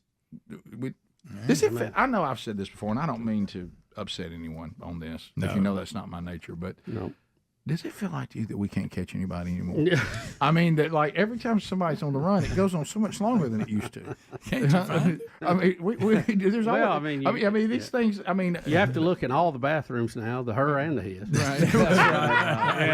Yeah, you could eliminate 50% of them. That's so much more ground to cover now. But it just feels like when we have a fugitive, we just don't reel them in as quick as we used to. That's facts. I mean, I hate to be that way. I don't. Maybe If they're not tied to Trump, you hardly see a prosecution. No, we can't even arrest Hunter Biden. I mean, how much more evidence do we got have a to picture of him asleep with a crack pipe. Yeah. Adler's rolling through a stop sign, gets a ticket. Hunter Biden just doesn't show up somewhere, and it's fine. You know, maybe we should get the people that are committed to the rolling stop at a stoplight to get them looking for the future. Maybe that's it. That's what we need. Because they seem to be able. They're ready to get after it. They want to get it done. Masks aren't helping. I mean, everybody's allowed to wear a mask now. Criminals were like, yes, this is awesome. Finally, I can walk free. We all get masks. I actually got a little look from the wife yesterday, and I wasn't trying to be. You know, have you ever? This sound like a speedy moment. I had a speedy moment yesterday. So we were eating at a restaurant that was of Asian culture. Okay. So our servers were Asian people. Okay. I know that's not always the case. In this case, it was. Right. And though it was true that some of the English was a little bit broken, the English was fine. And I thought about you on secondhand embarrassment so bad. So the young lady that was taking care of us also was wearing a mask for some reason, and maybe it was pollen. I don't know. But she came up to us to kind of discuss the order and everything, and I didn't mean that her English wasn't good. I meant the mask was obstructing my ability to hear her. Right. Oh. So unfortunately, Still in the mask? and it looked like it hurt her feelings. Rick. I said, I can't understand you. Oh. And I meant because of the mask, not because her English wasn't got good you. enough. And I got such a look, and I said, what? And she goes, she thinks you don't think she can speak English good. And I'm like, I was talking about the mask. Yeah. And I couldn't hear it. You know what I mean? Why are they still on the mask? I don't know. I saw a lot of those in New Orleans for some reason. What's going on? I don't know. What is all this about? Wanted to ask, but didn't have time for the conversation. Because honestly, it'll help with pollen. That's not going to help with the virus because the virus is too small. But it'll help with pollen. And they got several viruses down there you got to worry about. Oh, buddy, let me tell you. So Greg's made me get all stopped up because I've been doing some yard work, but I won't wear a mask because I'm afraid he might ride by. Right. He'd get all over me. But that made you uncomfortable. Yeah. Would that have made you uncomfortable when I realized that she thinks I'm Would it have? Yes. Rick, he would have crawled up. I would have followed her to the kitchen. No. I understand. He's not talking about your horrible accent. Right. I can't understand you. What is wrong with you? I'm like, I couldn't hear her. Go tell her you're sorry. And the rest of the evening, she seemed to like was kind of cowed down. If you could just see your lips, and it might Service help. wasn't near as good. I didn't know what she didn't want to come over. She thought I would do good. I didn't mean her English was fine. Now was it a little broken? It was, but I could clearly, if I could hear it, it was fine. Yeah. It was obstructing the volume. Right. The volume, and it's something about watching the mouth work. You can kind of pick it up a little bit. Right. Sure. You know what I mean? Like if it's a low talk or two, I'm like leaning in. Hey, you misorder an Asian restaurant and you'll pay for it. Rick and Bubba. And when he was recording this, he still didn't have a baby yet. I mean, That's exactly there is well rested Adler, and I saw sadly the picture you put out for some reason of you shirtless with your daughter watching the worship service, and finally because your mom and dad can't I guess see the baby yet, and they're going to at some point, but so they're up there doing praise and worship, and you're watching. What did you think about when you came up on the screen? Because I watched the same service, and you came up on the screen several times as well. Rick, I said that exact same thing to my wife. We get up and we're just absolute zombies, destroyed. We both feel like we've been run over by a truck. But I set an alarm just because our sleep schedule are like we don't know what day and night is. We're just trying to keep this baby happy and fed and alive. But I'm setting an alarm and I'm watching church with my baby on her first Sunday on this planet Earth. We're gonna do that. And so I set that alarm and I get up and I'm like, babe, real quick, take a picture real quick. So I stand by the TV, take a picture, and it's just the most precious thing ever. And then afterwards, I realized I didn't have a shirt on. I'm just like, you know what? This is too sweet. I got to get this out there, sure. man. So yeah, I probably should have put a shirt on. And you had a great comment, Rick. hey, buddy, put a shirt on. You got the rest of your life to embarrass her. Right. That's good. That's right. But when you saw yourself on the kit, did you think, okay, see right there, I probably slept. You thought you weren't sleeping then. Yeah. We said the same. We said the exact same thing. Aaron and I, we both said it out loud. I was like, at this moment in time, we're. I don't have a daughter on planet Earth quite yet. Yeah. Well, it's great, and look, it's not always gonna be like this. These are those early days, man. You're trying to figure it out. You're trying to say, okay, how do we make this work? And you'll get your system down. Yeah. But hey, do whatever you have to do to get that baby on a schedule. Yes. And it will be difficult, and there'll be days you'll want to just give in, but you'll regret that. Keep her on that schedule as best as you can. You'll be glad. Yeah. We're doing it. I'll be popping in and out. We got doctor's appointments, all kinds of such, but I'll be here as much as I can, guys. Okay, man. Thanks. Much. See you. Rick and Bubba.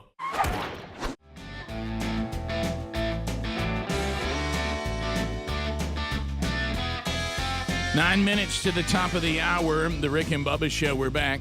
866 We Be Big is our number. So Adler and wife and baby doing well. They're working it out over the weekend. They got a doctor's appointment today. So, and then coming up next, we'll talk to Dr. Odom. Again, we usually get a weekly update from her or somebody that is working alongside her team on where we are currently with COVID-19 and the pandemic. So it's kind of be our topic here. Honestly, I just didn't. I know that we had the big press conference federally saying we're going to start the gates in phase 1, phase 2, phase 3, and then the individual states were kind of kicked to them, and then everybody started hearing from their governors and all of this. But I honestly don't really know much more as far as what changes are taking place as far as we're concerned. I did see the interview with the governor of South Dakota, and I thought, well, she's impressive. Yes, she did a good job. And that goes back to some of these dictator governors that I think are causing some of these protests and some of this, pushback by the way they're handling themselves. We all know this. If you've ever coached or you've ever been in any form of leadership, we say this a lot of times, even to husbands, and I know there's exceptions, but a lot of times the reaction you're getting from your wife and from your house is just a mirror of what they're seeing in you. And this coming in there, and it's like some of these governors are picking fights that are not necessary to pick. We're all in a tough situation. Be a calming force. Be level-headed.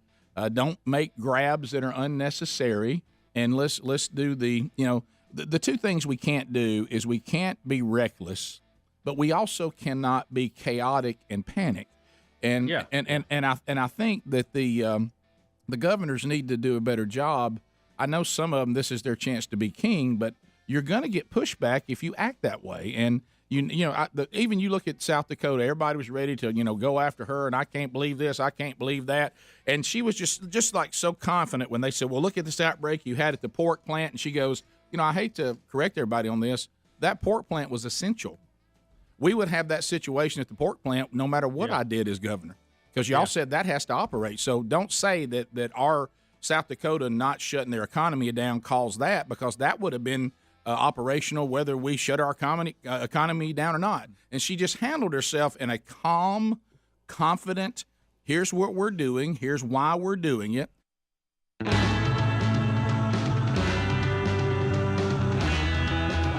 It's 9 minutes now to the top of the hour. Rick and Bubba, Rick and Bubba, Rick and Bubba.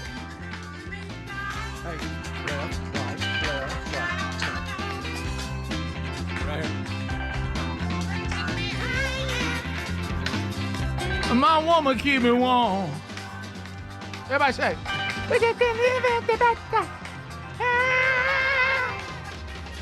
Everybody come on, say. Adler, I have a music question for you, and it may be foolish, and apologize for that. I'm not an Adler. I dabble in music, but I don't know music like you guys do. So Sherry and I, at times, we will just sing various tunes throughout the house, and I was showing off that my voice has come back to full strength and that my falsetto is back, and I was doing The Lion Sleeps Tonight, as all falsetto people do, to show they have it. And Sherry asked a question, and I said, I'll ask Adler, do women have a falsetto? Yeah, falsetto. Yes, absolutely. Women have that as well. Yes. It's not just a male thing. Yeah, and it's falsetto. It's close to like using your head voice, your Mickey Mouse voice. Hi, boys and girls. Chest voice and high voice. There you go. Hi, boys and girls. There you go. So women also have the falsetto. Absolutely. Okay. And when you hear like opera singers and things, that high singing, yeah. We always say falsetto. Is it falsetto? Is it falsetto? Falsetto, yeah. It's falsetto for a female, falsetto for a man. That's only I'm in sorry, Mexico. that's Spanish. Yeah, I'm sorry. Yeah. Sorry about that. Hi, boys and girls. Today's surprise day. So that's falsetto. Yes. Falsetto, like think false, like true or false. Understood. Yeah. Like the Bee Gees. But I think But women have it as well. And you gave me the point, some of the things to look for, opera singers, things like that. Okay, that's helpful. Bubba, you have Anything more irritating than that? What's that? Opera singing. Greg, it requires quite a bit of beautiful. talent. It's very irritating. It's timeless, Greg. Irritating? Yes. You don't. You know what else is irritating? Beethoven. I'd rather hear old jackass holler. You know how My they good- when they get cranked up. what a terrible thing to always say. go to that. I would. It's terrible. Because have you ever heard one get cranked up? Yes, Greg. Yeah. pretty awesome. What about a man singing opera? I don't like any of it. You don't like any of that? No, I think it's ridiculous. What about like beauty, just in general, Greg? How do you feel about just like beauty in general? So you enjoy opera? I love opera. Yeah, whatever. I don't. I'm not entertained. And Lamb of God. You like them in opera? I'm not entertained by it, but I respect it. Is that a better way to put it? Yeah, I mean, it's incredible talent. It's just Well, not I my mean, cup why of would you tea. want to be talented at irritating people? I don't know. Greg. Thanks, Greg. If I could sing like that, that's all I would do. Oh, I Y'all, wish you it could. would be the point where I'd be coming down the hall. Y'all hear Speedy? Here I you don't like the go. way it sounds. Greg, shouldn't you be doing something that involves type 2 diabetes, daredeviling? Look right here. Look, I'm gonna tell you what. I'm just looking at them we just and had seeing what all two- flavors are in there. Two very kind people dropped by cupcakes. Yep. A young lady that's about to leave with her husband to go on their next deployment, and she's getting married, and they're picking out wedding dresses, and they came by to get a picture and brought us some cupcakes. That's so kind of And them. I'm just looking at them. You're You like sure a dog are. looking at a bowl. Well, every one of us Okay. said he'll be the first one to go there. And like Bubba said in the break, and he's correct. Most people would say, I bet it'll be Bubba. Oh, no, I'll put my money on Greg every time. All I'm doing is I'm looking. usually the face of overeating here. I'm but, just going to pick the one I I can't stand Greg's category. Well, I think Greg's actually been bad for you. You know, if Greg wasn't here, I think there'd be a lot of stuff you'd never get involved in. Well, I mean, I'm doing all Y'all right. give me too weight-wise much now, credit. but He's a bad influence. Yeah, he is. He likes to eat. Here's Greg's I favorite. appreciate it. Here's a clip of Greg's favorite song, Greg's favorite singer, if you guys want that. Yeah, please. There it is. Listen. Hear how he gets cranked up? You can't beat that. You can't beat that. Why do you like that? I just get a kick out of it. Listen at it. It's a pleasure. I love to be out and all of a sudden you just hear one crank up. So You wonder what he tore up about. I know. Right. Greg says that's what the 3-tenors sound like. Exactly. I may buy Greg. one. Yeah, Greg. You may buy Put him out in one. the pasture in front of the house just so I can hear him get cranked up. Bubba, you're They go dealing nuts. You're fresh to contractors. I mean fresh. Bubba. We have a story today. I mean, hey, you can't even have a roof. We have a I was contractor. not surprised by this story at all. No, Deborah and Scott Senior, maybe? Center. They got a new roof. They got themselves a new roof. Unfortunately, it was completely by mistake because a contractor was hired to remove a roof, got mixed up, removed theirs instead of the house that he was supposed to work on. So their house was Did you destroyed. know he was proud when he got done? Got that done today. Here's what I Yeah, love. Here's what I love is that the neighbors, they weren't there, began to send them pictures of what was happening at their home. There was a huge dumpster in the back. Trucks were all out in the front. There was a chute for them to throw shingles. And we watched our roof being destroyed, and we were shocked. But we were not the house the contractor was supposed to de-roof. So the contractor has come back and said, hey, that's my bad. Didn't mean to destroy your roof. That's on me. Now, I would think a destruction of a roof could lead to all kinds of secondary problems with what's inside the house, right? Yeah. I mean, unless they did it real quick, a one-day thing, and they said their roof was only 5 years old. So they the one they took off. You would have thought the people doing it would have went. This roof looks too good to Good have to take off. You know what they thought? Willing to pay, willing to tear it up. Yeah. Yes. Well, you had something similar to that when you had some trees cut down. Sure did. Right? Sure did. And that was that was a blessing, because I wanted those trees taken down. I don't think I'd want my roof taken off. But, yeah, I came home. This is way back, early days of the show. I still lived in Oxford. And I come home, and there's trees down. And the guy comes up to me, and he's like, okay, man, here's how much. I said, I didn't – y'all are in the wrong house. And then you do that thing you always love. What address do you think you're at? And then when they hit me, I said, no, that'd be about 3 houses down. You're at the wrong house. And he was like, well, man, you owe us for these trees. I'm like, no, I don't. Oh, what you should have done. And in those days, you talk about them barking up the wrong tree. Oh, yes. I didn't have a penny for those. What you should have done, because I've seen this in action, you should have been mad they took yours down, and they would have had to pay you for those trees. And they ain't cheap. Yeah. Trust me on that. I can't tell you, in those days, you were just so thankful that some trees that you were never going to have the money to get cut down were cut down. I know. Yeah. And I got a little windfall. I just said, let's call it even. I won't be upset about it. Sure would appreciate y'all hauling it on off, though. Because if you cut a tree that they don't want cut, boy, they ain't happy. Okay. And they'll value that tree. Obviously, Bubba, I didn't have enough tree knowledge in that moment. Right. I just remember being so thankful that I somehow wasn't going to have to pay. Right, yeah. And kind of glad they were gone. Right, yeah. And they did need to go. Yeah. So anyway, in this case, contractor said, my bad. I will replace the. You're going to write that job off as a loss? I'll write that one off as a loss. And let me tell you what, there's twofold. You know what's never covered in the stories? The people who really wanted their roof taken off. Right. Yeah. What happened to them? Now it's behind. Now you're delayed. Because they're thinking.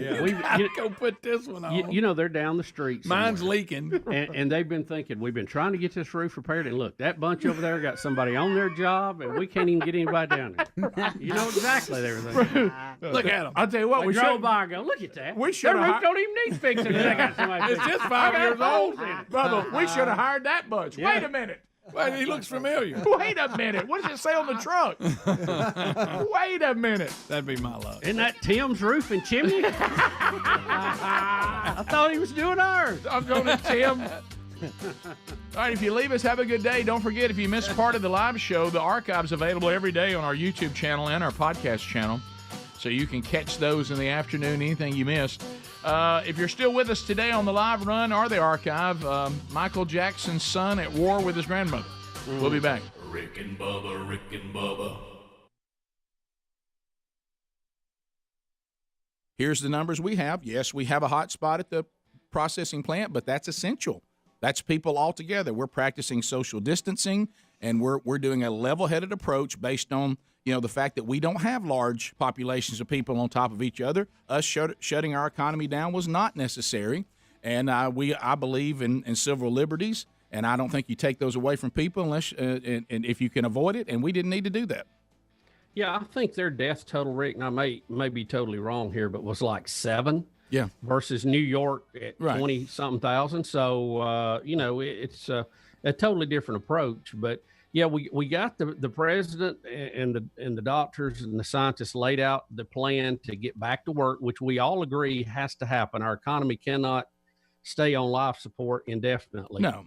But we had a lot of protests this weekend, and you're seeing a lot of people push back, as you said, against what appears to be oversteps by governors in various states. But we got to be careful too. I mean, there's a fine balance. We certainly will be, get the Monday morning quarterback this when it's all over. But some people are going to say, well, the total shutdown of the economy was too dramatic. You overdid it. There's going to be people that say that. Well, by the same token, we can't say we're going back to work and we just all rush in and go back just like we were, because we'll have another kick up in the virus. So we got to be careful. We got to have the new normal as far as, personal space and face mask and gloves or whatever is designed or deemed necessary for that, and work back toward the way we were. And it's just going to take a little bit of time, but we don't need to drop the gate and go crazy. And by the same token, we don't need to be locked in our house forever. There is a happy medium. Yeah, and I blame the governors. I agree with you that these people need to be responsible. Don't hear anything else in my voice. But it's not necessary. You're going to get people, if they're Americans, you're dealing with Americans. All right, Yeah. This is not the Chinese people. This isn't Russia. This isn't North Korea. These are Americans. And Americans have the people that we look to, or we should have looked to as our heroes, said things like "Give me liberty" or "Give me death." Okay, and Americans, if you just won't stoke that liberty fire, you know what I mean? So when you tell a person you can't go to your cabin that belongs to them, and they're the only people leaving their house and going there, you can't go to your lake house if you have one. See, now you're just stoking the liberty fire, and you're going to get this pushback because you're over. That's not necessary. That looks like somebody that, like we said, that was so thankful they got put in charge of the homeowners association. Well, you were supposed to be here to be sure our property values weren't affected. And before you know it, they're saying they're taking pictures of your trash can and said it was supposed to be put up at 2:00 and it wasn't put up to 2:15. And you're going, wait a minute. Now you're overstepping why you're here. And so I blame the governors for causing the ones who are causing these protests. You start stoking that liberty fire, and I'm frankly glad to see that citizens still got a little bit of that in them. Yeah, I think we need to, let's observe the full measure of what we had started, and let's get to the end of the month and then start to roll these things back out. And some of the states obviously are already there. They've met the criteria laid out, and they're going to open much quicker than other places. But let's wade into this, and we can overcome. We're going to have a vaccine out there on the horizon. I saw a special this weekend, 105 different vaccines being tested right now. So we're going to have some preliminary results probably in 60 days. We'll have a full grasp of what's working and not working by the fall.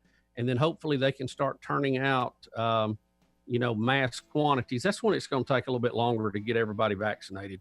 Well, the question I think that, and again, we're doing. It's okay to do the hindsight 2020. I'm not saying that people should be held accountable and we did the wrong thing and all that. I'm just saying now that we're getting information, I am completely applauding and shocked at the private sector, how quickly the private sector has the plexiglass up at the registers. How they've got their drive-through people out there, and they've got their own Star Wars plexiglass mask. How did the private sector do that so fast and get these people outfitted and all that? It was pretty incredible. Yeah, Rick, it's because they have to respond or they fail to exist. I mean, there's a lot of we've joked about government agencies in the past. I mean, you can't get fired. So why hurry? Why burn the midnight oil? Why be excellent? Well, you saw that's the running joke. I'm not saying that's always fair, but that is the running joke. Yeah, the private sector is always much more efficient for the reasons you just stated. And you saw Fauci having to uncomfortably say the CDC keeped up some of the testing. That hurt. By breaking their own protocol, and they delayed it. And there's another organization that's not private. Bubba, Rick and Bubba.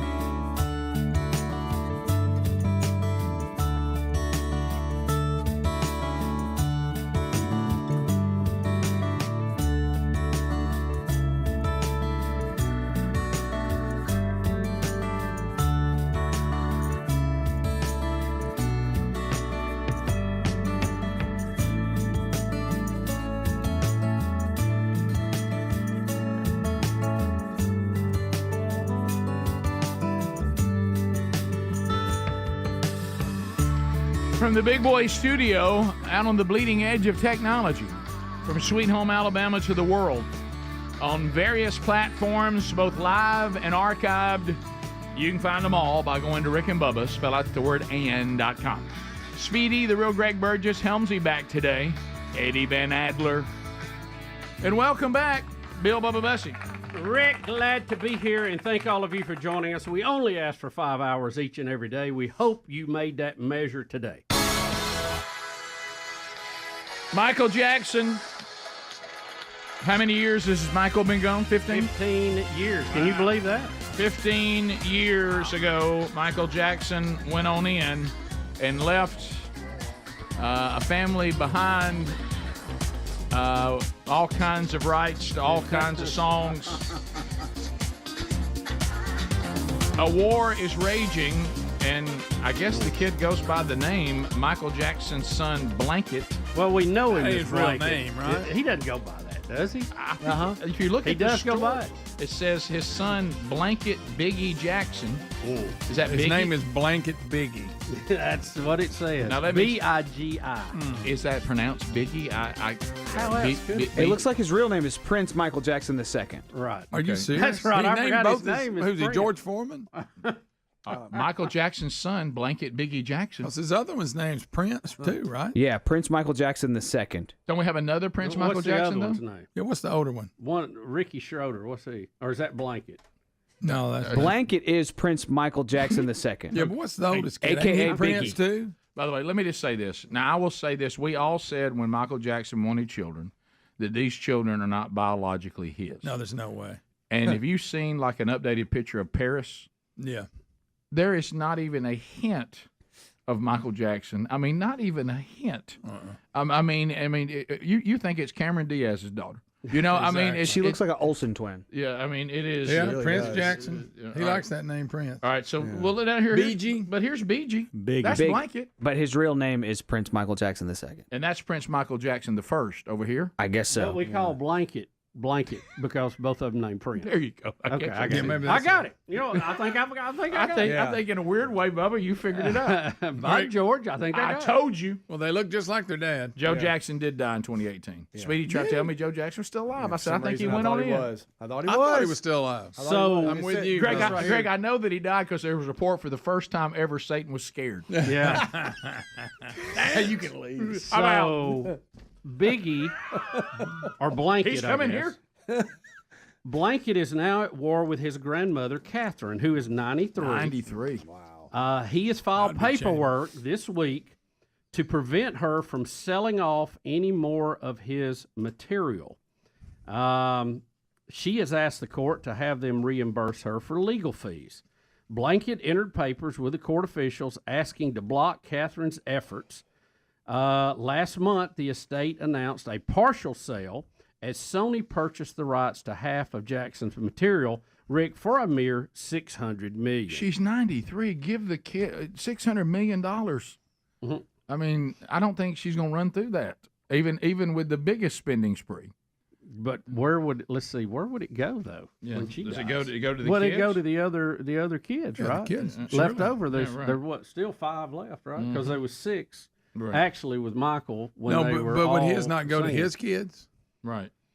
So Michael Jackson, it's a lot to figure out. You would think it would go to his the kids. executor, given up. right? I don't know.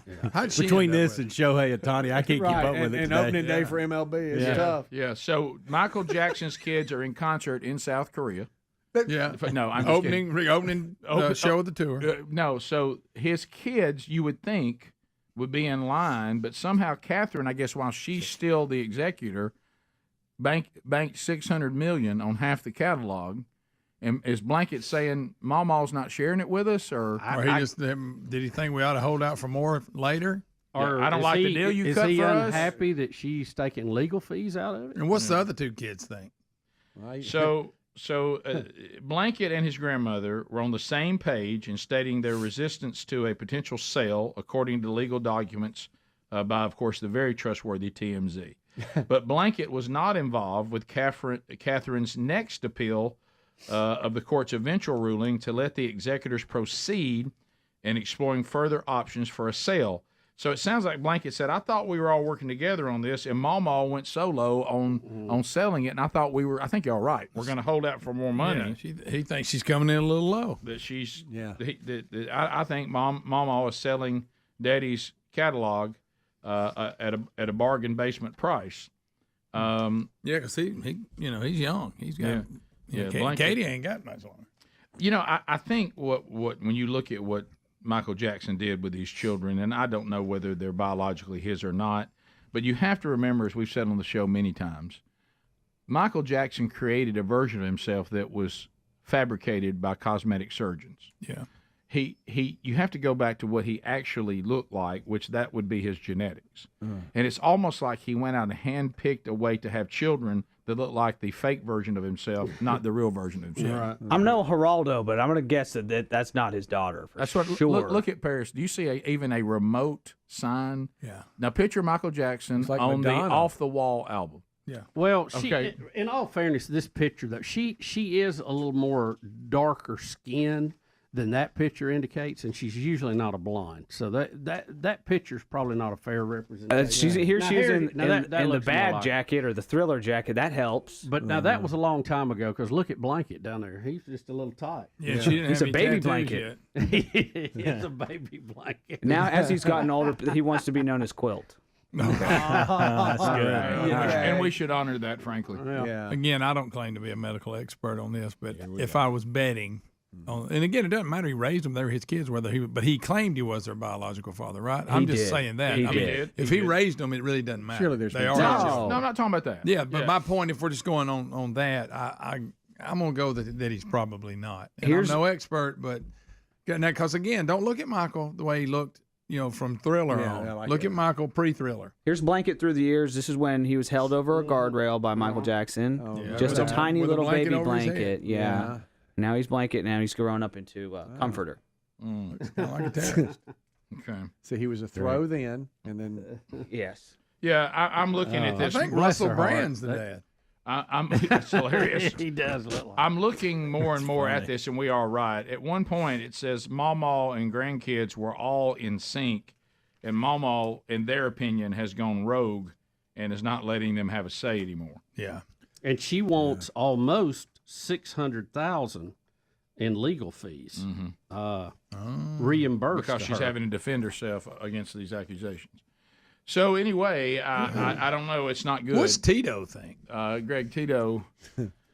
he loved Tito. Well, Jermaine is the oldest brother, right? Jackie. No, the Jackie oldest. older than Yeah, I think Jackie's Jermaine's somewhere in the middle. Marlon. Well, he's got to be I think it's second. Jackie, Jermaine, Marlon. or is Michael older than Marlon? No, Marlon and then Michael. You're right. No, Marlon was closest to Michael. Yes. Or no, Randy was. Randy was. Well, yeah, but Randy wasn't in the original five. You really can't count him. He's the youngest You of all. count of him when he comes into the Jacksons. Yeah, but 'cause they this were six, he right? wasn't in the original five. You got Jackie, then Tito, Jermaine, LaToya, and Yeah, I forgot about the girls. and then Marlon. Pretty And girl, then, wait, I've you're been missing a watching sister. you. Then we got then Michael, How many of them are there? Randy, and then Janet.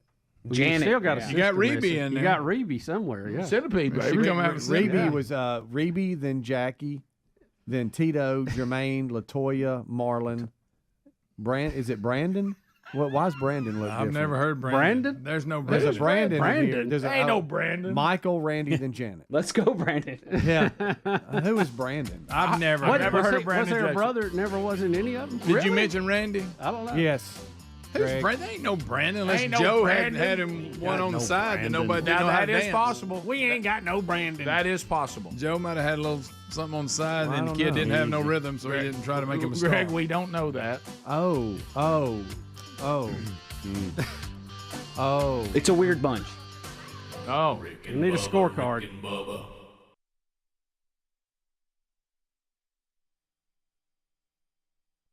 and on number one here back at the Broadcast Plaza and Teleport, Stretch Armstrong here, knocking out his degree in common sense from Rick and Bubba University. Common sense now deemed a superpower. Home studios, we got the real Greg Burgess, we got Helmsy, and we welcome back for a brand new hour, Bill Bubba Bussett. Hey, Bubs. Rick, glad to be here. Honored and privileged to be sitting out this pandemic with you. Yes, we're here, the voice of reason. Another voice of reason, Dr. Jody Dion Odom, Assistant Professor of Medicine in the Division of Infectious Diseases from UAB, and she's been so kind to give us updates when she is available. And Dr. Odom, welcome back to Rick and Bubba. How are you? Thanks.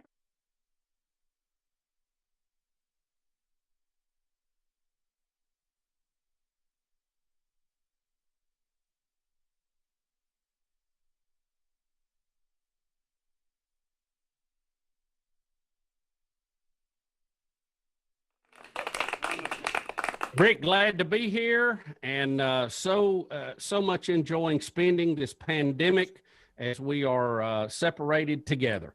Bubba, you froze up there. You're frozen. Something's going on there. Yeah, I lost y'all. I didn't know what happened. Something's happened at the closet. You're stuttering. You look like Max Headroom. That's the kind of movement we got from you right now.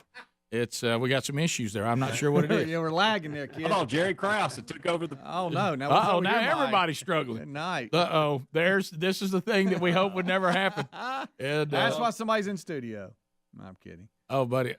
Oh boy. All right, we're good. Maybe it'll cycle around here. Yeah, we hope so. Somebody give it a freshen up or something. I can hear y'all fine. It's not locking up on my end. Well, unfortunately, it is here. You know what y'all look like? You know what we look like right now? CNN and Fox News interviewing somebody. Well, we're showing how bad we got it. Yeah, right. That's yeah. We. Bubba, I'm afraid. Bubba, I'm afraid it is on your end because them two are fine.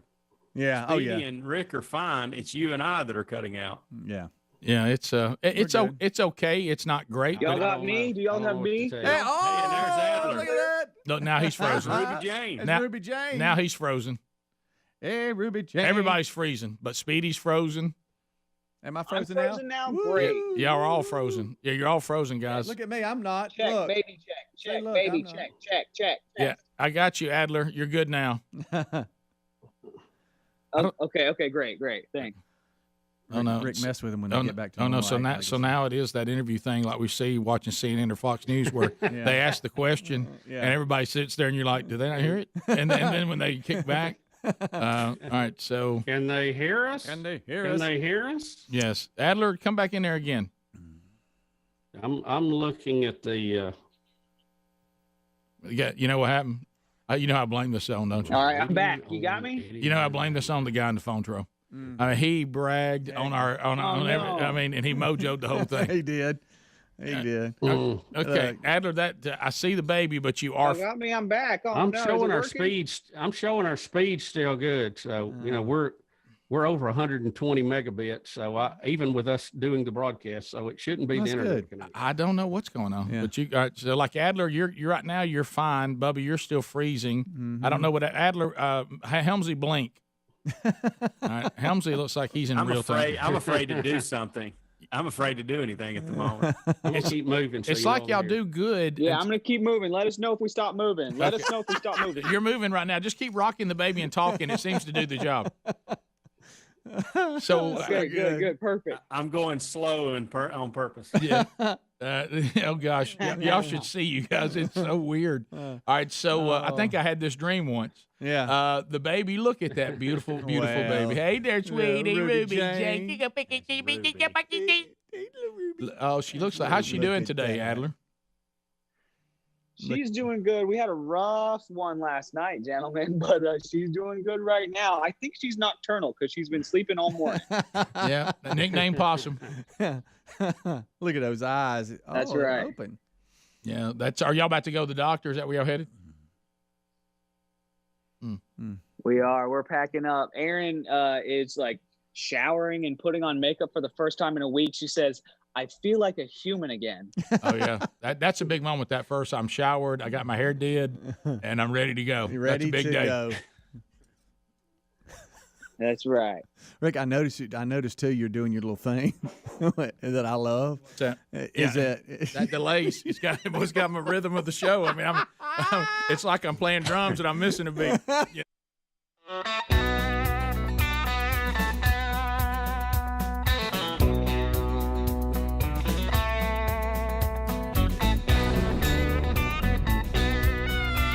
21 minutes past the hour. Rick and Bubba's show. We thank you for being with us as we work our way back. Wacky world.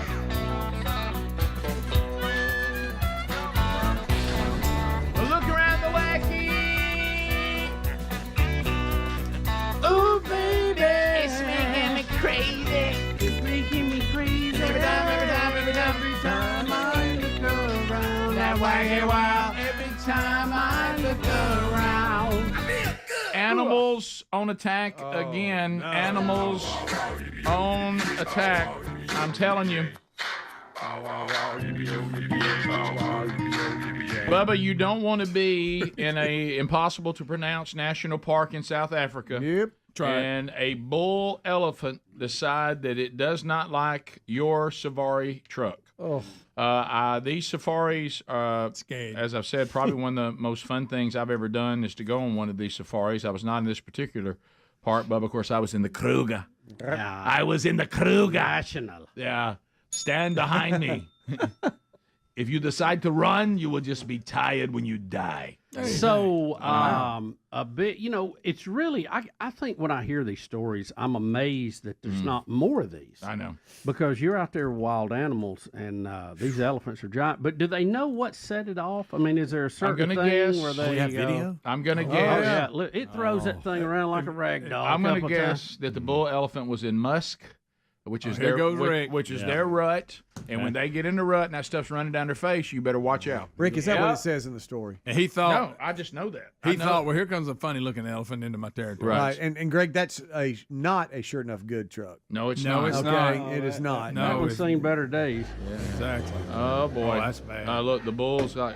Picture the driver. He's trying to get it. Oh, baby. Oh, my. At that point, you're boom. Truck in the air. I slam it into reverse. What's right wrong? there. Why can't he back up? All right, so now the bull elephant is getting more and more angry. And Okay, we won't go that way. We'll go another way. We'll go another way. Sorry, buddy. Sorry, buddy. That's Well, a big animal. That's a big animal. surely there's another trail we can go down. How easy. Do you think that You've seen, there's a view Just from like the he's throwing his inside. head back. There's not a view from the Yeah, inside. there's a view from the inside. For It's- some reason, it's sideways. Do y'all? Oh, is it? Yeah. we got to Never turn our mind. head. The one I had wasn't. The one you have is not sideways. Well, let me try to find it. I don't remember where it was. Hold on. It was on the same video of that one. It was just it was longer. It started over again. So, Rick, The one I saw. You know these animals. You said something about it going down his face. I'll point out to you. What is the deal with that? When they're It almost when looks they're like they're in- crying. They have all this. They have like almost like tears when they're in rut. when they're in the rut, buddy. And all they care about is one thing: total destruction. What do they care? What is it they care about? What is it that they care about? Destruction? Highly aggressive. And let me tell you, destruction of anything that would get in the way of their desire. Oh, okay. if the elephant could talk, That's a Greg, strange place to have it. do you think it's that hurt his You back? thought they'd be? Everybody just tilt your heads. I'm sorry, I can't find it. This was sprung Can on we me. just tilt Okay, your I'm head? sorry. Just tilt your head. I'm But you sorry, were tilting guys. to the right. This is inside. Rick, don't touch the TV with that. I can't He does that a lot. Yeah, you can't Oh, touch I it. see the tears, Rick. Oh, Rick. I'm I here see. all week. I ain't looking at it sideways. Tears of lust. It hurts my Greg back. said he's not looking at it sideways. I see something else. I see something else that would indicate that too. Yep, Okay, see there? Speedy, Yeah, all you're right. right, Speedy. There's Okay. another indicator. Okay. There's another indicator. All right.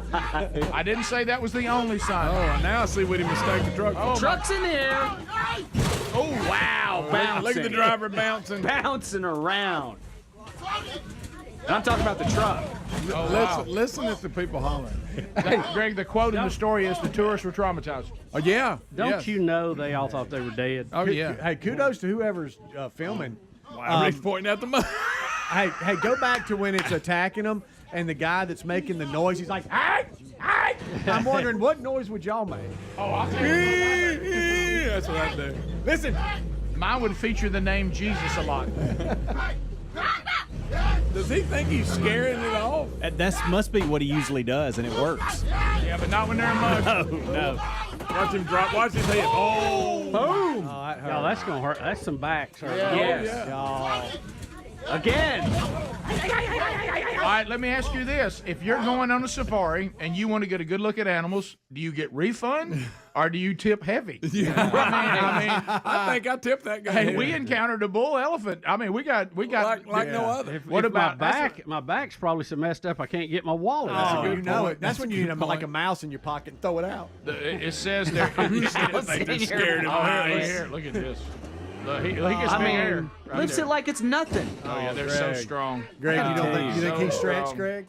He's something. I know. I Rick, remember there when it is. the circus used to use these to set up. I mean, but think how handy that'd be at the oil change place. Remember? Oh yeah. You can get it. Just hold it. Bubba, and Change remember. your tires in a minute. Never I mean, remember this fact. Never forget How this about fact. even at NASCAR? Right, you're right. Oh, they your would. pit crew put a little suit on him. But if you every single circus that's ever existed, only female elephants. Is that right? They do not deal with males. Oh. Huh. And if you want to know why, just watch this. You know why I believe you saying nuts. that, Rick? Because Rick, I that think thing you in your stepped hand, out on that. that wand, Yeah, it gives it him made him. It credibility. gave you more credibility. Yeah. I don't know. Rick, I don't like that open I agree with that. cabin Well, you either. just keep on dealing with bull I don't elephants and remember musk, tusk and we'll a see lot. what happens. I don't to you. remember seeing a lot of tusk in there. Are And- they the only ones that get? I don't know if the females get that. I think the one time way back, you remember when they did it, blow and bellow, bellow and bow. Oh, yeah. I think at one time they tried to feature like one male, but they never had the males involved in the tricks. I'm telling you.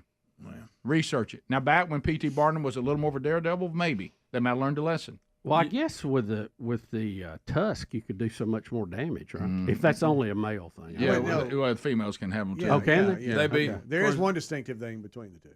Yeah, true. Did you hear that And noise? trust me, no matter depends, how, it depends how they identify. Of course, if you watch that movie, Water for Elephants, they take that bull hook, jab them. Oh, sure. Does it disturb y'all when like you find stories about like a baby elephant being taken away and then it like sees its mom like 30 years later and they like cry and embrace Dumbo. trunks and That's stuff? Dumbo. That's Dumbo. It's a cartoon. Yeah. No, that happens in real life. Yeah, that was Dumbo. No, they do. They claim remember. had Dumbo, one of those They sad movies. never forget. Yeah. That's right. That's right. Hey, See, I thought they forgot. Dumbo, a sad like, movie. quickly. No, That's they're a scared tough of movie. mice. This That's rumor tough. that an elephant never forgets, I don't think is real. Right. No, they never they forget. never It's forget. kind of like them being scared of a mouse. That's No, not they real. do keep family. No, that's different. They together. remember family ties. No, Yeah. it's human women that never forget. That's the truth. Well, that's also true. Yeah. I mean, yeah. So. Bellow and bow. Bow and bellow, bellow and bow. Watch out for musk. Do you remember? Rick's talking about some Y'all, money. this noise this guy's making. It didn't work. Oh, he acted like he was gonna move him out of the way. That's what he usually does. It probably works. Not musk. No. Hey. The head. At that point, he thinks we're fixing to be dumped over. Every tourist in there. And then stepped on. Yeah. Because Just remember, crunched. every time that we're on doing anything, what do we say? Watch the expert. Yeah. He panicked. thinks they're in trouble. Panic. You think? When he went rup, and it didn't work, I know. he's in I panic. think you just had a longer stick. Right, yeah, I know it. I'm didn't- telling Hey, you. don't. If you look up and say, look, that bull elephant's crying. He's so emotional, and that's not what's going on. He's cranked up. You guys remember that one zookeeper that Oh, that yeah. had the problem? Yes. He got sat on basically, but he was standing up and Yeah, you don't Oh, want that yeah. thing back. We in call the- it the most damaging closed circuit footage ever. Ever. Oh, ever. I don't know how you let Ever. that ever survive. Phone calls are next. Oh, I found it. Oh No, my gosh. don't show that. All All right, I'll 10 show it just to lines you guys. available. There it is, Speedy. It's on the screen. Oh my gosh. How many times did that guy wash his hair? Bubba, Rick and Bubba.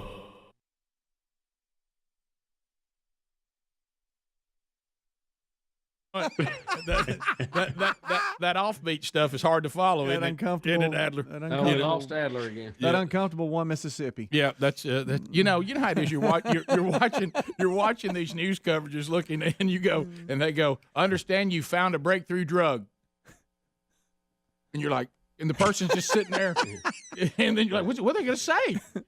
That's right, Tucker. That's right, Tucker. or it's halfway through. So that's what we're doing. Yeah, but, like I missed everything. And then they'll do this, and then then they'll go back to like Tucker or whoever, look, and they're just sitting there looking at the camera, going, and you're like, no, he's kicked it back to you now. Right. You got to say something, and you get so uncomfortable, Right. And but so the rhythm is off a little bit. We don't know why, but y'all seem to be coming back a little bit now. Yeah, must have had some network traffic out there. Oh boy. Here, Rick, pitch me a question. Pitch me a question real quick. So Adler, what's been the most difficult thing to adjust to having a baby now? Yeah. Mm-hmm. Well, yeah. That's Glad you asked, Rick. One of the things that's toughest is running on zero sleep. Yeah. Back to you. Yeah. Back to you. No, Adler, you hit it. They do the thing where they're actually hearing the question, and of course we're all done with it. The question's over for the viewer, and they're like, okay, Well, it's tough with no sleep, you know. You can hear the earpiece. You can hear the voice of the person asking the delayed question. Oh yeah, and you know how hypersensitive I am to the rhythm of it. I I know. live my whole life. I got to have a rhythm. I know. You I see you over there. It's like a car that's not hitting every cylinder. You're just like, You get more than El DeBarge. Yeah, you know how you give it the you know how you remember the cars we had all growing up, and you give it a little gas, you're like, oh, there it is. Yeah, you know, it's like starting a golf cart. You know, and you know I'm the guy on the golf cart. I take that pedal, go all the way to the floor with it. You know, why is this thing not running? You know, there it is. You know, you start it. You know, slam it. Yeah, I don't ease into a golf cart. No, yeah. I put that thing to the floor. Why is this thing not moving? There it goes. Come on, here we go. They're like, Rick, it's going to take half a second. Yeah, half a second. That's a nightmare. I hate. Did you get that down to no seconds? My boys make fun of me because I hate to wait. Hey, don't keep me waiting. Oh, I hate it. I said, I need you here. At one point the other day, I asked them to do something. I didn't even give them time to finish. Hey, Dad, I'm doing it right now. Yeah, come on. Why am I waiting? Because I got to pick it up and bring it to you. Yeah, I'll have to tell you when we come back, and hopefully we'll reset, and I won't be in this world anymore. But but when we come back, I'll tell you, you know, the way life is out there right now. You know, with even the businesses that are trying to run, you know, I know, Bubba, you talked about this. We're not to Thunderdome yet, but we still have adjusted to that thing of like we talked about. You just have to take whatever somebody's got. I mean, there's the day of selection, and, you know, this is what I prefer. I want this, this, and this. Now, even the ones that are operating, it's like, so I'm looking at all the things y'all normally have. How much of this you got? About a quarter of it. You know, and gonna have that? Nah, don't have those. Gonna have this? Maybe. Yeah, we don't know if that guy's gonna show up today or not. You know, and I'll tell you, I ran into that. Oh, really? Yeah, and that really was it. It's like, well, we'll have this product if that person comes into work. If they don't, we won't have it. And the world of curbside and we've got a stunted menu or items or whatever. So we'll come back. We'll try to reset the connection here and see if we can't get rid of that delay and freeze up. More Rick and Bubba coming up right after this break. Stay with us. Rick and Bubba, Rick and Bubba, Rick and Bubba, Rick and Bubba.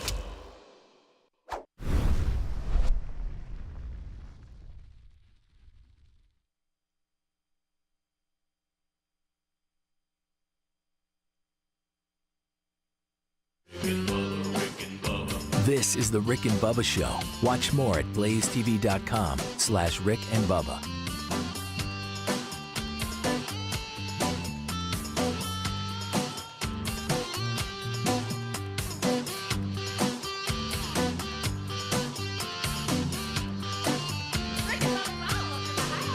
Rick and Bubba, Rick and Bubba.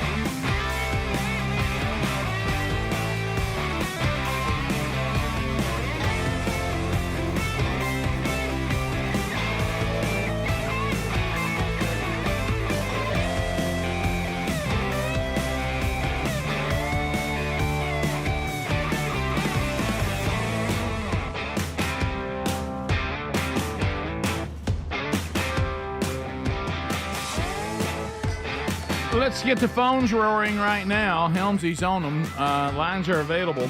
866-WE-BE-BIG is our number. Go there now to be part of the program, and he'll get you lined up, ready to go. And we'll chat with you. HelixSleep.com/Bubba. Would you like a customized mattress sent straight to you? Yeah.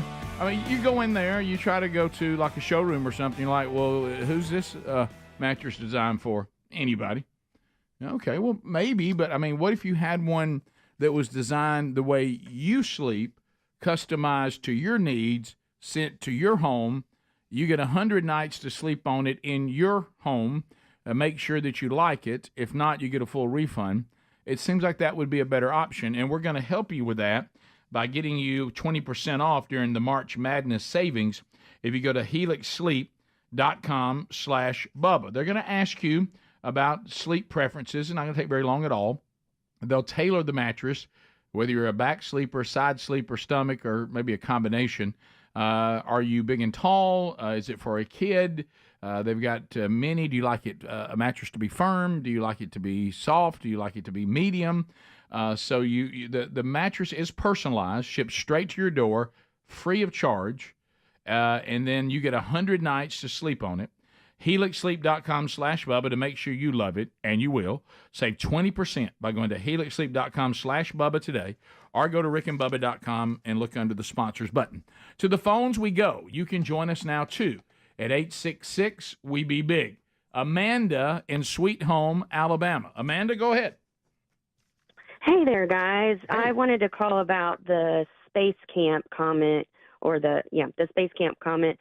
Our son goes to a school. We're in one of the poorest counties in Alabama, and we had a grant-funded project that came in to fully fund the students for the gifted program to go to a week-long space camp in Huntsville for free. And the best part was is the parents didn't have to come. So I was really all for it. But at the end of the day, a couple weeks ago, they emailed us and said it had been canceled, didn't really give clarity. And I just messaged her when I saw or I heard what was said earlier, and she said, this is the reason why we had to cancel. And on top of that, it's grant funds, so your grant giver, they have some legal team trying to get us our refund because apparently a significant portion of your money does not come back to you if you have to cancel on them like that. Well, certainly understand, and the story today that people were talking about, it's a little convoluted and hard to follow. It looks like the state tried to get the Space and Rocket Center included in the ban that Alabama has on open discussion and teaching of sexual orientation and gender identity inside the public schools. And it looks like they tried to include any education effort by the Alabama Space and Rocket Center to be included in that, and that was rejected. Sounds like.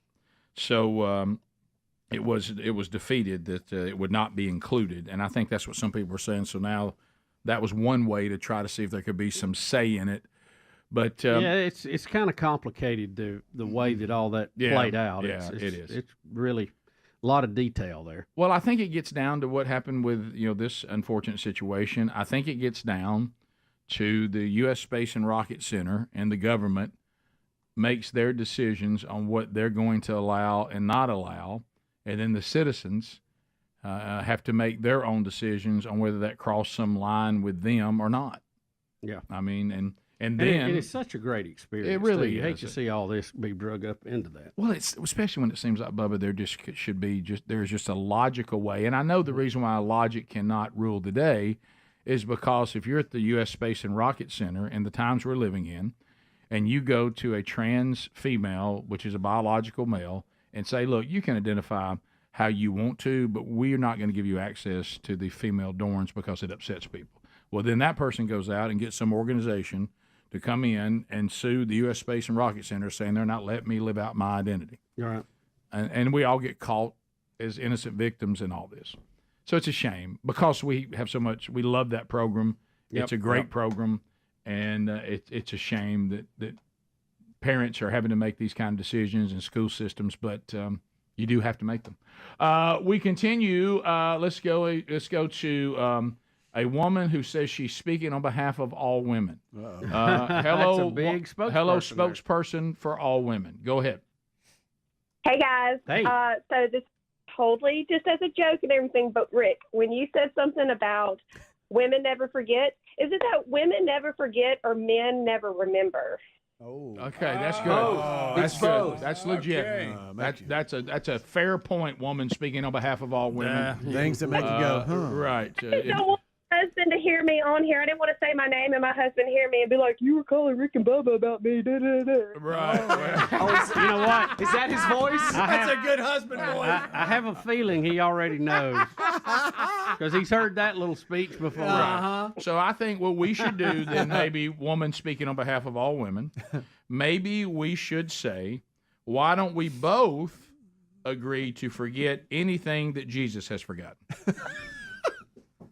On board for that, but remember where you put your belt is not my problem. Okay, you're right. You're right. Well, Thank you, ma'am. it's That's funny. and the one that we're going Sound through, like Lisa. the one we're going through right now, and I've already mentioned this, but happened again the other day, is because of my hearing diminishing over time. There's certain frequencies that are gone. Okay, and so apparently the frequency of the refrigerator warning that you've left the door not completely shut. The bing bing. I don't hear that. Don't hear it at all. So we actually had a that. bunch of stuff melt in the downstairs refrigerator because I couldn't hear the beep. And we go down there and like the ice that was in there is all melted and running down the outside of the refrigerator. Attaboy, Rick. Because I didn't shut that all the way back. But I can't hear it. I mean, I can't hear it. So it's just sadly not there. Kid. Atta kid, Rick. How about this, Rick? Why don't you shut the refrigerator door? Why don't you just make sure it's shut? You didn't see it open either. No. Yeah, Well, couldn't see sometimes if you're looking at it, it doesn't look. It looks shut, but it's not. So just leaned up a little bit. Yeah. Brian in Florida. Brian, go ahead. Hey, Monkey Grass and Green Acres. Thank you, Thank buddy. Yeah. Hey, go ahead. Hey, I just want to let you guys know Babylon Bee did a skit about Biden and his brain. I want to tell you, they used the Inside Out movie, and they introduced the character dementia inside of his brain. Oh, wow. Oh, goodness. Wow. Yeah, I bet there was some gold there. Daniel and Moody. Daniel, go ahead. Hey, buddy. Hey, I just want to comment about those the elephants. Yeah. They got the largest reproductive organ of all the mammals. The first one would be me. Okay. What did he say? Okay. Greg, can you not hear that? Good call, buddy. That's a great call. Yeah, I mean, if you And a delusional call. Very. someone's trying to overcompensate. Right. You just wanted to say it. Bet he's got a sports car. Okay, so to the And don't let him use a tape measure when you're building the deck. No.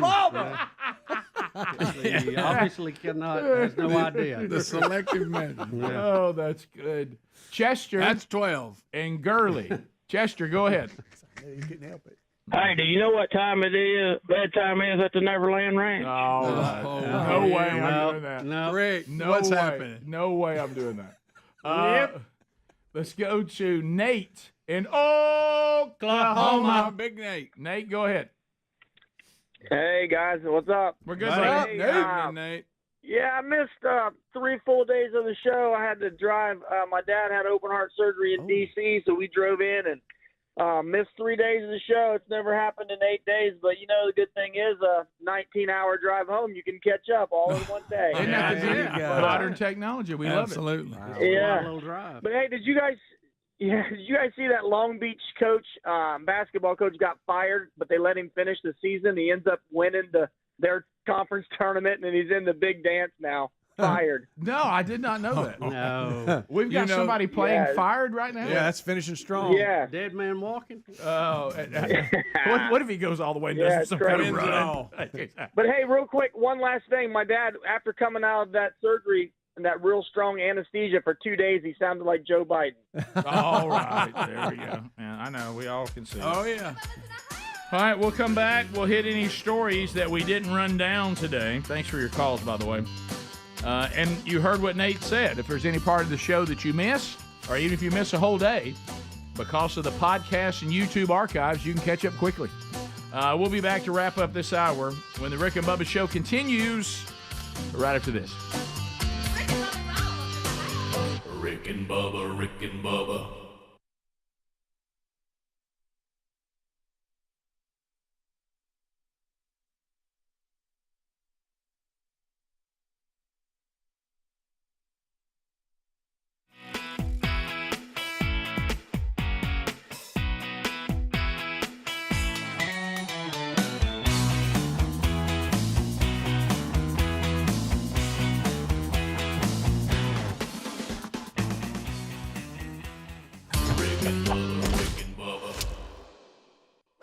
A lot of parents or people were saying my kids are going to this and they're going to do that, and but Dawson will update us on the state of SDEA, Scott Dawson Evangelistic Association, and to camp or not to camp, and we will talk about that with him coming up on the program a little bit later on. So that'll be fun. And as we talked about in the kickoff hour, if you're listening to that, we have Georgia, Tennessee, South Carolina. that are saying we're going to go ahead and start our slow open, and then I look for other states to follow that pretty quickly, hopefully including our own state, which I would think is in a very similar situation, if not even a better situation than some of those states. So hopefully it's about to happen in our home state too. And that ties to the update on the barbershop owner who came on the program. Is it Scott Farr? Is that right? Scott Farr, if you remember, he was saying, look, my income is essential for me, for my employees. We are going to open our business back up. We feel like that the government has overstepped its authority and has arbitrarily applied pandemic quarantine shutdowns with little consistency, and we can certainly operate as well as the things that are open now. And he was going to open, and he did not do that. And we'll ask him why today, and maybe that's good news for Alabama. Maybe that's a sign that maybe he got some information that there's really no need for him to do that. And we'll talk to him, by the way, this hour. Rick, on Betty, I don't know what time she'll be up and available to join us, but she has been laughing about something, and she has told the story to me, to Hunter, to Caitlin, and there's nobody else to tell it to. Right. And I think she's just about to bust. She wants to tell it to somebody else. Well, that's fine. Because she's had the same audience now for quite a while. Understood. So, yeah, we're pleased to hear it. You know, so that. As far as Scott, interesting story, and we'll see exactly what's going on with that. But he's made some good points. I think the arbitrary nature of shutting some businesses has made this kind of a sticky situation, and it certainly going forward it will be too, and in future situations it will be. If you just want to say that we're going to keep food and medicine open, I think you probably have an argument. But when you have other places open, big retailers, Home Depot kind of places, Lowe's, liquor stores, abortion clinics, you start going, well, but you're closing churches. Yeah. I think that's where people go, this is getting a little strange the way we're picking this. I don't know. It's going to be a fine line, a balancing act for public health and civil liberties, and we're going to see that going forward. And I'm a little bit in the middle on some of that. I think we do need to take some precautions, but there is a point where the government is clearly overstepping their bounds, and we need to be sure that we have pushback on that. Now, that doesn't mean I'm for charging the street and saying it's over. Yeah. I'm in the middle, and I think we got to be wise. But I think after April the 30th, we have to start even raising our eyebrow, going, okay, we've done our part. Now we've got to get back and work on the other patient, and that is our economy and our way of life. Right, because deep down, remember, this is America, and that's the thing. And I know that we're an embarrassment to the founders, but I still think that seed abides in a lot of us through generations, because those are our ancestors. And though we don't have it the way they had it, it's still there. And if you keep pushing long enough, like you said, I also don't think this should be a chaotic thing. But in leadership, you've got to understand that if you don't do something, it's going to turn into a chaotic thing. And that's one of the things that I think Scott Farr will talk about, is he started saying, I didn't really want to start some sort of movement, but I wanted to make the point, because I would rather not it be a chaotic thing and defiance and all this, but it's going to get there if we don't do something, because there is another end of this that we've been talking about for weeks, and that is people are losing their livelihoods. You know, those of us that our check hasn't been altered, see, we're forgetting.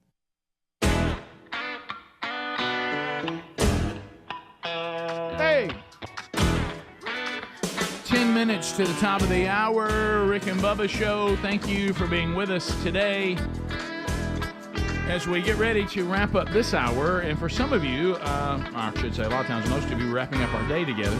But as we work our way back, CNN will get us started. A couple of videos we didn't get to. You know, everybody keeps talking about the upcoming election and where we're going to be. And CNN in this particular video is going to seem shocked that black and Hispanic voters seem to be drifting toward Donald Trump's policies.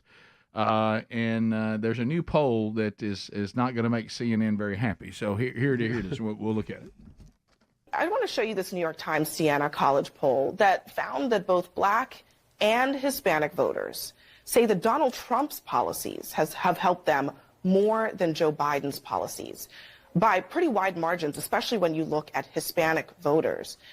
Is that alarming to you, that nothing that the Biden campaign has said or done to this point has brought that at least closer than it is right now in this polling? The Biden administration has an incredible track record of support in making sure that it is working at all times to build an economy from the middle out and the bottom up, as opposed to the top down. That was Democrat Hakeem Jeffries. Yeah, Hakeem, it's like every Democrat walks around with that cue card. Yeah. And I'm sorry, all you did was say something. You did not explain anything. No. And the reason why they're having a hard time right now is the problems that everyday Americans are facing are right in front of their faces. Yeah. You can't hide it. And the soothsayers that get out there to spread the word for the administration, people ain't buying it. Right. Because they know different. Yeah, it's almost like you're eating something that does not appeal to you, and a person thinks, if I can tell you something different about that food, you'll like it. Yeah, kind of like Sam I Am. Right. So here's 2B. Now, another big concern is what well, the same thing that some people think, and you're right, it was never proven that it actually weighed the election, but we did see some things in 2020 that concerned people. Was it enough to swing the election? That has never been proven. But people have said, have we resolved some of the things that went on in 2020 that makes them concerned about 2024? This one isn't going to help because you want to ask the question, has something been done to resolve this? Something that has been discovered in the state of Michigan during the 2020 election. In a nutshell, we found several other things using open source data. There is a gentleman named Eric Lutzen, and he has matched up a list. He started looking at voters above the age of 80 that were registered for voting and did vote in Michigan, and 17,327 Michigan voters also had a corresponding obituary. And I didn't print that whole thing out, but I can give you that website for the tabular data, and it's about 350 pages or so. So in the essence of time, I'll close it out. We'd be happy to chat if there's any other specific information that I can provide to you about our findings. Yeah, what? 17,000 dead people voted in Michigan? That is correct. Now, that according to him. So if you can find the corresponding obituary with the person's registered name and address and whatever else you need to be identified, I'm with you, Bubba. You and I have tried to say, sometimes these things are true, but did they have any impact? I think you and I both have said off the air today, 17,327 dead people voting. It's a big number. Yeah, what was the vote counts in Michigan last time? I don't know, but I just don't think. I think if you're a Republican or Democrat, I think we could all agree. I'm trying to find these middle grounds that dead people should not be allowed to vote. Anybody okay with that? I agree. Anybody okay with that? That seems fair. Here's the numbers for Trump and Biden. Mm-hmm. So 2,800 voted for Biden, 2,600, or excuse me, 2,800,000 versus 2,600,000. So you're talking about 200,000. So even if that was so, that would have made a difference. But it is disturbing that many people voted. Yeah, and then you say, well, if 17,000 dead people were successfully counted, what other shenanigans might have got us closer to that 200,000? The mail-in votes alone. Right. I mean, my goodness. I mean, that does concern you, and we knew people personally. It didn't have a big impact in our state, but we knew people personally that had loved ones who had passed, and they received all they needed to fill out and have that person vote. Yep. Because of the mail-in option we got during the pandemic. Yeah. So anyway, who knows? But here's what I think we can say. I don't like 17,000 plus people who are dead voting. No, I don't like one doing that. Adler, you said you had another video on how Taiwan does their election night. Yeah, Taiwan, they just held their election. They required you to bring a photo ID, and you got to prove who you are at your correct voting station. There's a concept. They use paper ballots, and they count the votes of each station one by one in public view, and there's no mail-in ballots, and they get it all done in a few hours. The election results are known the same day, and here's a news package about that. We're at a polling station here in New Taipei City where the polls have closed and the votes are being counted as we speak. The interesting thing about elections here in Taiwan is that there's no absentee voting, so everything is done in person. You can literally see people there where the votes are being put on paper. There's volunteers inside now reciting what those votes are, and their other volunteers are tallying up those votes right now on that whiteboard. Now, you gotta wonder why they do this, right? Well, it's fair, it's safe, and it does protect Taiwan from any sort of interference from China or other players out there. It is an old school way, and certainly maybe not as efficient as some other economies out there, but certainly it's a way that has worked election after election. Well, I understand that we have 340 million people. We're a much bigger operation than Taiwan, but They've still got 23 million. Yeah, so it's about like it's the concept still. It's a little bit, but you could do that in But each every individual state state. can do it that way. And that's as you said, our states are about the size of Taiwan. Why not do that inside every state? And California, it just took them, 10, 11 days to count the votes between Adam Schiff and Steve Garvey? Right. Who won that? Schiff, but barely. But both of them go into the general election, right? They do. Yeah. But yeah, you're right. And I think that a lot of He's up at the times plate again. Yeah. Don't you guys agree? I mean, you can't help it if you're a citizen. You think this. You think, okay, our tax system could be easily simplified. So why don't we do it? Well, I'll tell you why. And you've said it, Bubba, and you're right. Because then it can't be politicized. Same thing with elections. We all know that our elections could be simplified, and it could be extremely difficult to compromise them, but then it would be extremely difficult to compromise them. Yeah. So you're going to have the people that benefit from bad systems always keeping bad systems going. You know, when it comes to taxes, like you were talking about, if we just go to a flat tax, let's say 10%. Come on. You would see who a lot of politicians say they want to tax these ultra rich folks would have to pay 10%, and most everybody else would get a tax break. A flat tax would help. The middle class would, for sure. The wealthy rich would not get away with not paying taxes. And No loopholes. And as you said, everybody top to bottom would have more of their money in their own account. Yeah. And the government would also have more money in their coffers because nobody could get around it. Well, you think that just makes too much sense. It's kind of like the time change. You know, everybody is for it, not changing the clock, but we can't seem to get it done. No. And there's a reason why we can't. Those that benefit from that confusion don't want it to change. Top of the hour. Rick and Bubba, Rick and Bubba.